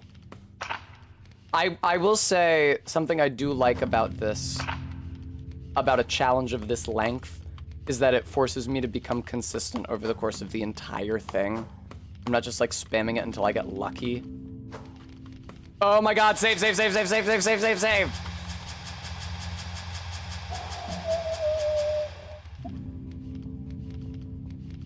Okay. Thank you, Maddox.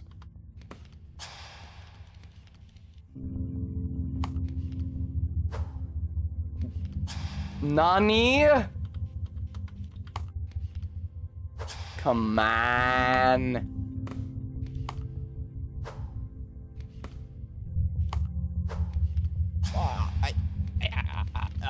Hang on. Sorry, Bremy. I hadn't realized that there was a checkpoint here.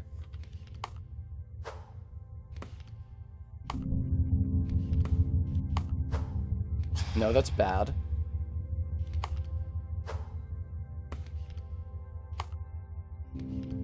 Okay.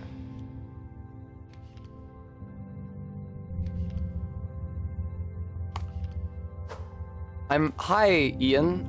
I'm really not quite sure how to do this part.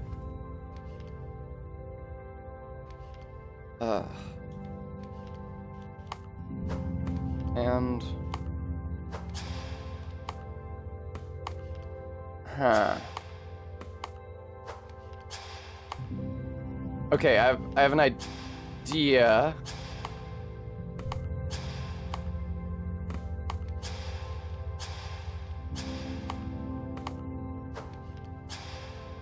That wasn't quite my idea. This is probably not correct.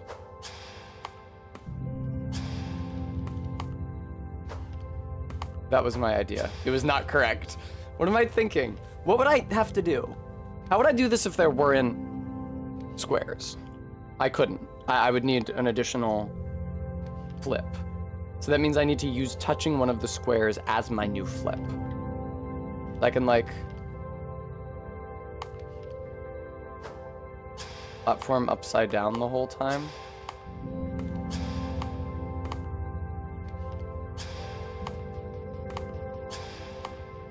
I don't know what you were imagining, but I'm not sure that's possible. I'm pretty skeptical, Bremy. Yeah, I don't think that's a thing. Okay.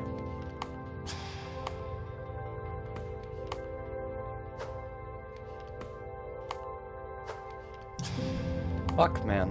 At least there's music here, and it's nice. You can make that loop that I just made. Oh, is that it? Hang on. It was not close, even remotely. Don't patronize me.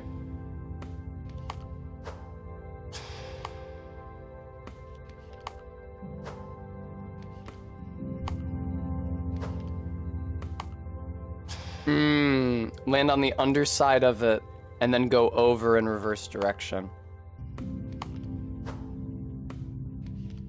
Jump over, and on the other side of it.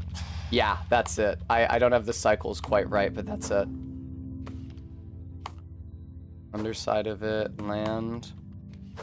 Again, is a timing issue, but I think that I have the right idea here. Oh, no, no, no, I did it too slow. I went too far in the other direction. Fuck. Okay.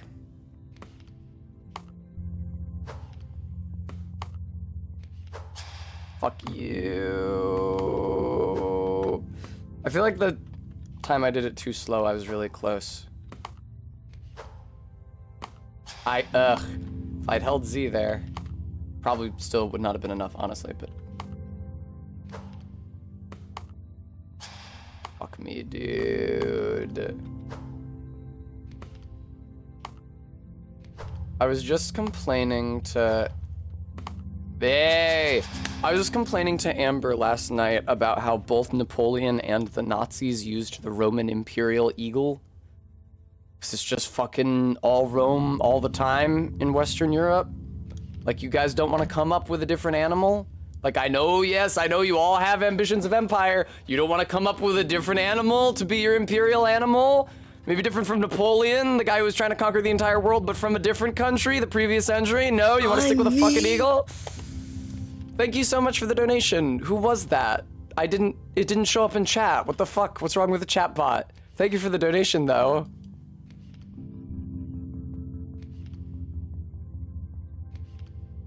That was an anonymous donor for $10. Thank you, Anonymous. I appreciate that.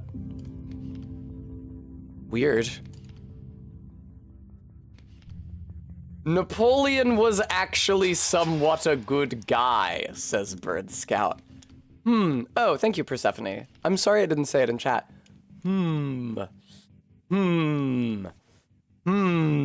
Did he basically create Italy, Bird Scout?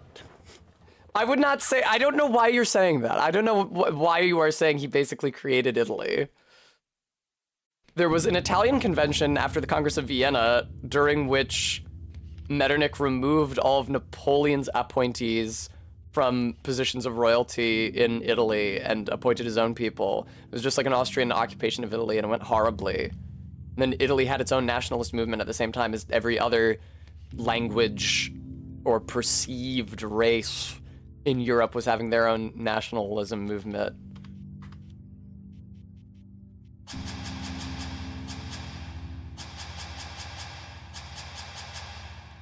Tessa on record putting a short king down. Yeah, no, I fucking hate Napoleon. I'm sorry. I'm not gonna apologize for that. He's a fucking imperialist and a butcher.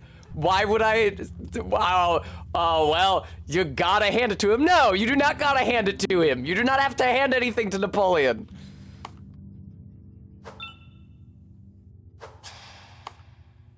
Well, he did less genocide than the next guy who tried to take over the world. Fuck that guy!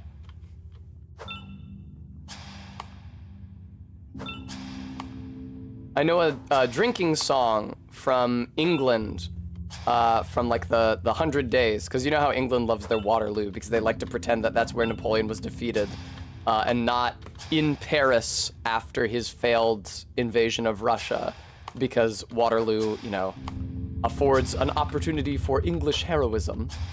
I know a song from just after that. Found it in like a songbook that I was looking for sea shanties in, about Napoleon's exile on the island of St. Helena. And it's actually a bit in the song that nobody knows how to pronounce the name of the island because it rhymes with something different in every instance of the chorus. The first one is Helena, and I think the next two instances of the chorus it rhymes with something else. He might sit down and tell us all the great things he has seen, but alone he must mourn on the Isle of St. Helena.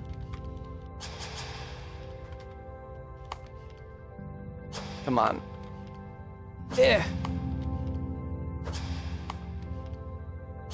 Fuck. An edgelord, I'm not interested in this.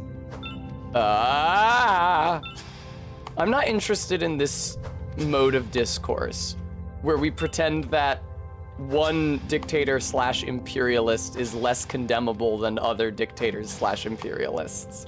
I have a unilateral stance on this shit.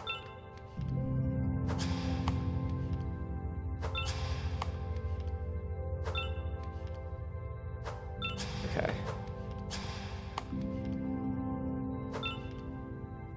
Once when I was in high school, it shows you what an old soul I am, because I was in high school in the 10s and not in the aughts, but when I was in high school, I had to do a report on Napoleon. We were supposed to like speak as if we were, it was like a first person thing. We were supposed to speak as if we were the person. And while it was full of actual facts about Napoleon's life, I delivered it in the diction of Napoleon Dynamite, because I thought that would be funny.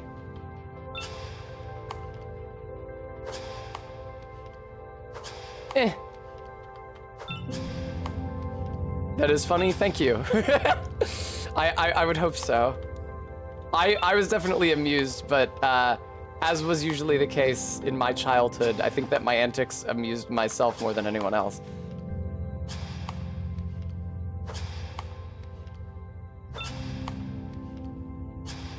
Why do I suck? Why do I suck at this? Oh Lord Almighty, this is really tough. I believe we have entered the part of the game where I spend aeons on every single screen. This shit is really tough. This is not a 6-hour game like Vive was.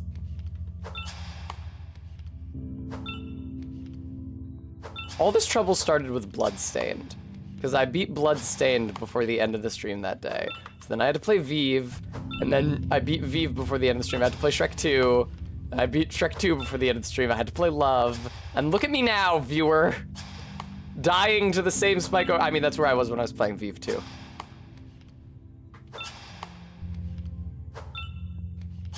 Fuck, dude. My timing was bad?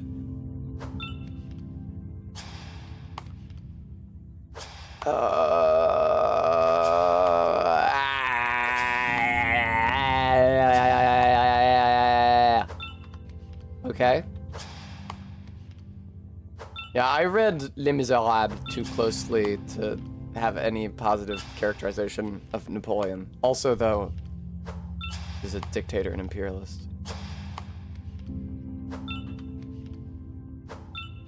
Emperor is not a good word. Emperor is a dirty word. The Roman Republic had it right when their only word for king also meant tyrant. They knew what the fuck they were saying. Obviously, the Roman Empire put them backwards in that regard, but it's fine. We just say Imperator. Don't say Rex anymore. Rex is a dirty word. It's just Imperator.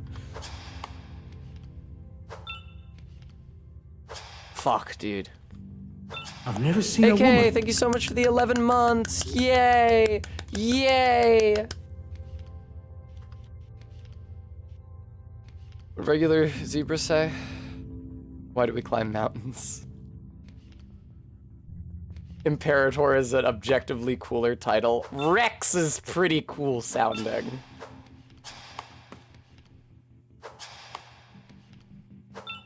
Come on. Imperator is pretty cool sounding also. But I don't like what it represents on a political level. Ah! Okay. Kind of sucks for Cicero, who I want to stress. I guess Cicero is the kind of guy where it's like, where I feel less hatred towards him because of how bad some other guy is, being Julius Caesar. You gotta feel bad for Cicero, who watched his government fucking dissolve around him as the guy that he said was going to fuck everything up proceeded to fuck everything up. The fun anecdote. So Cicero was a conservative Roman politician, as opposed to Julius Caesar, who was a radical Roman politician, obviously, because he ended up fucking reforming the government to give himself unilateral control. And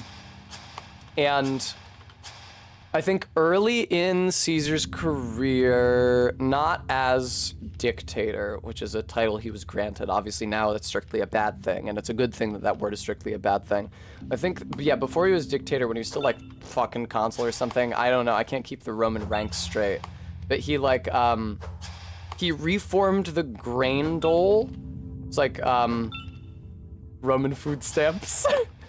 So that fewer people were on it, because it was family-based, which meant that even if your family was no longer poor, if their name was on the grain dole, they could keep collecting free food. And he wanted to stop that. So he reformed the grain dole so that rich people could no longer collect on it. And when he did that, the story goes, you know, this may be apocryphal because this happened 2,000 years ago. The story goes that one of Cicero's aides rushed to him and excitedly said that it seemed like the young Julius Caesar might be leaning, or might be joining the conservative party. And Cicero reputedly said, joining the conservative party, is he going to kill himself? Come on! Ah! Okay. He knew that Caesar was bad news. He knew that that guy was not a good guy to have in your government. Sometimes the shit just stinks. Sometimes the writing's just there. Sometimes a dude shows up with totalitarian vibes and you think, he is probably going to upend this republic and make it a hereditary monarchy again. But nobody listens to you until it's too late. Please. Okay. What are you gonna do? The mistakes of the past stay in the past. But boy, were the Roman Empire and its consequences a big fucking problem for the past 2,000 years. And that's not to say that the Roman Republic might not have committed similar atrocities, but might have helped. My ex-boyfriend always talked about how impotent the government of the Roman Republic was. And it's true that they had so many checks and balances that it was difficult for the government to do anything ever. But from where I'm standing, that's a good thing. And when you look what the Roman Empire did do, I don't think that that is a favorable argument for Imperium.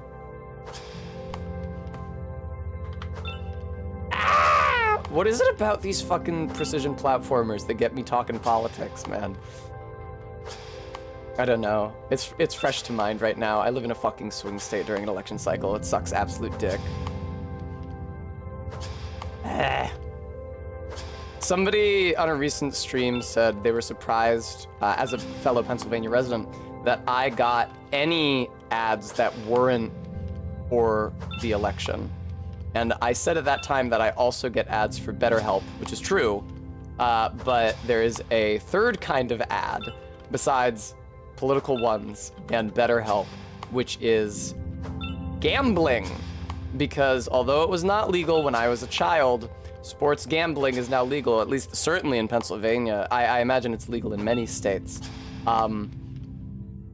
And it has been highly formalized. It's been disrupted. You use an app, and it fucking sucks.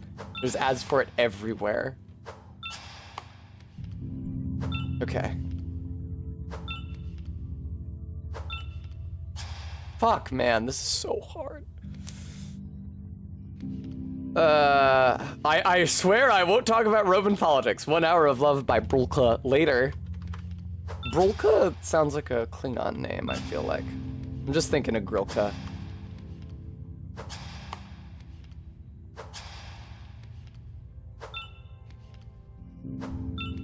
I don't know, man.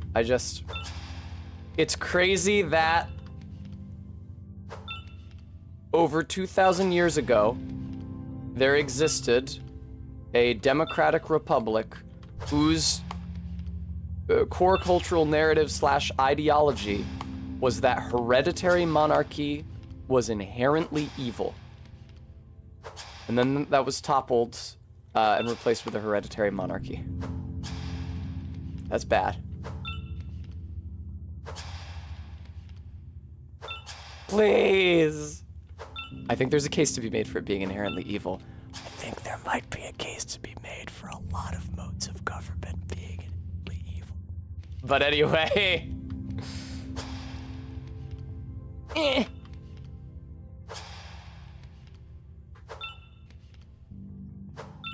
You guys remember when I was playing Baldur's Gate 3, I beat the game, and then we went to the reunion dinner at the end of it, and Minthara was there, and she was like, you know, you shouldn't have killed that nether brain. We could have ruled together as kings and gods. And you were like, as kings or as monsters? And she just heard one of her trademark Minthara chuckles. She's like, haha, are all rulers monsters in your eyes? Ahem. Please. Fuck. I love my Minthara impression. I hope I can give it to a character in a game I voice act someday. Many of my impressions of the characters from Baldur's Gate 3 are not that great. My Grant impression was spot on, because the shit that Grant says is just the exact shit that I already say it in the voice. Behold, the dance of death. They're dying for me. Minthara's a lot harder because she actually talks like a human being and not a cartoon character. But I do feel like she's the one that I had the best grasp on besides Grant. I think it's okay when the evil monarch is a MILF. I think it's very fun. The game needed way more of this. I think it's very fun when Minthara is talking about how the city of Baldur's Gate is being run, and she says like, why do the matrons, excuse me, patriarchs of this city, because she's used to them being female. I really liked that. I didn't feel like Baldur's Gate 3 did even remotely enough with the fact that in Drow society, women take on the social roles that are ascribed to men in human society, and men take on the social roles that are ascribed to women. I felt like all the drow dudes in Baldur's Gate 3 were way too masked and way too fucking assertive. If they're assertive, it has to be like in a bitchy kind of cunty sexy way. The same way that horny men write assertive women.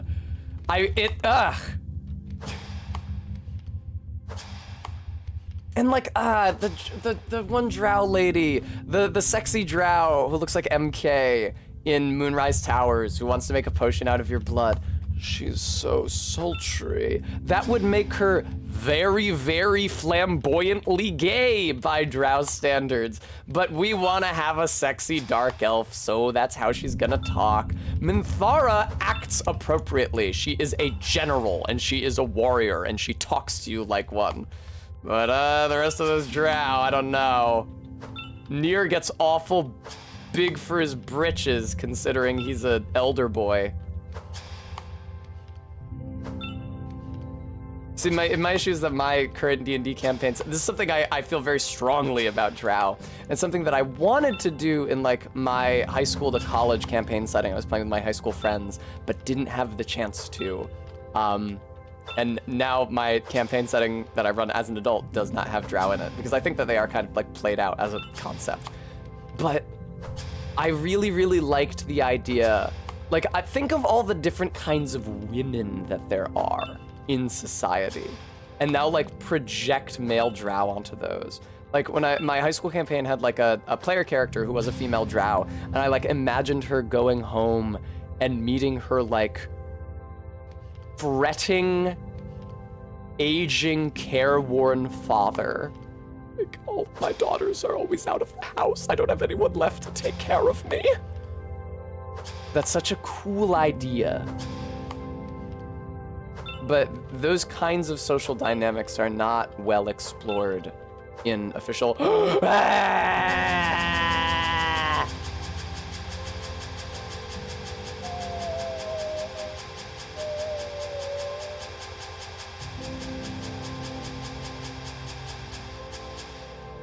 Oh my god.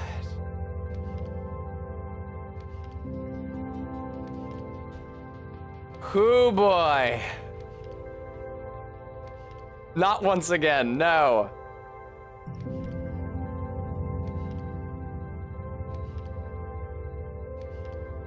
And Edgelord says that he likes Warhammer Dark Elves more than D&D's Drow, but I don't know from Warhammer. I know about Slanesh. I don't know if she has anything to do with Dark Elves. I don't know what Dark Elves are in Warhammer.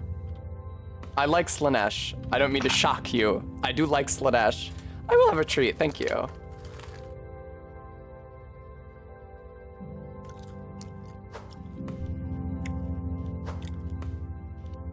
Have I been here before? I feel like there's a shortcut to an earlier area. Yeah, this feels familiar. I feel like this is right above the room that kept crashing the game. Oh, God almighty. Thanks again for the treat, Maddox. Okay. But this is gonna suck to time. You got it wrong. Fuck, really?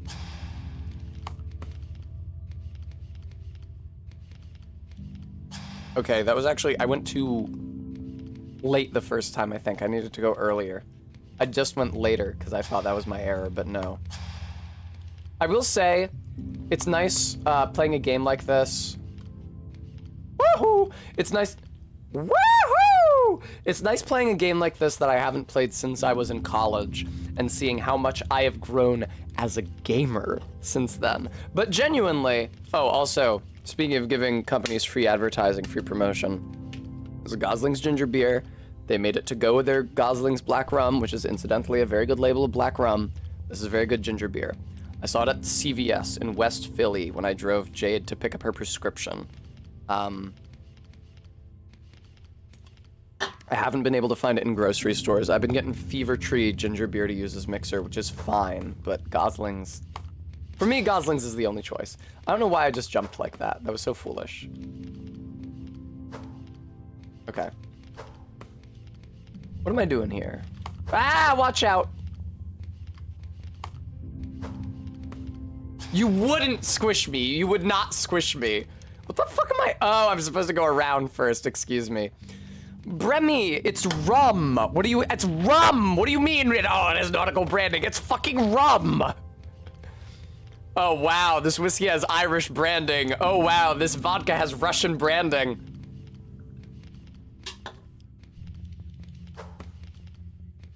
Okay. Fuck. Fuck. Okay.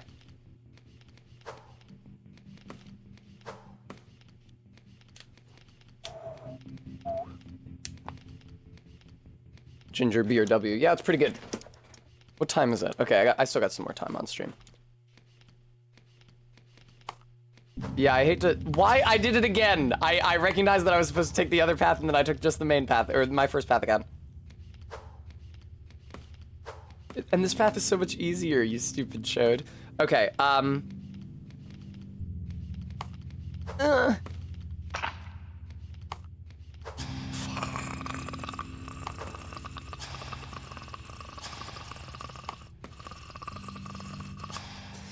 Okay. Alright. Fuck.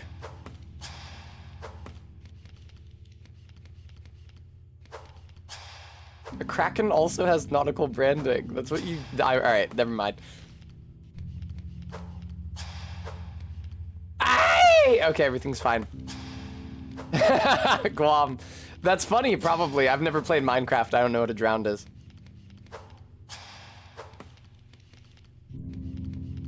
I tried to install it when I was a kid, and I couldn't figure out how to make it work, maybe because all I had was a MacBook. And then when I lived in Maine, my ex-girlfriend, who thought that I had a drinking problem, tried to get me to play it with her, but I was too drunk to understand her instructions. Ah, now it comes out. That's why she thought that. I had been carousing that night. I'd been carousing. Okay. What happened was, I don't know. I was in some kind of a mood that night. I got solo drunk at home, which is not something I do now. But keep in mind that this was before the global pandemic. I got solo drunk at home, and then I thought, I really want pizza. And so I elected to walk to Portland Pie Company, which was a pizza chain in Maine. It's really good. Pizza slash fully stocked bar. It's sick as hell. Anyway, because I didn't want to pay for delivery and I couldn't drive. I was drunk. I got lost on the way there. Not badly lost, just like it took me a little bit walking around to find my way. But my girlfriend called me when I was lost.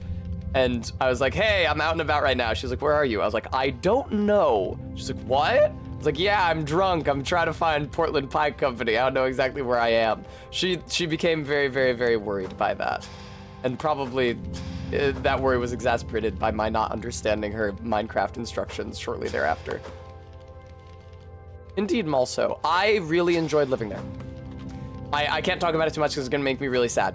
And I like living in Philadelphia because I have so many people here. But I had a great place in Portland until I got a horrible fucking pest infestation that chased me out of it and gave me permanent trauma.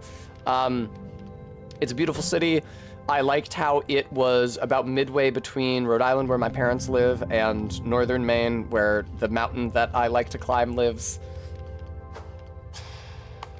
I liked that it was on the water. Philadelphia is not on the water. It's on two rivers. It's not on the sea. It's like one of the only places I've lived besides fucking Montana. It's not on the goddamn ocean. No. As this happens when you've lived in as many places as I have. Rhode Island, I won't count Boston. I was only staying there for a month. I won't count Japan. I was only staying there for a month. New York, Montana, Portland, also higher up in Maine, we'll just call it Maine in general, and Pennsylvania. You'll inevitably accrue aspects of certain places you've lived that you miss when you are living in other places. Certainly, if I move out of Philly to New York or Maine, I will begin to miss things about Philly. I already miss things about my old neighborhood in West Philly now that I moved to South Philly, but...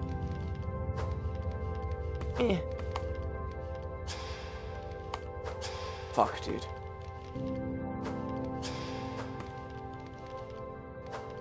Come on! It's so hard for me to time this, I don't get it. Alright, I think when I'm on the floor, I can just release when a cube is blocking the laser. God damn it, dude, I've done that so many times. No, I can't do that, okay. That is really tough to time. You do only have to do it once. I don't know how to get back from that, obviously, because I keep dying there. Hi, from San Diego. Hi, from San Diego. I'm Tess. Okay. San Diego is pretty good. Is where Diego does not live. Come on, man. fucking Christ. This is a linear keyboard, which is maybe not the best for playing this game, but God knows. I mean, I do have another keyboard on my desk. It doesn't have any fucking arrow keys. I don't know. I genuinely don't know how people can live like this. I used this keyboard for the Gunpla stream, and it was fine for one stream when I didn't really need to type or do too much other shit. But for the love of God, I don't understand how somebody can live without arrow keys. I can deal without a numpad. I can live without a numpad. I can live without function keys. I can't fucking live without arrow keys. I use arrow keys to type, for Christ's sake. It is a really cute keyboard, though. You believe... Here, hang on. Can you believe that my roommate was just throwing this out when we were moving out of our old place? I rescued it from the trash. It's so cute. It's very weeby, but that's fine. I like that engraving. That's a good engraving.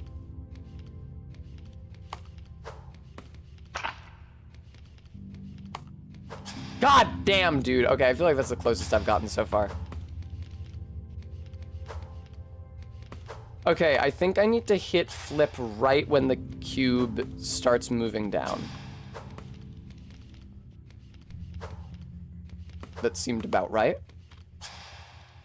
I'm not very good at this. I'm not very good at this video game.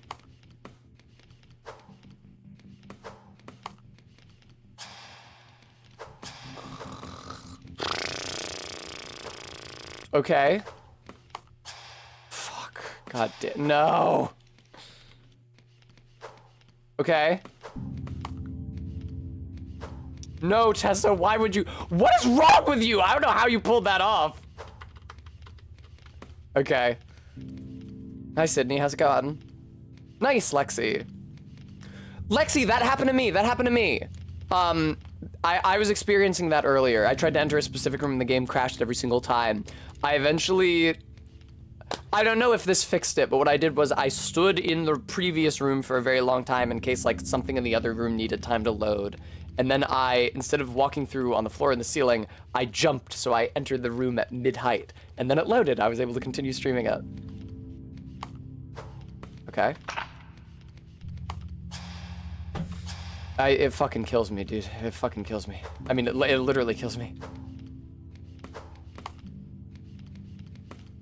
It's cool. I'll be able to do so many prop gags once I've got my Tessa skull home. Even if that won't be for a while.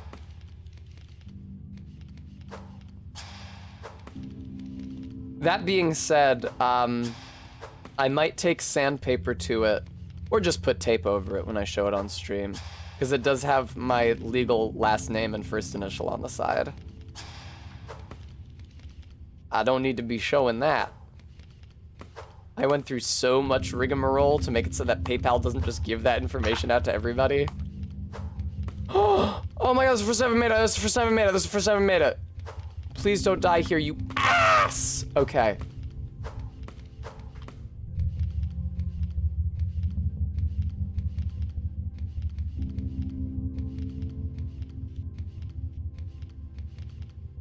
Fuck, dude.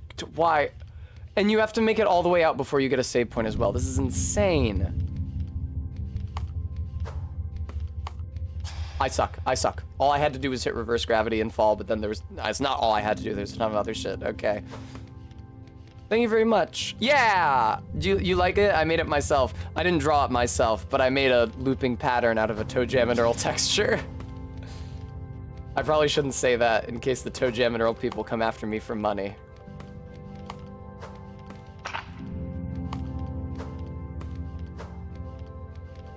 All right, nice. Another attempt right away. That's what we like to see. I fucked it up again. I fucked it up again. I fucked it up again. I fucked it up again. Yeah, regular zebra, it is tough. Okay.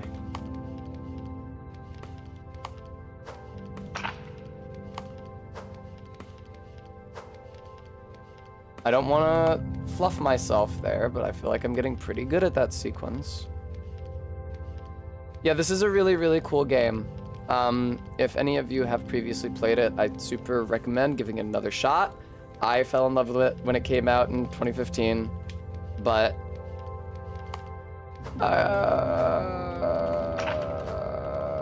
it's weird. It's definitely weird and like hard to run. There's no, you know, there's a lot of quality of life stuff missing. There's no pause menu. There's no way to load a save. There's no way to start a new game other than just deleting the save file if you can find where it is on your computer. It's very experimental, which is crazy because it has super good level design. It's definitely not something, what I mean by that is that it's not something that somebody didn't put much thought into. It's something that somebody put a tremendous amount of thought and care into. I've also never played Toe Jam and Earl. I just wanted like a 90s looking background. And Toe Jam and Earl is a game that, to my mind, looks like what the 90s probably looked like. Fuck off. Then Toe Jam and Earl is like super 90s, right? They're like wearing the patterned shirts and stuff. Like from funny 90s. Fuck me, dude. That's true, you can join our Discord if you'd like. It's a fun place to hang out with your friends. Or find new friends. I was previously marketing it as like a place to go if you really like my stream, but honestly that's selling the Discord short because it is not just the Tess fandom Discord. It's a place where people interact and have a good time.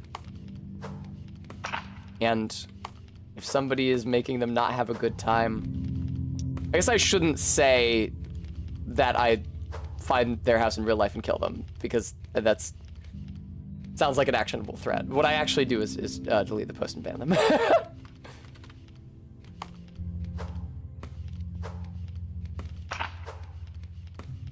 Fuck, man. It's the Bremy fandom Discord, that's right. It's like... It's like Super Hulock. It's the Bremy MK Arbeat fandom Discord. Please.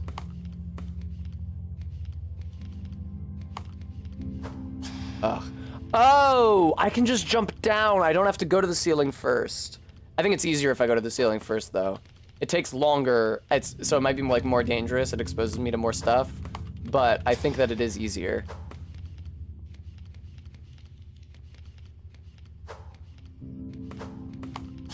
I made my first Tumblr account in like 2012, so that was just in time to encounter the word Super Hulock. Please. Okay. Okay. All right. Okay. Okay. All right.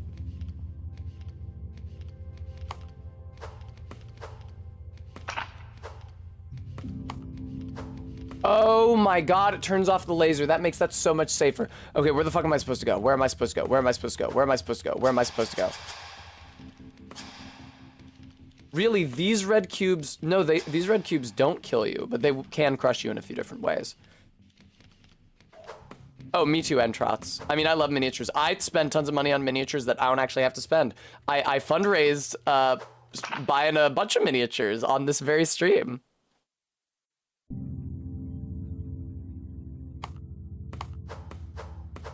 Okay. What is this room? I feel like this is just an older room that I don't want to go back into. Yeah, new area, new sound font. Fuck.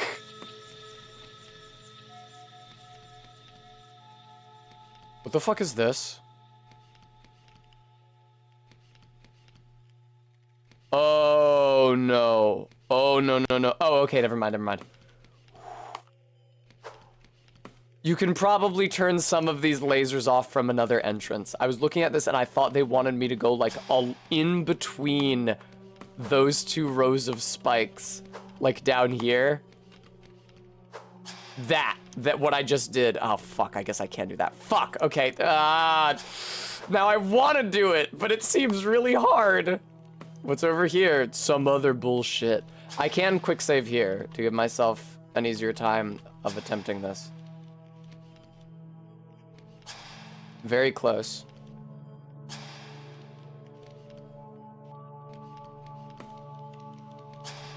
That is tough as hell, man.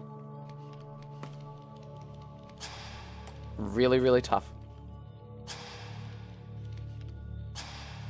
Having this quick save here, though, it's called a checkpoint, Tessa, is super helpful for this, though.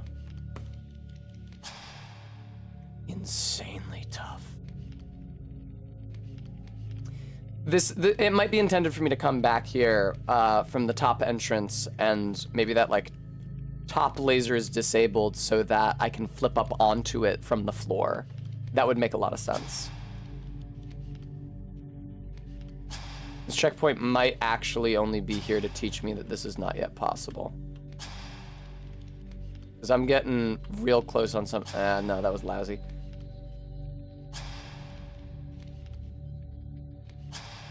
That was really close. Just a little too early. That was way too early, though.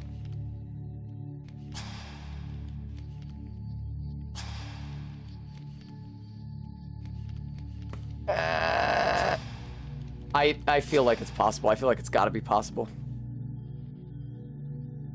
Yeah, I also don't know if it's intended. It is probably not intended. He's talking about minis. I love miniatures so much. I always talk about this, but the miniature aftermarket is really rough right now compared to where it was at like a decade ago when I was buying minis with the money from my high school job. And at the time, I was thinking, you know, Tessa, when you grow up, you're probably going to wish that you had saved your money for something more practical. But now with the benefit of hindsight, I can say that is absolutely not the case. I wish I had spent more money on D&D miniatures, because so many of those were like holdovers from the 3rd edition days that you just like can't fucking find anymore. You could even get sealed 3rd edition era blind boxes, and those don't exist. Like, God, I wish I had spent more money on miniatures. Because like buying the equivalent miniatures now would be like a factor of 10 more expensive if you can even find them, which you probably can't. Because the aftermarket is murder now. That would have been a good attempt if I hadn't fucked up the drop.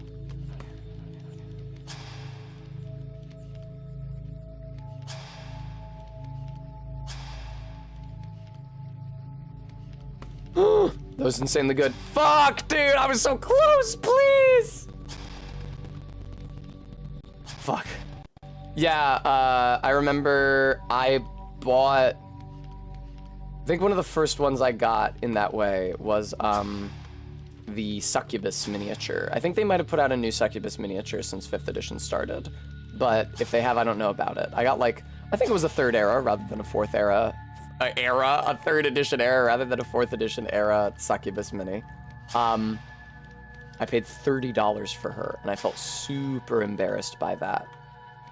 But hey, looking back on it now, because also it's like, am I really just paying $30 because I'm horny for the Dungeons and Dragons miniature of a naked demon woman?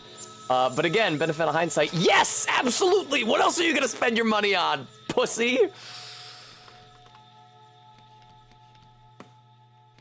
Oh.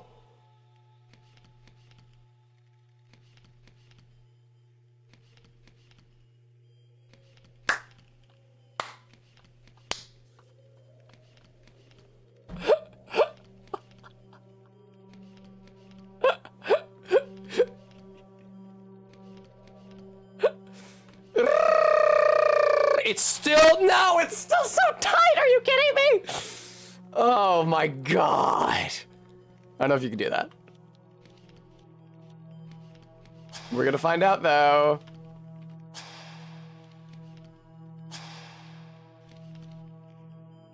Okay. All right, that was too soon. Too soon, Tessa, please. It's fucking impossible. It has to be literally impossible. It's so funny how I remembered having done this as soon as I stepped into this fucking room. Yeah. 1 pixel more and I went over the edge. Sure, Gist, what's up? Is the idea that I come back later? Because I think that is actually the intention.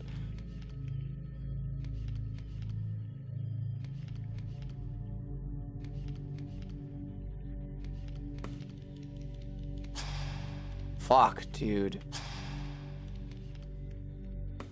You get so tantalizingly close. Close to the part where it moves right and jump on the bottom of it. I think that it kills you. Oh no, they specifically don't kill you unless they have spikes. Good eye, Gist.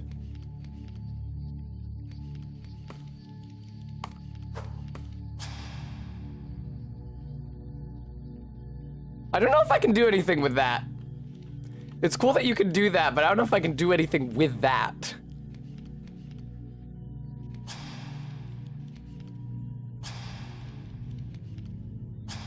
Fuck me. Fuck.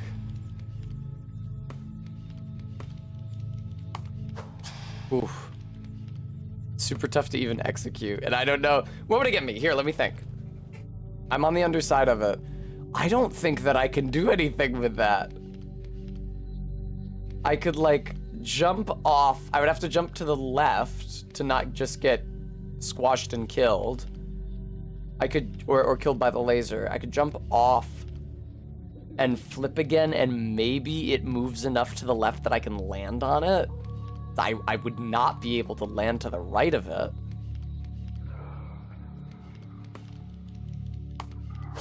Fuck off.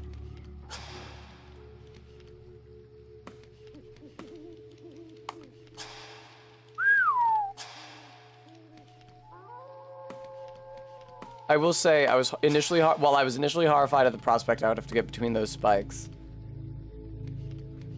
This is actually pretty easy to do now. It's a game that teaches you your own capacity to improve and to learn.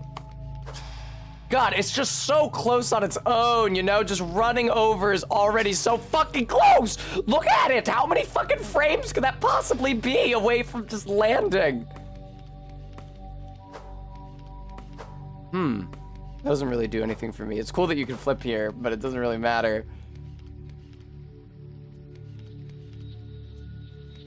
God damn it. Fuck. Fuck. Oh, come on, dude. I'm having so much trouble getting all the way over to the edge without just falling off. Hey, I did it.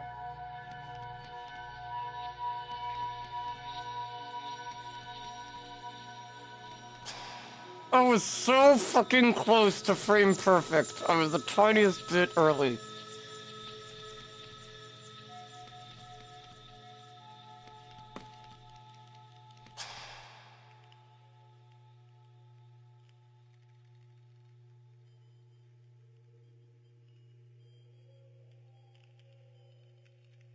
Do you think they did this on purpose? Do you think they purposefully made this exactly as long as you can't fucking make, specifically to torture people this way? My character left the ground. She was in the air. She was in her falling sprite.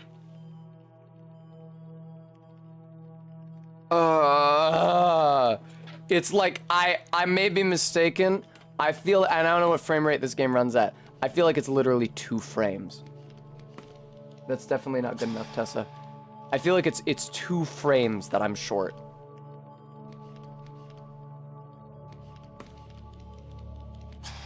She left the ground again!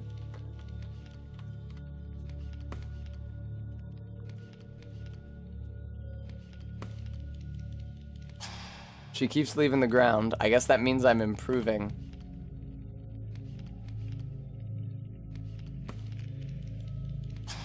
God fucking damn it, dude. God damn.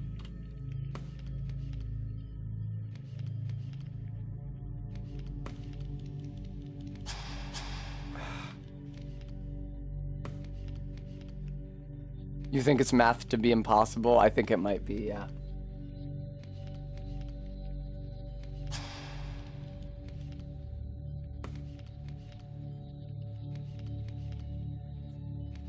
Fuck. You know, I'm trying to get an earlier start than I have been.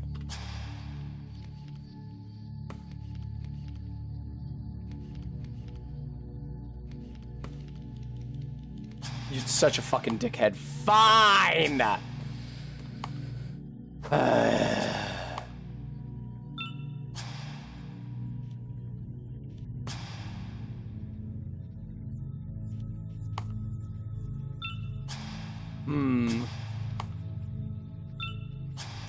Wow, that's sad. Your arc, arc of your jump is such that you actually can't descend this entire tunnel without flipping. Oh well.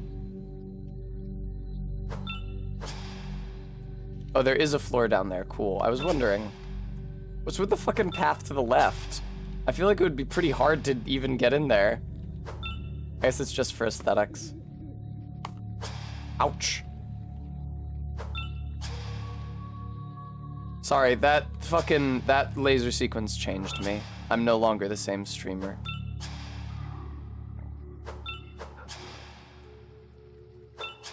I feel older now, more bitter. Fucking goddamn it, dude. Goddamn me.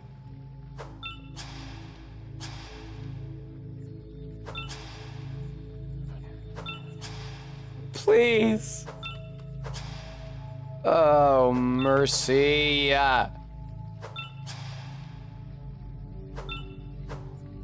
Okay. Why? What the fuck?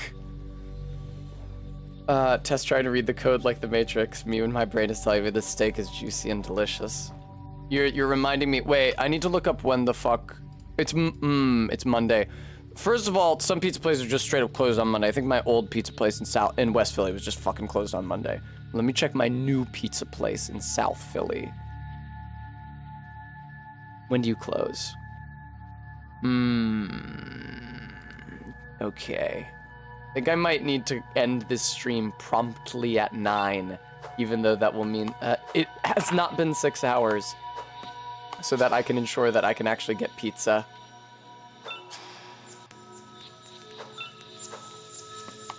Ew, the crackling. I'm not sure that's pleasant, video game. Okay. It doesn't matter. It doesn't matter. I can sit there, beep, beep, beep, beep. I can sit there spamming the checkpoint. It doesn't fucking matter. Wait, it doesn't matter? Oh, it does matter. Oh, thank you for the follow. Sid Star, you said your name, but I forget it. Fuck, dude. All right, this is fine. I'm glad that they actually made the state of the room save, so I'm not kicking myself for dying after I. Oh my god, this is tough. This is so much tougher than it looks like it would be. I wasn't even trying to go up there yet.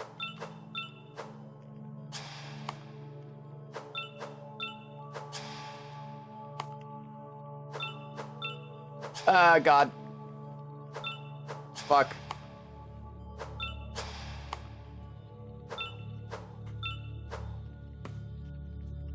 So can you make it out here, do you think?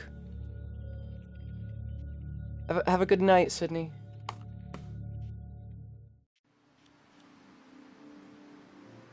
At the beginning, there was a room with like 8 or 9 angel statues or something.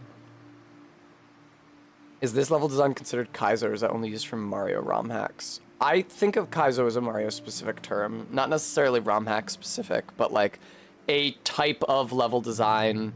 Like, I see invisible blocks that kill you get called Kaizo blocks, even if the person is playing an official Nintendo level. But I do think of Kaizo being restricted to either ROM hacks or Mario Maker levels,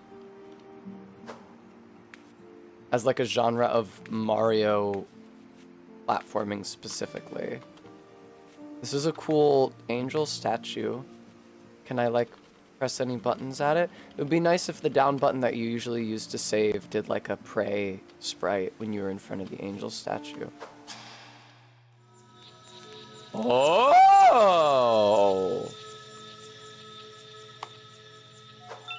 It remembers. It does remember. I want to go through there again because there's another exit in the other corner and I'm curious what's over there. This is a really fucking cool game. I don't know. I don't really...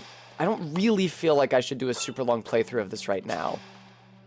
Like, I have a week, or my days off anyway, between this and the next time I stream, to determine what I want to stream. I had only intended, especially because this game gets so fucking hard, I'd only intended for this to be something I did at the end of stream today. I'd originally only intended for it to be something I did at the end of stream after I streamed Vive, and to put Shrek 2 off as far into the future as was humanly fucking possible. But best laid plans of mice and men gang after glay. I don't know how to pronounce it.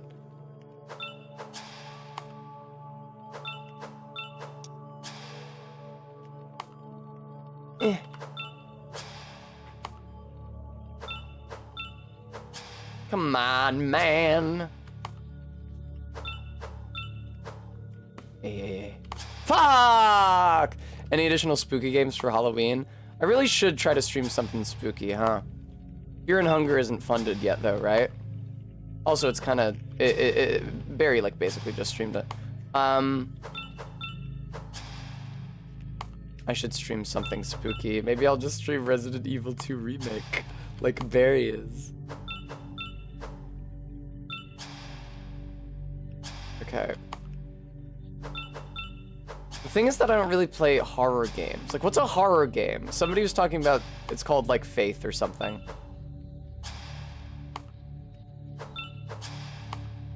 Don't say that I turned into long legs.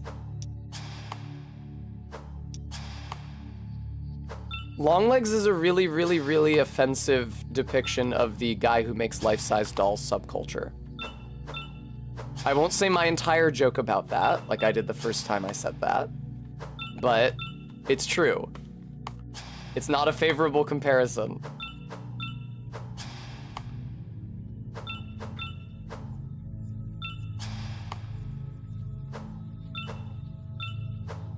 Okay. Fuck, man. Jeez, I can't believe I got this for... I can't believe I got this on my first try the first time I got down here. That jump is really, really hard. I can't believe how easily I got it the first time. And no wonder I died in the angel room before I could make it out the other side. Fuck, dude, seriously?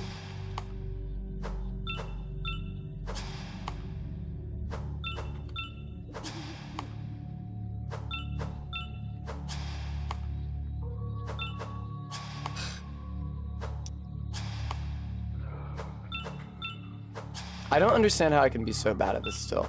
I will say it kind of disappointed me that Vive never toyed around with having an item that replenished your flip.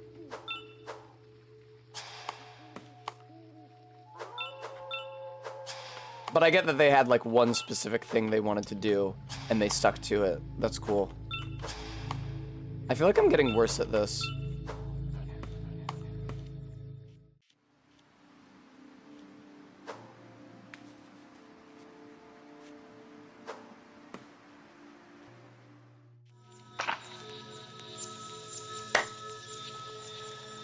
Secret path.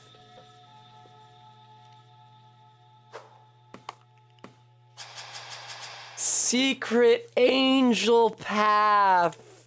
New room. Fuck the intended way. Or I mean, they're both intended, but you know what I mean. I don't see why I would want either of those. I don't see why I would want that either.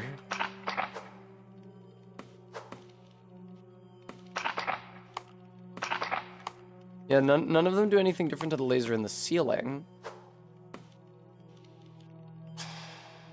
Oh, okay. Ow. We have already seen some pretty intense shit, considering I've played this for less than one stream. They really don't waste any time getting into the meat of the game. Yeah, this is, I am not smart. Oh my god, it just occurred to me that one reason that Vive couldn't have rooms that were as long or as complex as Love 2015's is that its resolution was much lower. So they couldn't put that much shit on the screen. Hang on, is there a way to skip? I feel like there's a skip here. Never mind, I won't try it. I'll do it the obvious intended way.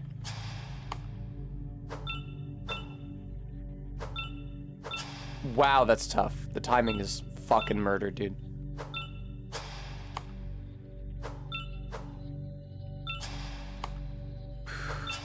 It's really funny that Ray consented for me to take them to the King of Prussia Mall because they saw it and realized how monstrous and offensive its size is. Like, yeah, we're gonna get you, yes, we're gonna visit the bimbofication plant so that we can talk about how bad it is. Get in there, sweetie, mind your head.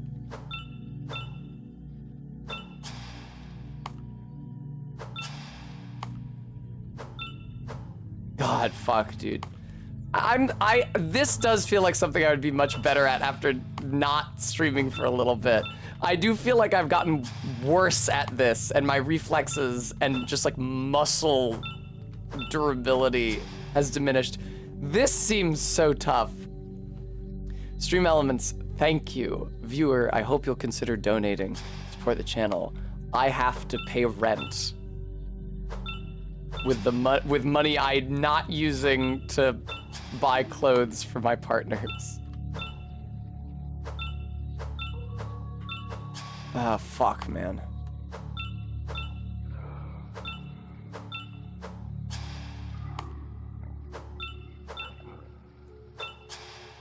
This is so hard, man. Why do you make a game like this? Just because it's very good and a work of unqualified genius? Is that enough to warrant putting me through this? Just because you're really good and cool? Ah!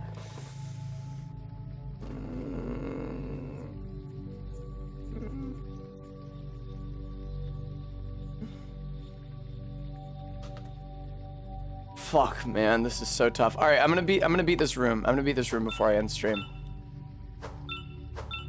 Even if it means I can't get pizza. Fuck, I was so close, I was so close. So close to beating this room and getting pizza, dude. Why? Okay, fuck. I just plunged into the abyss and died. No.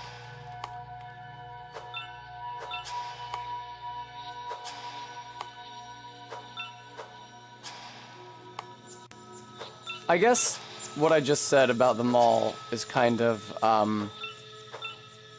white woman buying overpriced Wonder Bread of me. I get it. I have understood for as long as I knew about that guy that it was a there but for the grace of God go I type scenario.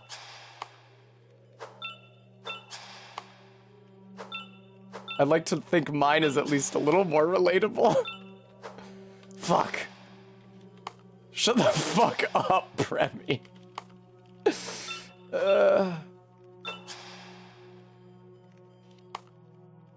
Please. Why? I'm concentrating so hard. I want food. It is pretty cool how we can do that as human beings. That, like, we can sublimate the desire for food. We can, like, moderate that with, like, our understanding of what we need to do to get food. Like, you think about people who live in an agrarian society. It's like, oh man, I'm really hungry. Okay, well, plant this stuff in the ground. Till these fields and tend them and water them. It's like, that is not putting food into my mouth. But you understand. Even, well, I guess animals do this all the time, but I was gonna say even like hunting. It's like, okay, well, chasing this thing isn't putting food into my mouth, but I guess only babies literally just need food directly in front of them to then put in their faces. Babies and, you know, human beings in a post-industrial society.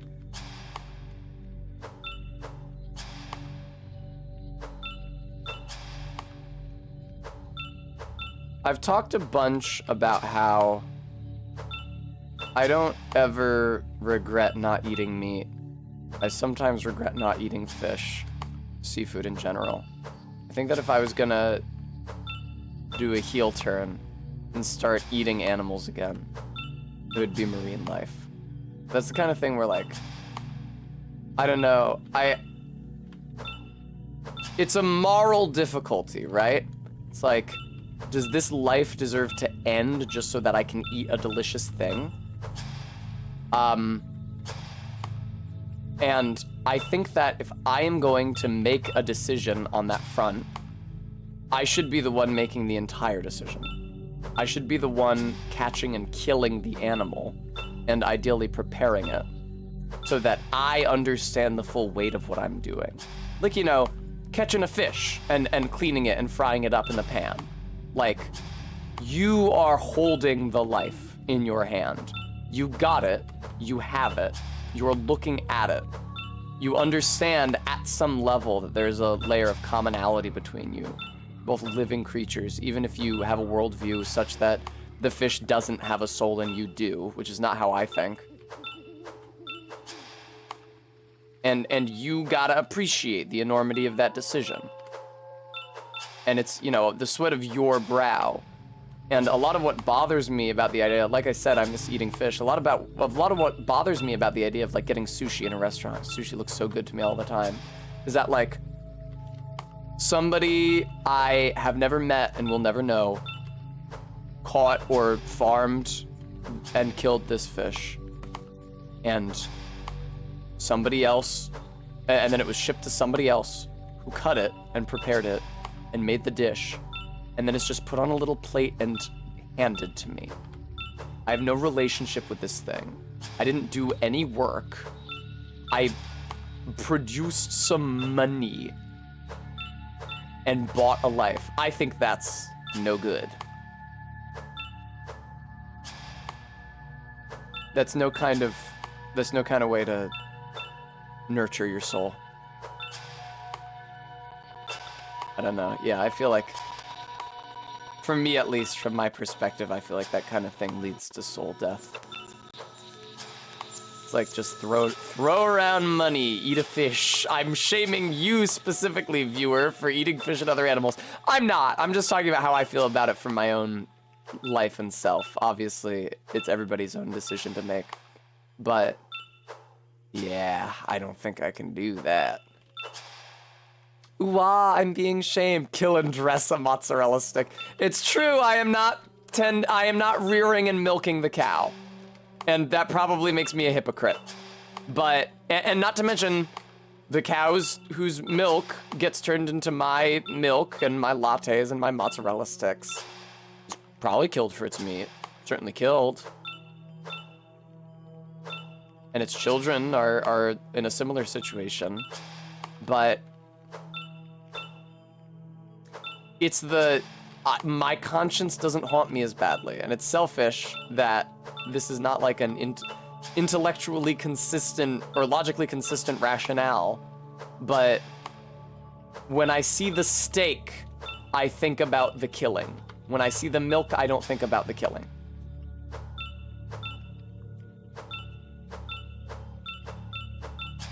This is so insanely hard. Jesus Christ, dude. Can confirm, the visceral reaction to killing fades really quickly.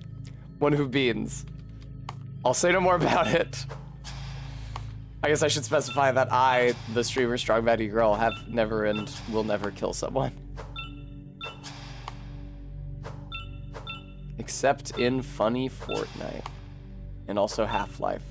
A game where you kill very, very, very, very, very many US armed servicemen. The balls on that game. I couldn't believe it the first time I played Half-Life 1. As somebody who grew up post 9/11, seeing a game in which you, a hugely popular and successful video game, in which you kill so many US armed servicemen, I could not fucking believe it. You know, obviously now I can say in retrospect, I grew up in an era of pretty extreme jingoism. But without that further context, just looking at that work on its own, it's like, yeah, goddamn. Well, cause like, I was, so much of like my understanding of video games is like, even though I didn't play these games, like, you know, Call of Duty, other games, who plays an army guy, who plays a US Army guy. You fight those who are traditionally considered, or contemporarily considered to be the foes of the US Army. But like, the idea that you would just kill, I mean, they're red berets, right? I don't exactly know what branch they are, but you kill a fucking lot of them, and the game has no respect for them either. They like write you taunting messages on the walls, and they misspell words, and they just like shout at you, they grunt at you dumbly when they charge at you to kill you. I really, really like Half-Life 1 for narrative reasons that are maybe not actually textual to the game. It is, to my mind, a game about how human organization and endeavor inevitably fails to brute violence and the raw entropy of the universe. Brute violence, i.e. Gordon Freeman with all his fucking weapons, killing a horrifying number of people, and the raw entropy of the universe, represented by the Nihilanth. And just like aliens in general, like swarming in. Right, it's the untamed id of existence. Because it's not like specific animals, for example, or even less so people that we have associations with already. It's like, here's just monsters pouring out of the void, and watch it all fall down.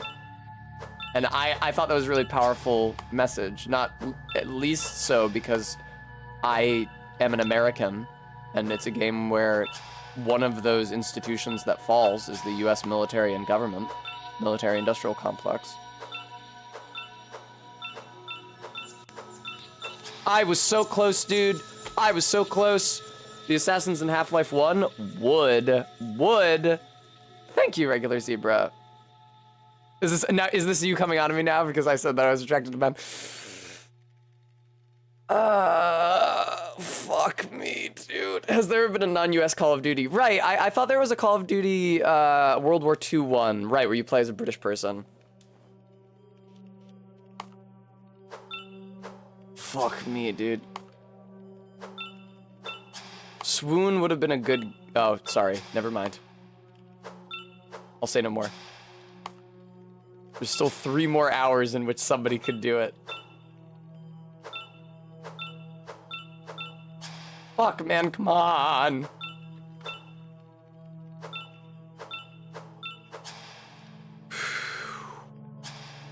Sorry, regular zebra. Sometimes I have to make a joke at the expense of my viewers. In my experience, very often. I want pizza so fucking badly, man. I want pizza so fucking badly, man. I want pizza so fucking badly, man. I want pizza! I'm gonna mute the game and order pizza. I'm sorry, I mute my mic and order pizza. I'm sorry, guys. I need pizza. I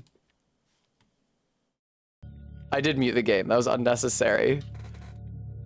Baby, I'm gonna order pizza. Do you want anything? That was Amber. I just wanted to check. Nice one, Who Beans. I'm not ordering it quite yet, because I'm gonna wait for Amber to respond.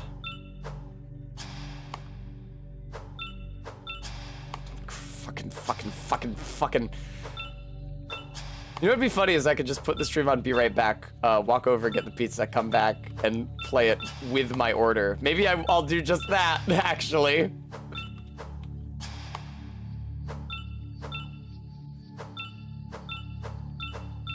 Fuck, man, this is so tough.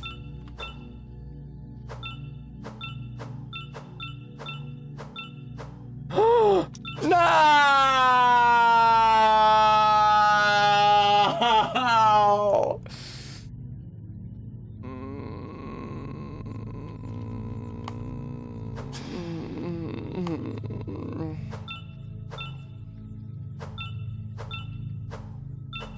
Listen, Tessa, if doing it the hard way is any indicator, setting successively better PBs is just step after step towards inevitably beating the thing.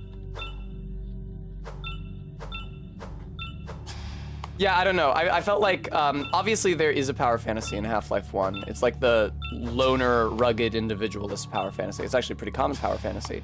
But because the power fantasy that I was accustomed to seeing, and not just in games, and not just in military games, like, that I was accustomed to seeing in all kinds of entertainment media, was, you know, the power of the organization. A man who is a member of the military. A man who's a, you know, secret agent, member of the government, whatever. Seeing a game where you're just a fucking psychopath, which again, not an uncommon thing to be in a video game where people enjoy killing, and Gordon Freeman isn't strictly speaking a psychopath. He is killing out of necessity, but he does a lot of killing out of necessity. Like, so much killing that I think anyone else in his place would probably be like, maybe I'm okay dying now so I don't have to keep fucking doing this.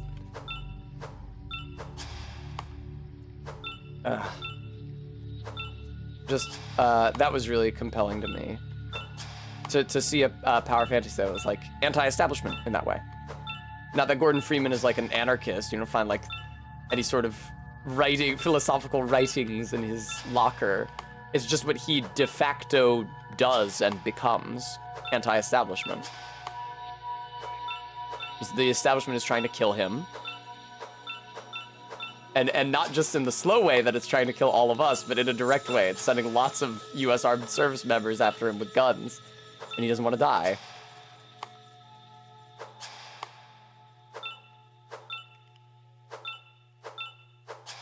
This is so crazy tough. Okay, Amber's good. I'm gonna order pizza now. Mute the mic. Here, should I put the stream on Beaver back? No, I won't. I'll leave you guys with the sounds of love. Also, you might even be able to read my lips and figure out what I'm ordering.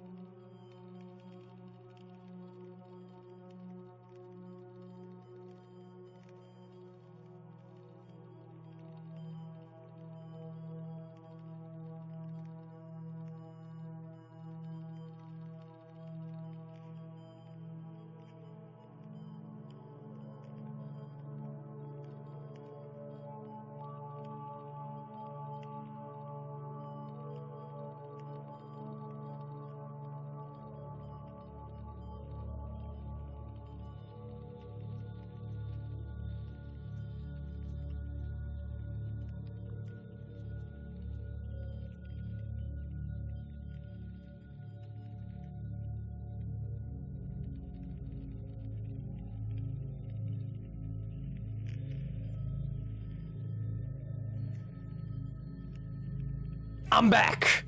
I did not order a meat lover's pizza. Okay, I'm setting an alarm. In case I don't beat this game in the next 20 minutes, I have to get up and leave and go get my food. Also, it's not the game, it's the room. You know what I mean? Okay.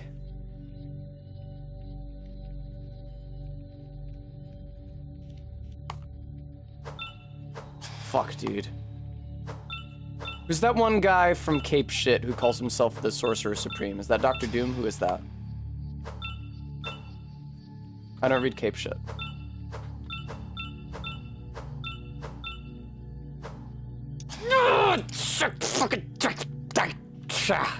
Okay, that's Doctor Strange. Thank you. I knew it was a doctor, evidently.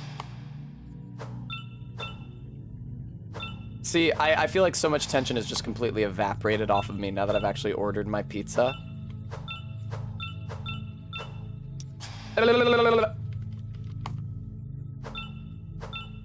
You get into like a rhythm. You get used to hitting flip right before you hit the right before you hit the thing.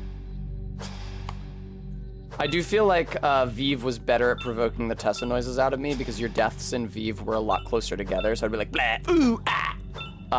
It's like somebody getting hit in Oblivion. Fucking God. These are a lot further apart. I think these are a lot more like the noises I was making when I was doing, when I was attempting doing it the hard way or doing things the hard way or whatever it's called in Vive, where, you know, the entire attempt is quite long. Honestly, I wonder if even the entire successful attempt of doing things the hard way in Vive, I suspect that is still shorter than this room. Gives you an idea of the length of the shit you are attempting. And this is maybe an indication that I should not be streaming this because you spend so long on just one single thing, but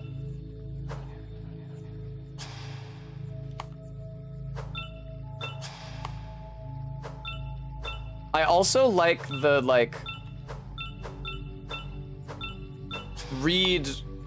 which I understand if people don't think of the character this way, I like the read of Gordon Freeman as a disabled person. I assume he is mute.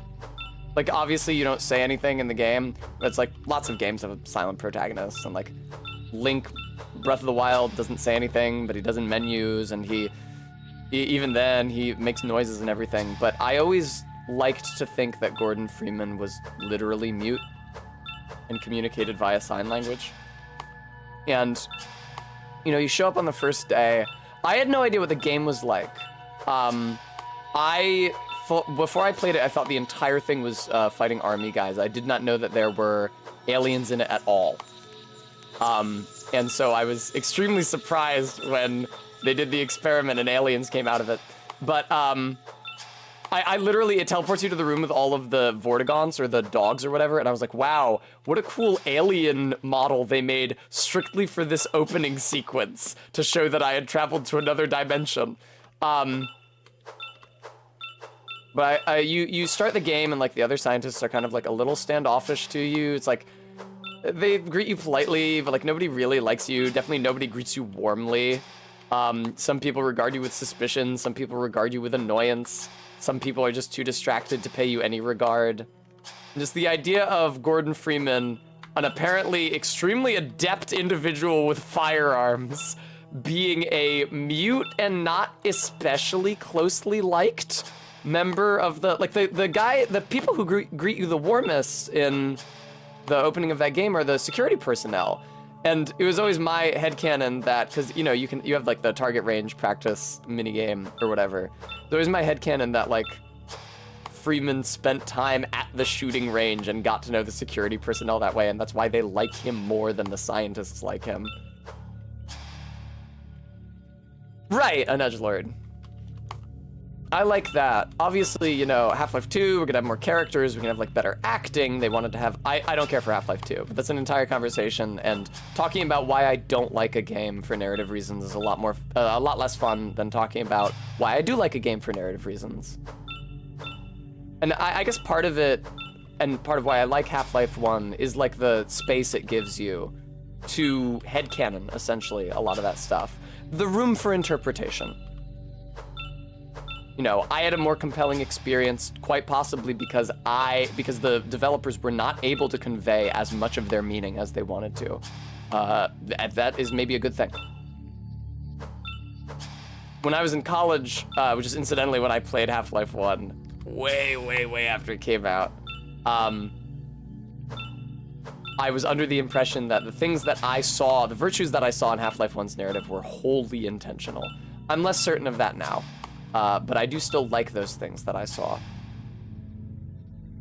Yes, an edgelord, that's true. It's just, Half-Life 2 is fine mechanically, kind of lousy aesthetically, but I feel like the narrative is a huge step backwards from Half-Life 1. Half-Life 2 is what makes me think that they actually did not intend to do the shit that I like narratively in Half-Life 1. Because Half-Life 2 is about organizing a good army to fight the bad army. And Half-Life 1 is about how all works of men are doomed to fail. I find one of those a more compelling story than the other.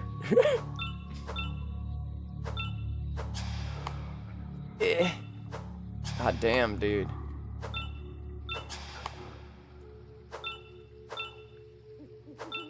I met a traveler from an antique land who said 2 vast and trunkless legs of stones stand in the desert. Nothing beside remains. That's absolutely not where it starts.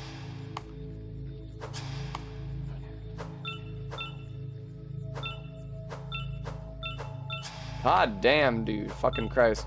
When I was in college in the cartooning major, which I was only in for 1 semester because I did not feel like that major was a priority for its department head, which it wasn't.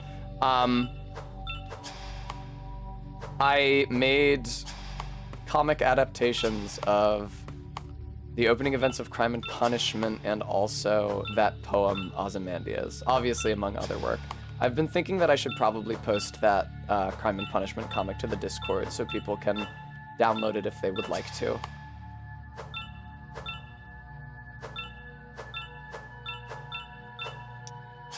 I felt pretty cool, very slightly revising the dialogue and text in general, or graphic format, and still matching the tone.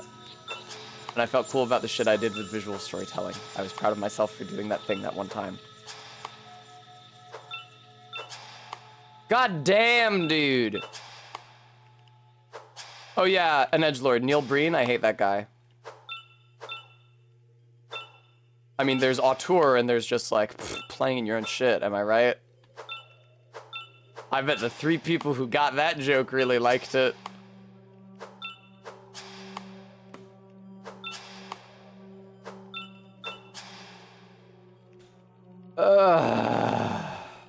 I love Nothing Beside Remains. Yeah, Nothing Beside Remains is fucking fantastic. Percy Bysshe Shelley really knocked that shit out of the park. I feel guilty because I like Percy Shelley's poetry more than I like Mary Shelley's writing, but it's so good. It makes me a bad feminist. That's what makes me a bad feminist. That and only that.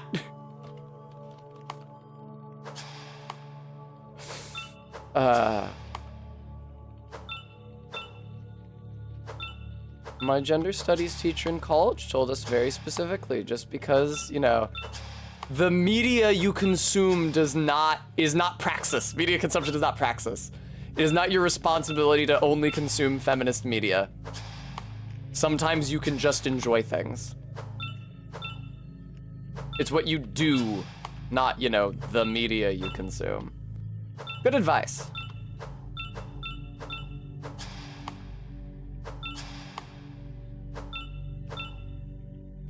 She also, not in so many words, told us that incest was hot, but... You heard media consumption wasn't praxis and sprinted for the deep end. I got so scared in that one day of class when I mentioned Game of Thrones. I was the only boy in the class. When I mentioned Game of Thrones, and Game of Thrones was very big at the time, and everybody turned to look at me, including the teacher, fucking stopped the discussion in my gender studies class. We were talking about a piece of feminist media that we had all read and were supposed to be interpreting together. Everybody, including the professor, stopped the class to look at me and ask me questions about Game of Thrones, the show where women get beat up and raped. And I was like,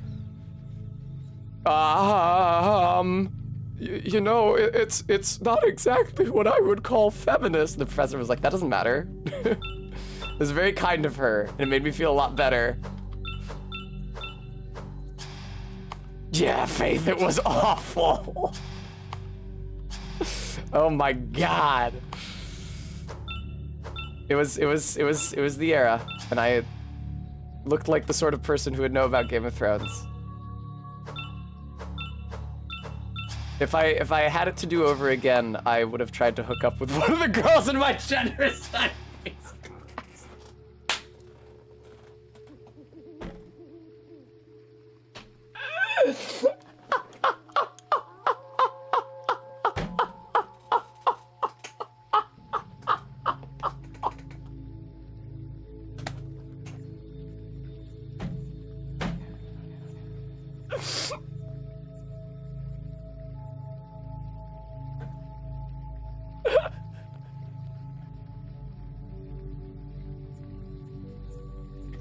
I'm sorry.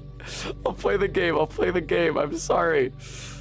Oh, fuck me, dude. All right. So, allow me to explain. Thank you, Persephone. Allow me to elaborate on this point. I was very concerned at the time to avoid that impression. The contemporary milieu, it's like, you know, just past shit like Gamergate and feminist frequency. The contemporary milieu was that you needed to watch out for men who pretended to be progressive in order to get in your pants. They were very widely decried. I didn't want to be like that. I was very, very conscious. The only boy in the gender studies class Do not give that impression. So even when one of the girls saw my Evangelion shirt and said, "Oh my god, I love Ava so much," and talked to me for a long time before class about how much she liked Rei, and even though we both took the same train home and walked with another girl in the class to the station together and hung out on the platform and talked, and even though that's a thing we did regularly, I didn't make a move because I don't make moves because I would never want to be perceived as sexually unethical. With the benefit of hindsight, there were many opportunities in my past where I may recognize now that women were interested in me or liked me and wanted, at the very least, liked me and wanted to spend time with me. And I ignored them because I did not wish to appear sexually unethical. I am gratified to say that is not an obstacle I experience any longer. I shouldn't have said that. You know what I mean.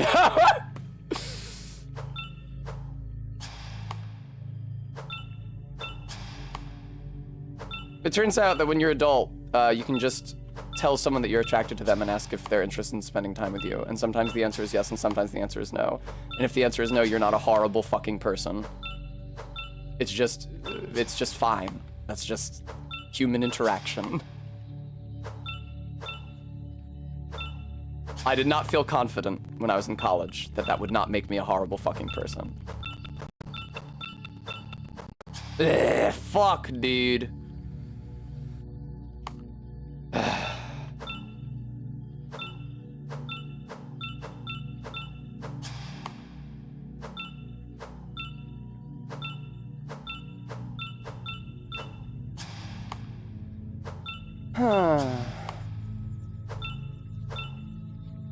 Also, obviously I was talking about a specific person when I told that anecdote. I said that I wish I had made a move on a girl from that class, and that's the girl I was talking about. That being said, somebody else said which one. I'm here to tell you that the gender studies course cup fucking ranneth over. That's not grammatical. With hot girls, okay? Great place to be.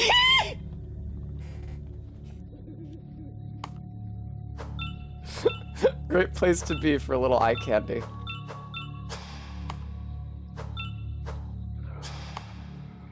Oh, God almighty.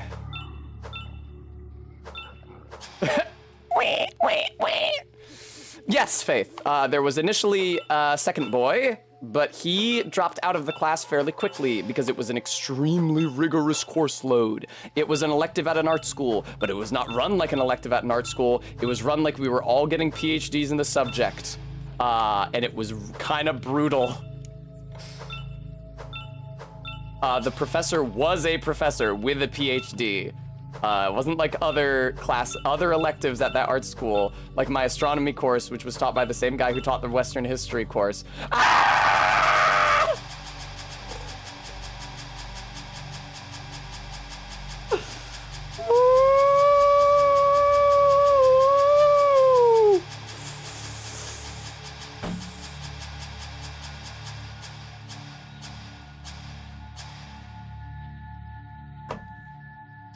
Yeah, there was one other boy, but yeah, he dipped, and then it was just me. All right. Oh, what does this do? That's cute. Alrighty. Folks, I think it's time that I found somebody to raid out into, and then also went to pick up my pizza in 3 minutes. So I'm going to do the things that I need to do for that now. Let's get here. Let's what, fuck. I navigated to Twitch, but it was my own page. Let me get that donate one last time in case anybody else wants to donate. And let's see who's live. I hear that Liv is live. Could potentially raid into someone else. Have I raided into Liv or the Go Off King's Mercy? I think I'm actually gonna raid into Park. No, I have raided into Park and Harbor a lot. Yeah, I'll raid into Liv. What the fuck? I don't give a shit. I myself talked about politics to a certain extent today. Viewer, thank you ever so much for watching me stream initially Shrek 2, which may have been entertaining, but... And then Love, which actually kicked fucking ass. I do, as ever, especially want to thank those of you who were able to donate, because without your donations, I can't do this as my job. I think Persephone was the anonymous tipper. Eileen and Peffa Scream.wave and Maddox Ken. Thank you guys all so much. I will be back on Friday. What will I stream on Friday? I am not at all sure. I'm really enjoying this game, and it hard saves at every checkpoint. So like I'm gonna close it as soon as I end stream. The next time I open it, it's gonna be right back here. I'm really enjoying this game, and I like what this sort of game does for my stream, where it just like puts me in the mind well, and I begin just spouting out anecdotes and insights instead of commenting directly on the game, which is what I'm tempted to do in the game, in a game with like more constant stimula, which I feel like is less interesting to watch. But at the same time, how long am I gonna stream this game for? I never beat it back in the day. I just spent like an hour on this one part. We'll figure it out. But I hope you guys enjoy the rest of your evening and the rated stream, and I will see you on Friday no matter what I'm streaming. So bye-bye for now. Mwah!